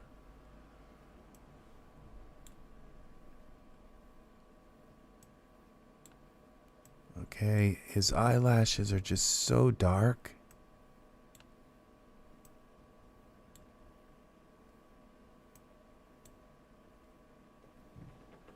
Yeah, we got to do something with the eyelashes. I think I'm going to try a different... Okay, let's see. Eyelashes. Where's his eyelash?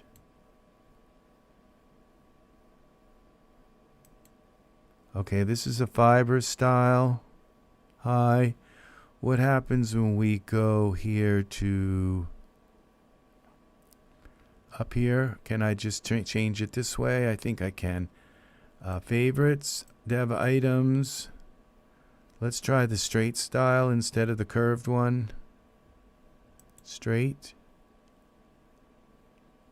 Yeah, see, that is much better. Camera. Save that. Yep.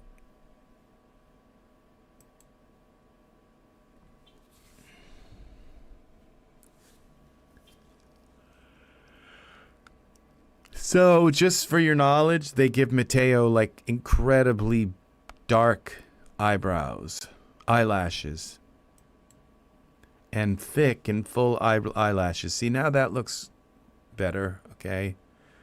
So, I think that looks a lot better than those really dark. It fits the color, that scheme that we have for him better. So, all right. So this is going to do it. He sees something in there. It says, I know you're there. So, yep. That's the thing, is this is their habitat. Go home, Matteo. Leave nature to its own course. To its own course, as long as we don't disturb it and make things worse.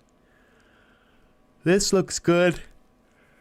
I think he looks natural in here. His back looks a little bit kind of too straight, but you know, it's just that's could play around with the pose a little bit, but this works. Okay, so it does. Maybe it's not a mouse. Maybe it's a bear. So, yeah, it's bigger than a mouse. So, I think that's it. That's going to do it. So, that's what I wanted to kind of impress on you guys. I know I probably should have just, like, played around. Let's cancel this and save this scene. Would you like to cancel the render? Yes. It's almost done rendering. So, yeah, this scene came out pretty good. And, yeah, so now we'll save this. And I think what I'm going to do is we're going to play around with some other... We're going to go out of Iray, okay, into texture shaded mode. And I think what I'm going to do is turn off the trees for now. So we can kind of play around with, maybe it's a snake. It could be. It's likely that there are some critters living in that tall grass. That little clump over there. Go check that out, Matteo. So we go here to Ultra Scenery 2. And what we're going to do is turn the forest off. Or turn it down. See if that works. And it worked for some things. Okay, forest. We'll turn it down a little more. Okay, there we go. And now let's go back into Iray. And let's play around with some ground planes. Because as you can see now, and what I'm going to do is I'm going to turn my camera. Okay, I hope I didn't just save that. Did I just save that? I hope I didn't just save that file. Okay, so it's all right.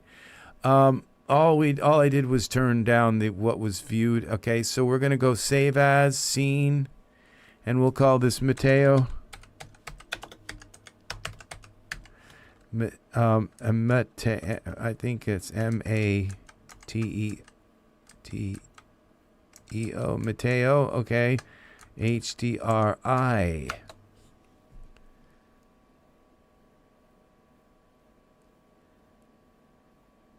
No, I don't like the idea of having another viewport kind of slowing things down and dividing off my my graphics card. So I never use and I don't switch between the viewports either.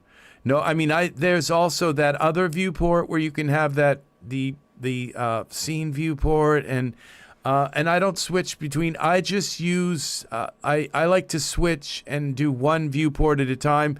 I don't like little teeny viewports. I can't really see things, and so no, I don't use that. I used to years ago with like True Space and other programs. It was like you felt like you kind of had to use them, but I just switch the view. If I need to see something from the side or from the top, I just switch this view, or I use the perspective view and just kind of zoom around until I get to the angle that I need. And I don't miss it at all. So I just don't use the multi viewports. So maybe someday I might, but I don't use them very much. Now, what we want to do is just play around with some other, like here's another. Now, see how that worked? See, because this is my ultra scenery. And it's using the plane. Yeah, yes, but what it does is it splits your scene, so everything's tiny. And my eyesight's bad enough. I just don't. Okay, now what that just did? Oh, okay, that's what's been changing my viewport are these HDRIs, because I'm actually using the HDRI and not the just the image, changing image. So what we're doing here is we're using this HDRI and that's the edge right there of my scene. So I could actually maybe make my scene go a little deeper and get that little line out of there. I don't believe my water is turned on here. No, the water is on. So we turn the water off and that might go away. Okay, it actually didn't go away too much. But so this is the plane from my HDRI. Okay, so and that's what I wanted to kind of impress on you guys is that, okay, this is another one. Just another lake scene where, okay, let's try something completely different. Mountains, okay? And now to see this plane becomes this, but, and you can lower the plane if you want. You could turn the plane off, of course, but then you'd want to turn your water back on. So, but let's see if, like something even with like a parking lot.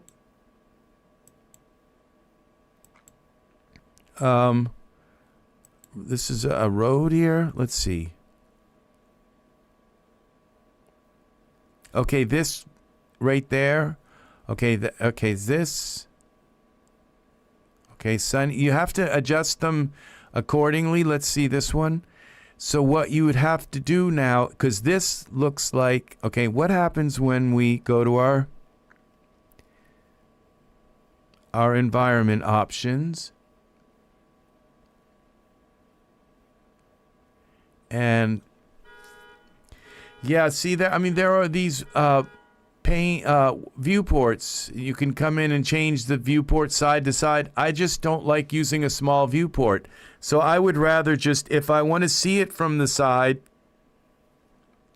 go and switch to the side. But usually the only time I really use, the only two viewports that I use, okay, is usually the top, okay? I'll use the top viewport if I want to align something and know that I'm looking straight down on something. Then I'll use the top view. So the only two ports that I use is I use the perspective view. I use one viewport, and I just switch between perspective view and the camera, and that's pretty much all I do. I'm just not big on having these multiple viewports taking up my screen real estate. So, and also now, I mean, I could take some of these, like I have a monitor up, I have a big monitor up above my monitor, and I have a monitor over here. But the thing is if I took these tabs out and put them, and also my graphics card has to then, it has to display and figure all those different scenes. It slows down my, as another tab next to your normal viewport tab. You see, the thing is, Mark, is it's going to take resources from my graphics card. It's going to require a duplicate set of CUDA cores dedicated to doing that, okay? And so that's why, you know, a lot of people say, well, your computer, it's so fast. Things go so fast on your computer. Yes, I have a 4090, and yes, I have a 13th gen Intel i9 chip. But the reason why it goes so fast is because I do not have any other Windows set up. I only have one port, and it's the port that I'm using. And that's why because I don't want it to slow down. Right now, I'm working with Ultra Scenery, okay? And Ultra Scenery can slow, just alone can slow most graphics cards down to a crawl, where you have to turn everything off and all. So this isn't really the scene that I'm kind of looking through, but I want to see. Now, I believe that this really weird, this sand, that is actually the underwater texture of Ultra Scenery. But let's see.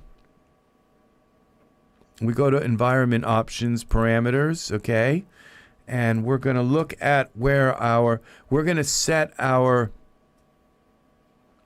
yeah, see, because if you have another scene, it's going to have to display Ultra Scenery twice. And, you know, and it's like, it's so, I never use split view, never split my, I never, ever do. Because if I need to, I just go between, all right, so perspective view, all right, when I go to perspective view, that's how I move around my scene, okay? So perspective view, so 90% of, like, I just zoom in. What I'll do is, like, if I need to work on the props or whatever, I'll click that and I'm working on the props. Now you can see this is the grass. This is what we want to have. Now look at what we have here, okay? See, I've turned the water off. So this right here is our, this is our land, okay? And then this is the coastline. And then this right here is the underwater, like the sand under the water, okay? But we've turned the land off. So if I bring this ground plane up, okay? And that's what we're going to do. We're going to go back to our camera. And now see, this right here is the underwater of the, so if we come to our environment options, and we now take our ground plane and we make it manual. See, the ground position mode is auto, but if we go manual and then we bring the ground plane up, Y, the ground origin, you bring it up slowly. We're going to end up with grass. Okay, well, let's see. That's too much.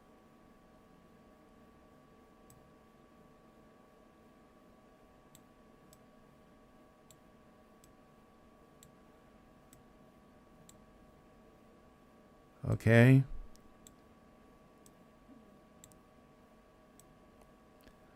Okay, for some reason, okay, now let's go like this. Let's take our camera and unlock it for a moment and see what's happening here.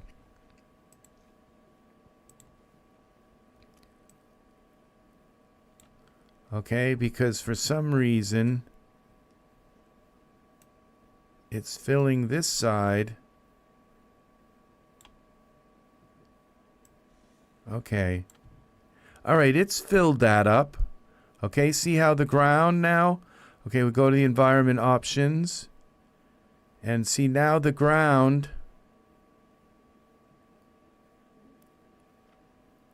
Okay, why? Dome or this would be ground origin. We bring it down a little bit more, and now we have a little more coastline. And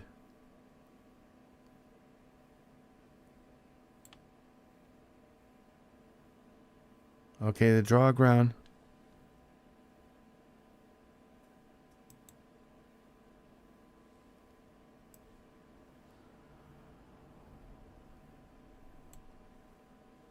Okay.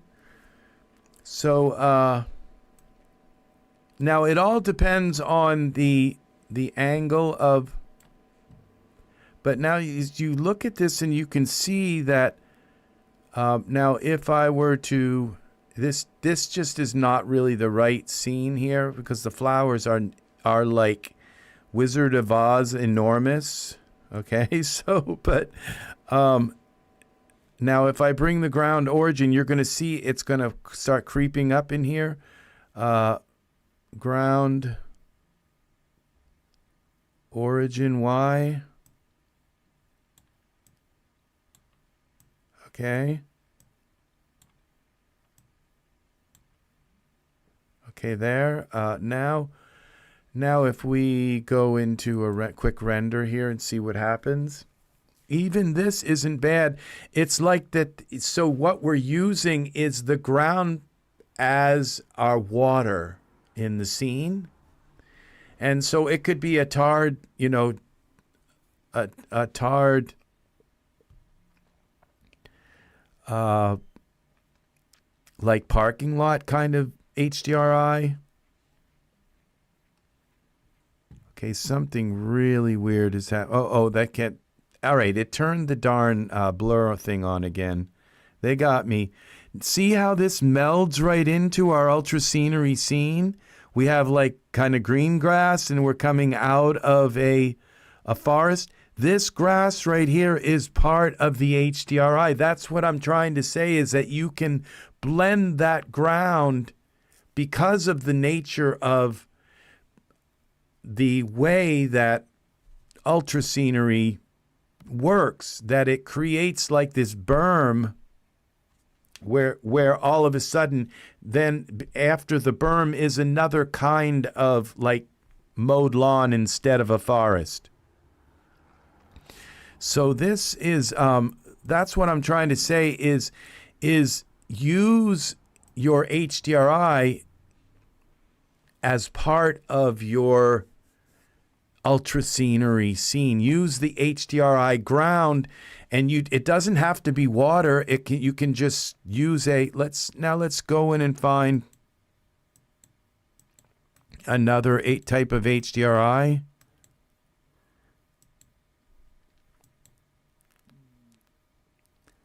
Okay, wooded, sunny. Let's keep going here. Gaia sky. Okay, these are desert. Now this is where we could use this desert plane instead. Okay, this is clean 16K. Okay, couldn't find it. Uh-oh. Okay, we'll skip that one. All right. Let's go back here. Let's try a different one.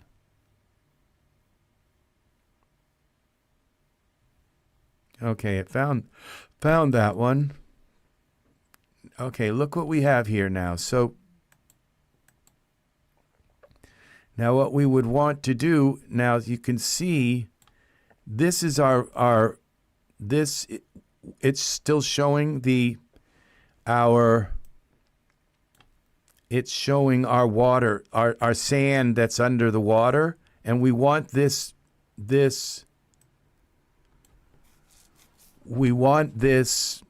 HDRI ground plane to come up to this level, okay? Because our water is cutting off the ultra scenery perfectly at 0. The water is a flat plane that's cutting, and because we have it at 0, it creates part of the algorithm of ultra scenery 2 is it creates this berm along the edge. And so we can have that berm be the border between this plane. So we go now to our plane here, and we turn now again the ground position, turn that from auto to manual, and then see how that just crept up and came right up to our berm because I think I had it set. And now what we can do here is go back to our scene here, and we can have some of this. We can bring this berm up a little higher here. So we go and bring our Y origin up of our ground plane. Where is it? Draw ground. Ground Y.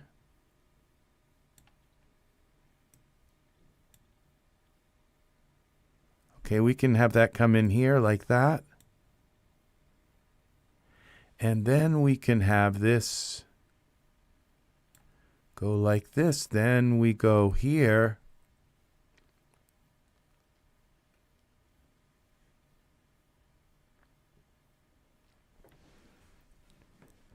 And then this land he's standing on becomes kind of like an oasis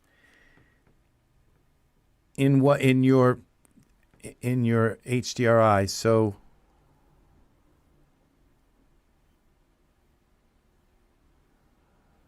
yeah, this was something I stumbled on by accident.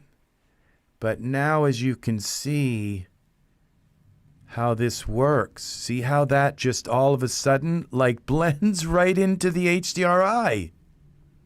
Look at that. See, this is pretty neat. So yeah, it's so just take your water plane out and bring your HDRI ground up to 0, to where your water plane would be. Look at that. That couldn't look any more natural. And who would think that this right here, this ground plane, is just a flat image? But that's what it is. And the thing is it's a very, very high resolution image. So let's play around with some more. I really should have done this. Yes, it did, didn't it? So, and that's what I'm trying to say is you have a gold mine of, because all you have to do is take and bring that and turn off your water plane for your ultra scenery too, and you can use the ground planes for your HDRI. And what that does is it because then you don't have to use like ultra scenery XT to create a far distant like land. It will blend right from your ultra scenery too, right into your ground plane of your HDRI and right into the sky of the HDRI. You see, so it takes care of the far distant land, because ultra scenery is only like a finite little square of land. And so you make sure that part of your land goes below sea level, below 0. And then you use your HDRI plane to butt up around your land. Okay? Because it's gonna create this. And it's really fun to do this, to explore the different kinds of land that you have. Like this one is wooded. Okay, I think I tried that one. I wasn't too pleased with that. All right, this one right here. I believe this frozen world, okay, is really cool.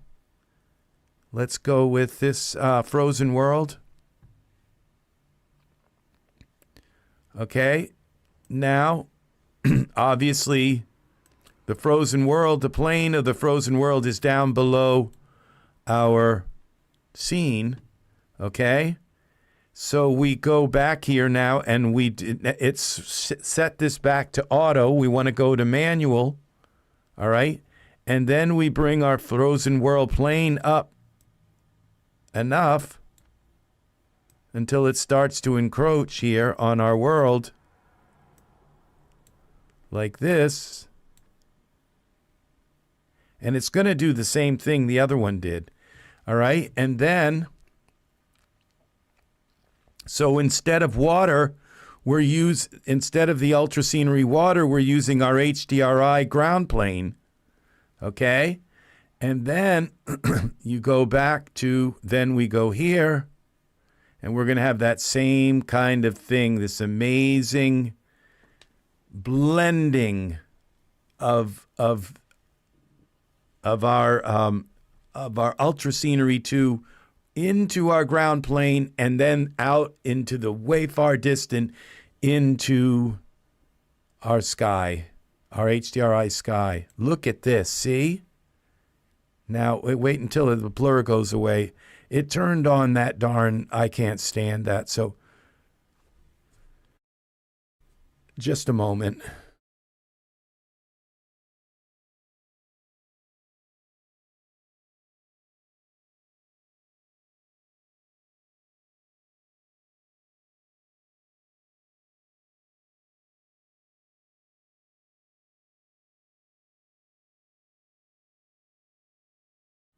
So yeah, look at this now. See, it looks kind of like a frozen sea or something, but yeah, there's so many possibilities with all these, with the ground plane now, with ultra scenery. It melds right into your ultra scenery world.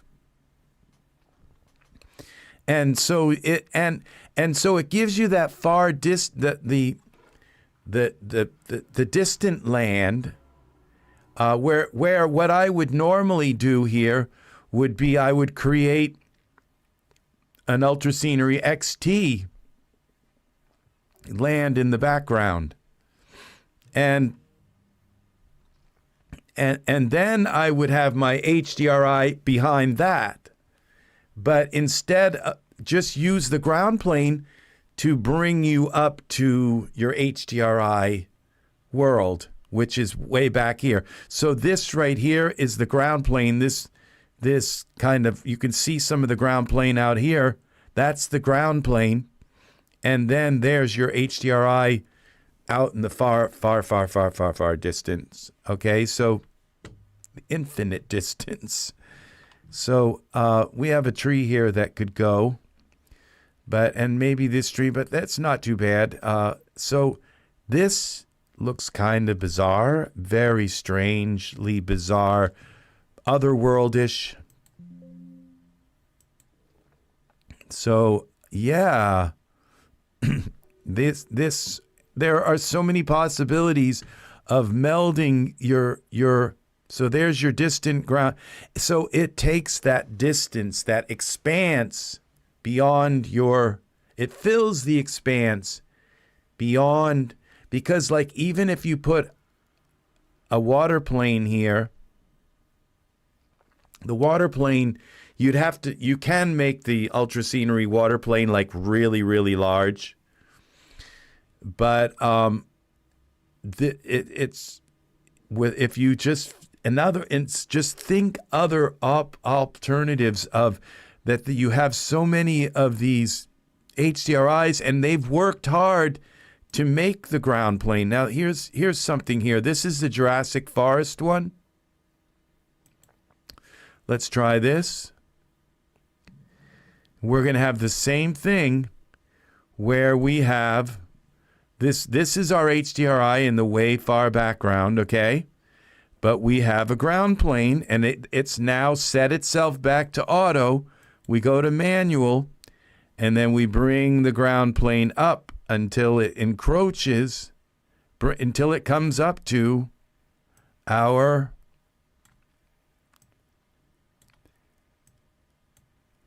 our water plane. I think I'm going to bring this down a little further. And so, well, let's bring it back up like we did before. It seems to work well. All right, there. And now we go back into this. Now we have this, remember we have reflection turned on, okay? So on the ground plane, you can turn reflection off so it doesn't put really weird reflections on the ground plane, okay? So I'll show you that again. It's down here in the settings, but now look how this is still in that blurry mode. We got to wait till it comes out of it.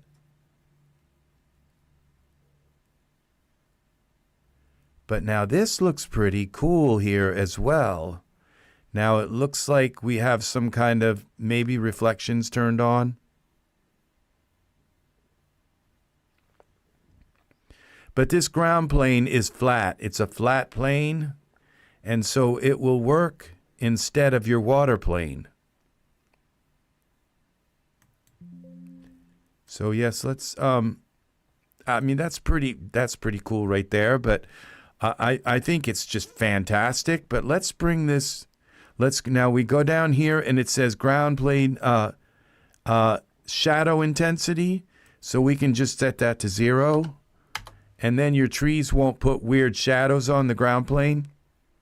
These trees. Because sometimes they don't look natural. It all depends. But let's bring this ground plane down a little bit. Why? All right. If we bring the ground plane, let's do it scientifically here. Let's go to ultra scenery and say where exactly is ultra scenery 2? Where is our water plane? Okay, so you go here and terrain, ecology, water. Okay, the water plane is at 0. Okay, 0, water level is at 0. So if we now go to our environment options, yes, you can do that also. You have all of those options. I prefer, okay, now the ground and fog that comes with the ground and fog that comes with your environment options. Okay, it's morning now, so I now have I have light competing here coming in.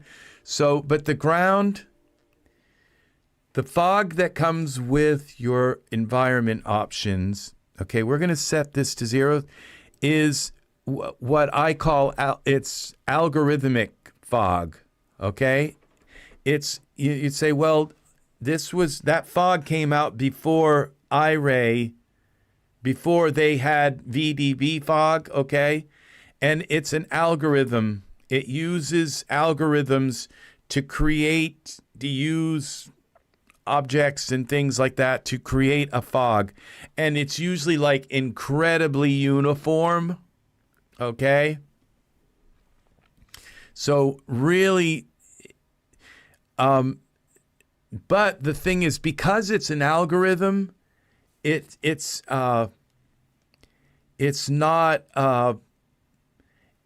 very computer processor friendly, okay? So if you're looking for processor friendly, then use that, okay? But if you're looking for realism, like absolute stark realism, go with the VDB. Don't use the environment fog, okay? Go, if you're not too worried and you got enough headroom in your of video memory, go with the VDB fog, okay? Just always go with the VDB fog. But there are some but if you're looking for that uniform kind of fog that goes and turns into like a white kind of haze, if that's what you're looking for, then you can use that, and it's not going to have take as much headroom away. But also just bear in mind that VDBs are made to be kind of lightweight and not too processor intensive. If you remember trying to render a little teeny sphere volume, okay? VDBs are not volumes. They're not particle fields, okay? VDBs are like voxels, okay? And what a voxel is that if there's nothing in that field, the voxel turns itself off, and it doesn't need, like a particle field is where every particle is a piece of data. But a voxel field is the only particles, the only data in that field are things that actually have values.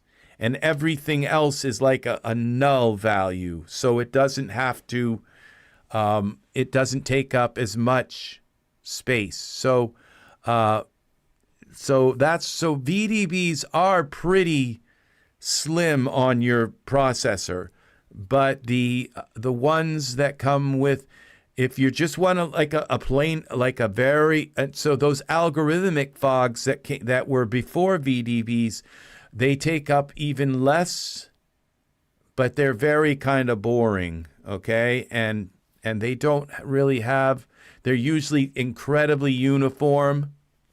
They're nice, but they're not, just go with a VDB like all the time. And then you also have the option of using transparencies. Go with a VDB. Okay, instead of a transparency, unless that transparency has like some kind of like smoky fog that has a very detailed kind of look to it. Other than that, use a VDB. VDB is for like at least 60-70% of the time, a VDB is what you want. Now we're going to go and set this. Okay, now this Y origin, if I set it to 0, for some reason, it's not like there. So I'm not sure that zero is actually 0 here. Because if I turn the water on, okay, the water is at 0. It's there. There's the water now. There's water there. And I'm not seeing, okay, but the water actually comes over here. So yeah, I guess that would be 0. So now if we go take a look at it this way, and we turn the water off,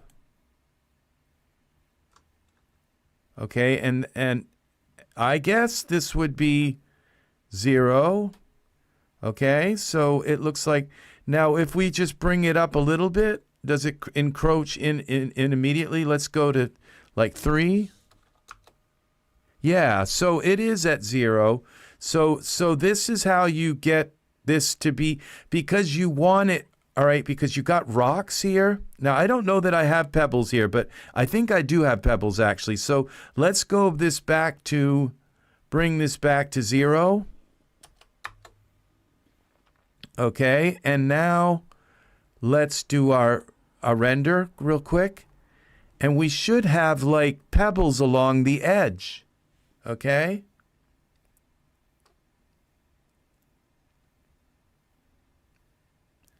And we should have grass all the way to the edge until we get to, see, that's why you want to set this.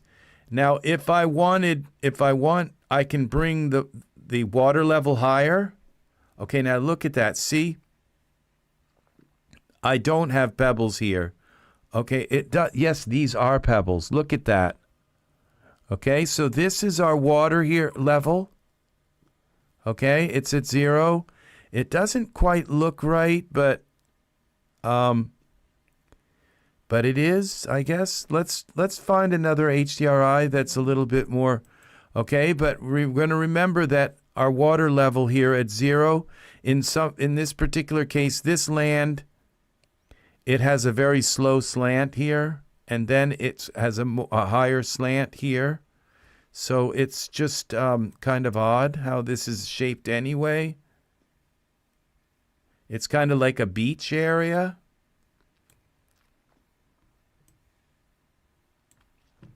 And so I think the rat is hiding in this bush. So let's do another experiment here now with something else. Let's find another scene with a some kind of, okay, let's do this exoplanet, see what kind of ground we have here. It's probably going to be sandy ground.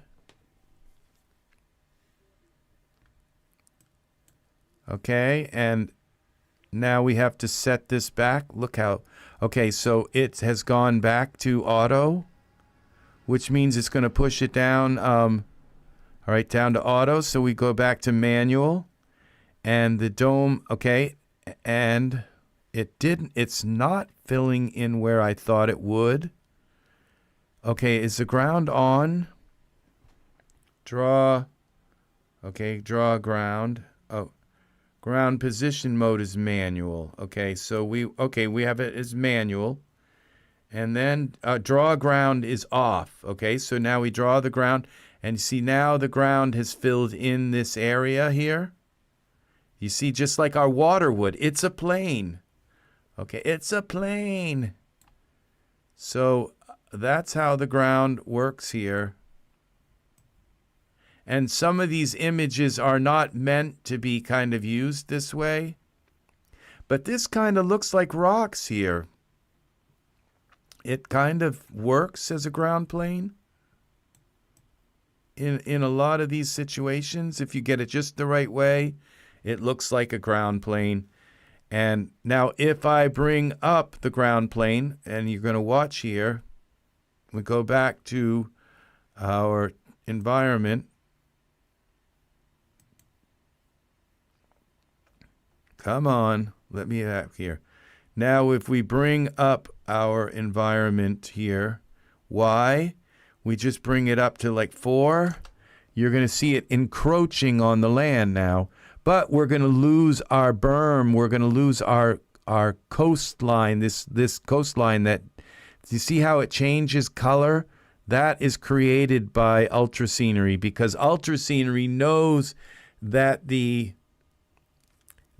water level is at 0, and so it creates this color variant, and it brings, and that becomes your coastline. That's where it puts the pebbles and all.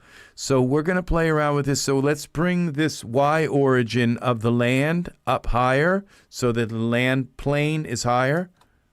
Okay, and now see how it's encroaching more. So now we've set the land plane to 4, to +4, but we've lost that coastline.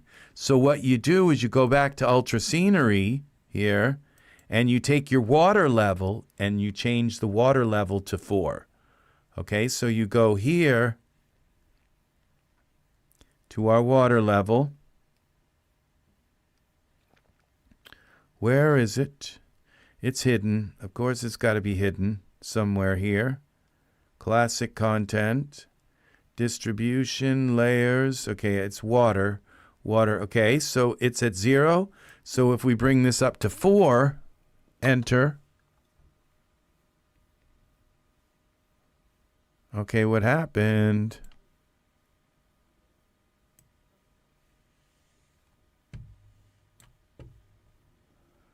Okay, these are meters, okay, I think, okay, that's 4 meters. Okay, go back to 0. All right, so that is actually not the same, okay? Width in meters, match terrain width, okay. Now, water depth, okay, so we bring this back down. What we'd have to do is bring this at like, I don't know how many, 0.1, okay, 0.4. See, that's a lot right there. That brought it up a lot. Okay, so I think you're going to have to just kind of eye it. So we go 0.1, all right? And that, and notice now the water, that there's an edge now here. Now, if I bring it down, you see now. See, there's like a berm. It's created the berm higher. Now, if I go back to 0, you see this berm will be gone. This coloration. If I go back to 0, it's going to come here.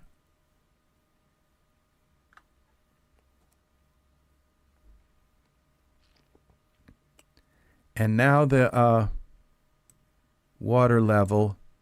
Now, okay, is, see, there was like a very faint kind of thing that went along the edge here. It's gone.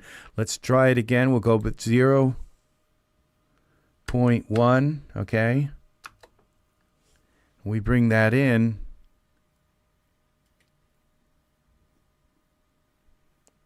And you can see there's like a distinct line. Water height, okay, water level.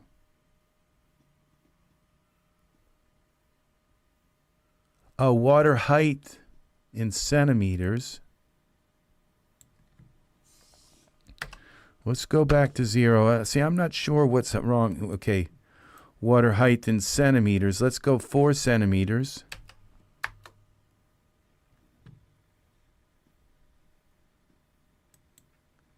This is really strange. Okay, let's take a look at this. Okay. Okay, that's water height. What is the difference? Okay. 1.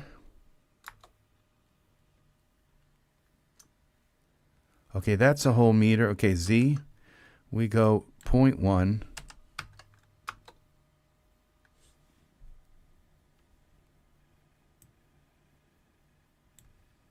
Okay, 0.01, 0.05.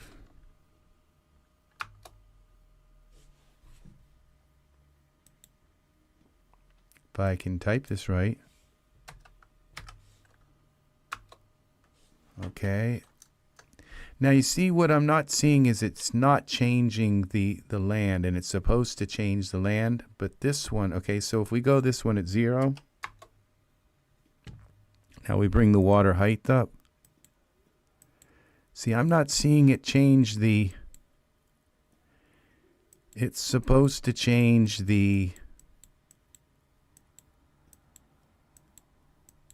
all right. I just think it's because we're in this mode, okay? So let's go here and make sure all of our trees and everything, okay, everything's turned off. We'll turn off field, we'll turn all this so we don't have anything, so we can do this quickly and see what we're doing. And this, okay.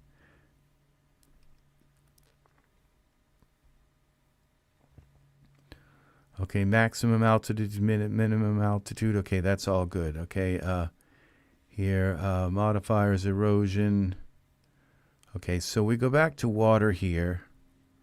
We're at -6. Now, you can't see any coloration here. So what I have to make sure is that I have, okay, the stones level. I think I turned the stones off, okay? River rocks, river stones.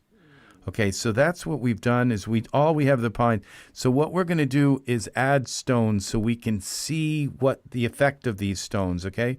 So we'll add them here, and we're looking for what would be waterway, river pebbles, okay? We'll go with that, all right?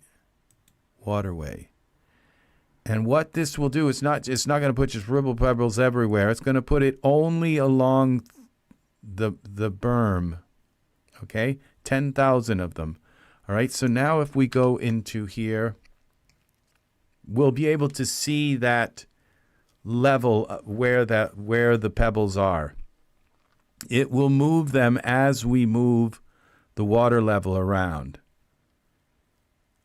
Okay, and okay, I'm not seeing any pebbles. I think you have, okay, what we have to do is turn the pebbles on. Oh, here, we can turn them on here. But the viewport is, we have a filter up here, which says litter waterway. Okay, so we have to turn this waterway. We can do it like at 73%. And then we have to come down here and turn on the river pebbles. Okay. And they should show in the viewport. There they are. Okay.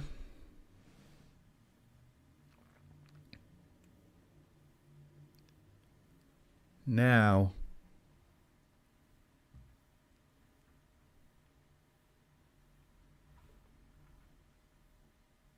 come on, Iray.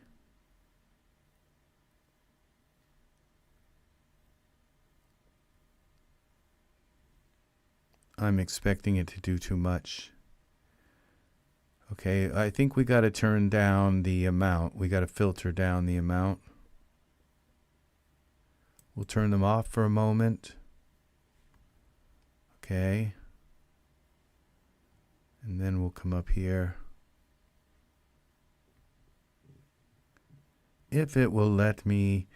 So, yeah, see, it's without the river pebble, you're not going to have that natural kind of berm. Okay, so you're going to see a little bit of a coloration, but you're not going to really see that coastal thing because the river pebbles are what really kind of do it.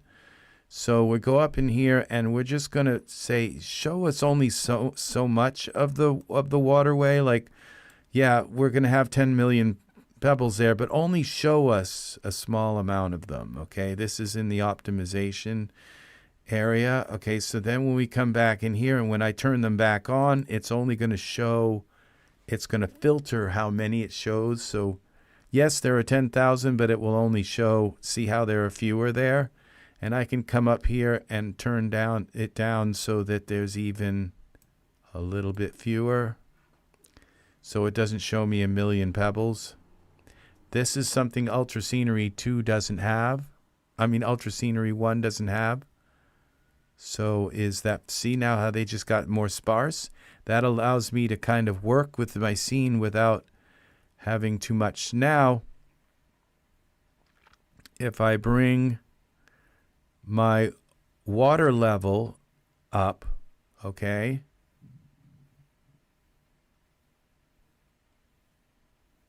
all right, it's still showing a lot of pebbles. Okay, so if we go now to our water level, which is right here, and we bring the level up to, we have -6, so if we bring it up to like 4 centimeters, okay, what that did was it just took a whole bunch of those, it just moved all those rocks up 4. Okay, and it just happens that there's, so if I bring it up 8, now these are centimeters.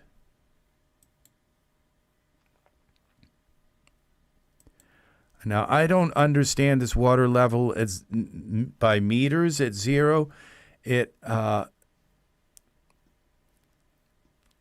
Okay, I think the water level is at 0, and then the water height is an increment above 0. Okay, so 0 is where the water level is. Now I've got it at so many centimeters. Okay, we're going to go to, let's say 10 centimeters. Okay, and as you can see, now that there's less of a slope, it's moving them up. Now, as I keep moving them up, it's not going to be like the water is just going to overrun the pebbles, it's just going to keep moving the pebbles up, up, up, up, up more. I believe that's how it works. So if we come in here and we go to like 13, okay, it's going to move it up. It's just going to move the pebbles up more.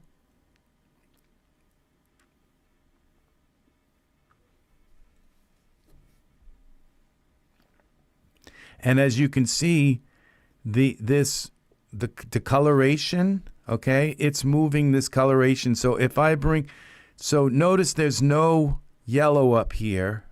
This is the yellow, all right?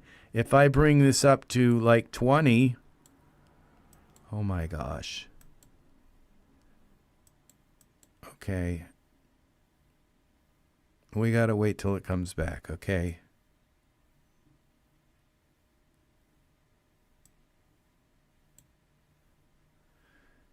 $20, all right.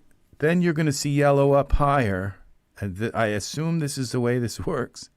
We're going to see yellow up even higher because it's going to keep discoloring, changing the color of the land so it has a coast.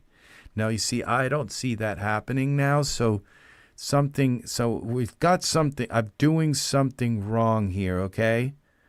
Because water material properties. Okay, so we have to move, I believe, the water level up.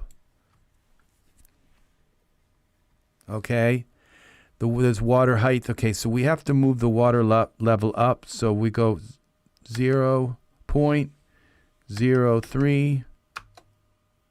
Okay, what happens here?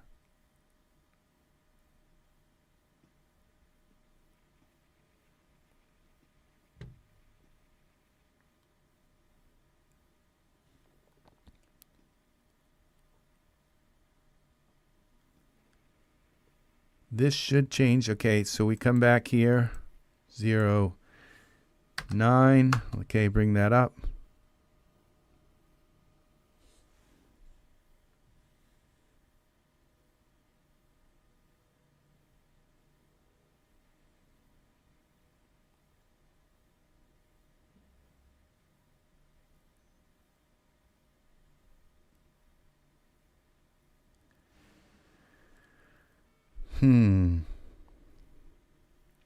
It just seems like it's bringing the water up higher, but it's not. It's not changing the.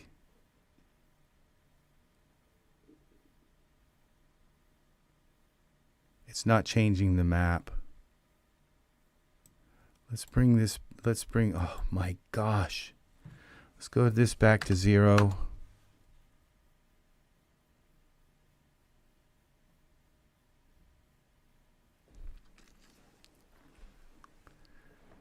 Now we're at above 0 here. All right, well, so this is the thing, is to figure out now we've got this coast again. It's something in the program tells Ultra Scenery, this is where you make the coast. Okay, so it's changing it's telling it that the coast color starts at this, okay? So if we go to like 1, is that going to raise that color up?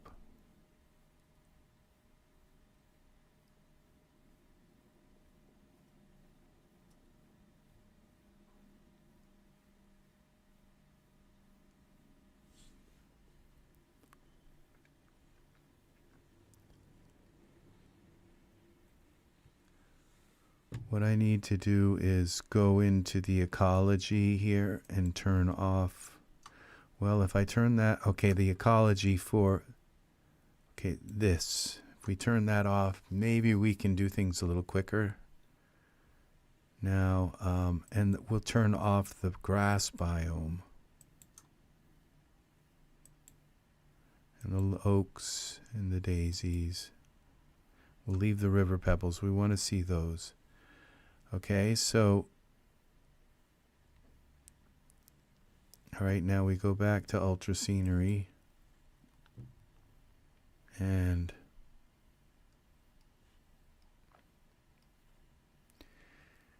So we go to what, 0.9.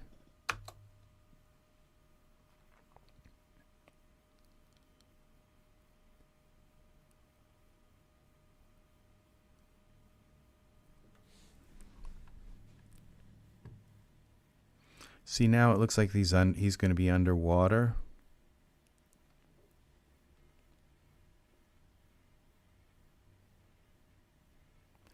See, because you have to figure this out in order for this all to work. Okay, I have the light really bright here. I'm going to, luckily I have light blocker curtains. That's what they're for.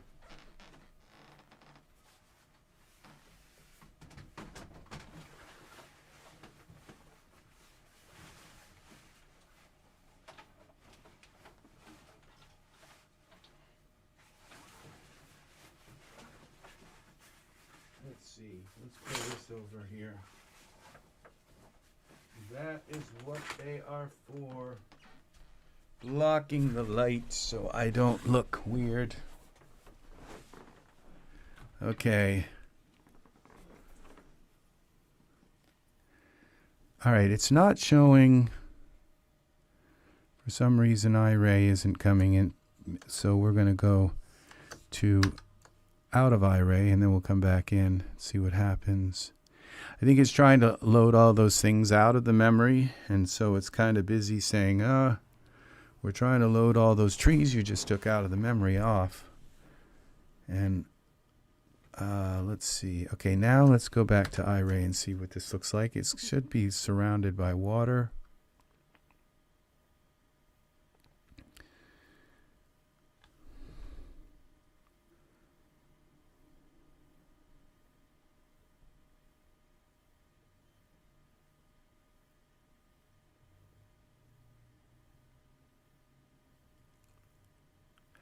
Okay, I think what's happened is they've turned off these render settings. Go in there and switch things back.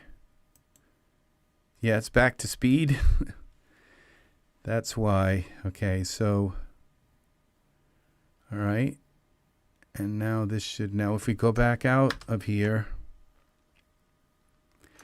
and go back to now Iray, it should go right in.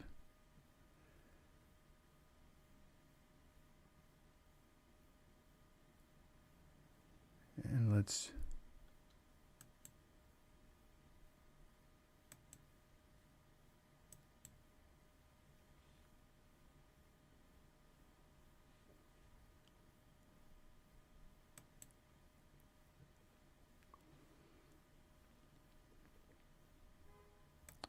parameters. Okay, we're back to render settings. What? Make sure that's still there. Optimization is memory. Okay.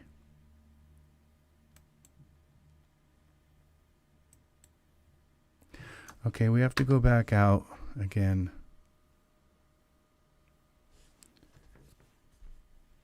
And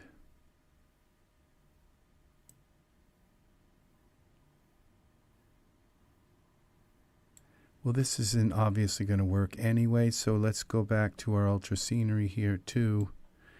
And we're going to go to 0.4. All right. Okay. Well, this is okay. This tells us something's working here because now look at that. See, it did it. You see, it first put the rocks all the way through, and then it just put them around the edge. So this water level is what says, okay, so we go 3 and it's going to move the rocks down. Okay, that's what we wanted to, that's what we want to see, is that it creates, and it will change the color of the land. I'm not sure that it's actually working that way, but now you notice, now this, it moved them down. So if we now go to 2, okay, so you have to set this like that, and then a water height is at 0.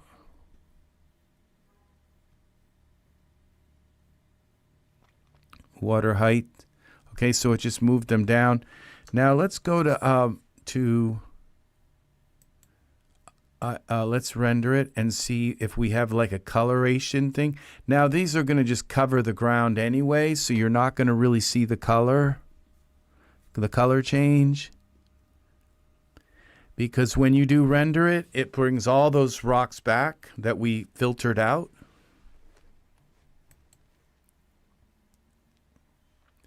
But it's going to create a water. So what we have now is we have this water plane, okay? And then we have, and it creates this berm. It's very important to understand this so that when you go to use, so now if I set, so what we do is we find a good HDRI that really works well with, so we cancel this, yes, and we find an HDRI that has the, let's go and find it. It's going to change all my render stuff again. Dunes, okay, cloud, above the clouds, sand dunes, mid-morning.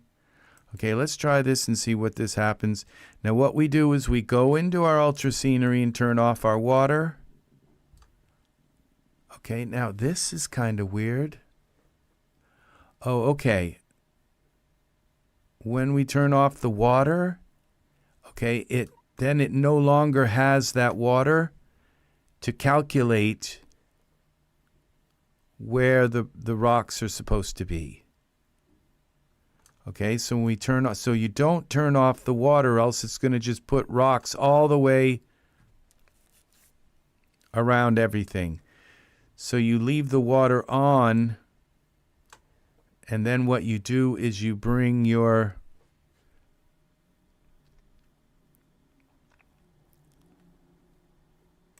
environment options. Okay, so we go to Iray. Will it take us into Iray? You bring your ground plane right up above your water plane, just slightly above it. And it will cover that water plane, so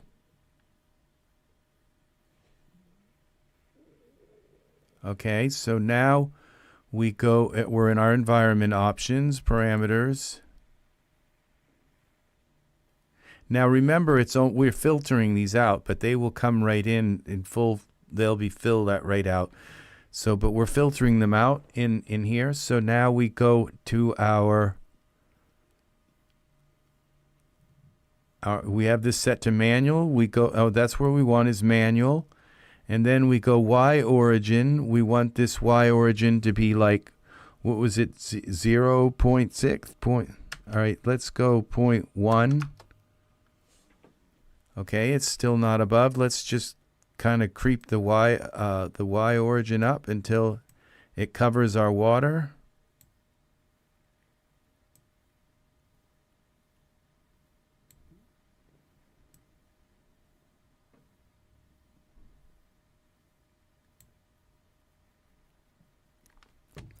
Still not there yet. Y.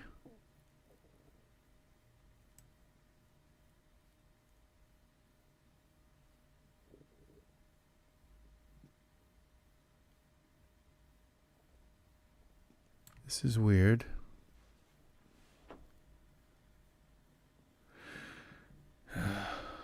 Okay, let's keep going. Oh, draw ground. Let's bring it back 0. Let's bring it back to 0. Draw ground on. That might help. Okay, so now we bring this draw ground up. Should only take a little bit to bring it up and have it cover that water plane. Remember, it's a plane. Just like the water plane, the draw ground is a plane. There it is. See, so now you have the berm, okay, that then leads into the water plane. You see? And so now when we go into, okay, and we could bring this maybe down just enough until it goes right below the water plane.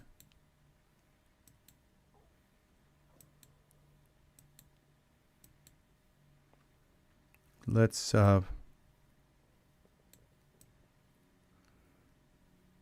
okay. 21.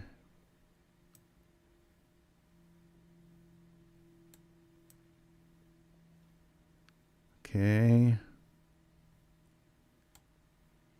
Okay, so that brought it, okay, 19, 20. Okay, 20 is good.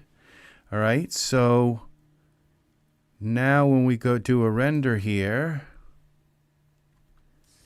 you're going to see a nice kind of edge that leads into the new terrain.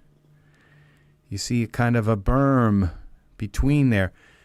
You don't want it to just boom, there it is. You want a border around it that kind of makes it look like it's like that it gradually goes into that terrain. And if your HDRI has water in it, then it's going to look like a coast. And even if it's not water, even if it goes turns to desert, there'll be some kind of formation around that denotes like a gradual change, rather than just boom, there's the ground plane. That doesn't look natural. You want something that kind of, okay. So what this has done, I think, is it's turned off my my speed again.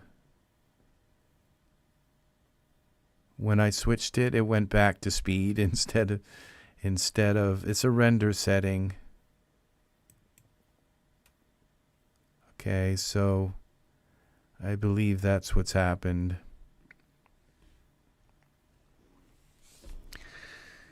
So, all right, it's been 5 hours. If you've made it through to this, very good. I have a feeling I'm going to have to restart DAZ because this is, I don't think it's going to let me cancel this. And the reason why is because of that. It switched my, so when you do switch when you're orchestrating your different HDRIs, you have to go back in each time and set it back to memory, or else you're going to have a problem. But I think this is really worth it. I kind of wish we could see this.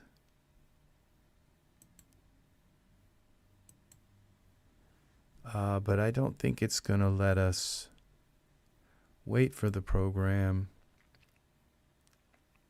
It's going to crash, and when I come back, I have to reset. I haven't saved it in a while. So at this point, I hope this has been helpful to you to be able to try different kinds of expansive worlds to make your ultra scenery world. I think we pretty much were able to cover this. And so it is that level, the sea level. I would like to have seen that it changed the color of the land too, because if you remember that it's not just where the rocks, the berm begins, but it should also color change and gradient the land. And I'm sure it does, but how you do that and how you get that to work is something to explore further. And it's something that I'll be doing in future. I'll be using this technique in future videos, because that's what we do. We make scenes, and we make scenes in this channel. It's not just some little, here's how you do this, because then you don't get to see art made, okay? You just get to see some kind of how to do this. I don't conform my life to that, just because that's maybe what people expect from my channel. I just don't conform my art. I'm about making art. Tonight I made a scene. I made the Mato there in the in the woods looking for a rat. So, that's what my channel is about. It's about successfully making a scene. I remember when I first started out with Daz and all, for years, I couldn't make a scene. I couldn't make a scene. I tried, but every time I would try to make a scene, I was trying to import poser figures into Daz as OBJ files, and they would come in with their arms all twisted up, and I would spend hours trying to figure out, how to find, and it would finally import into Daz, and they'd be all twisted up, and it's like, well, that was another wasted 4 hours, and so every time I would try to make a scene, it wouldn't work. And that's what this is about. It's about starting out, putting your figure into the scene, putting clothes on, putting hair on, putting all these things together, and making a scene. Okay, that's what it's about. It's not about just playing with all the features and putting different hair on them and trying out all the hair that you have or whatever. You can do that. That's what I call orchestrating. There's other words for that, but it's about finally getting the right hair, then getting the right skin tone, getting them to look natural, getting the right pose, and making the scene. Making a scene is what it's about. So, all right, I'm going to play the splash screen now, and I'll be back in a moment.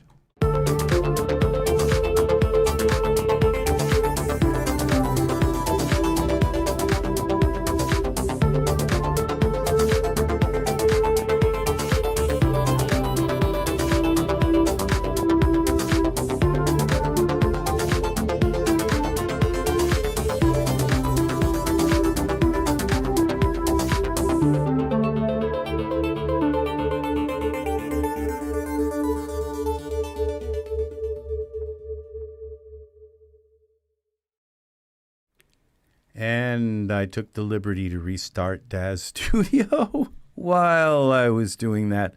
Please like and subscribe. Unknown Robot, you have a wonderful day, friend.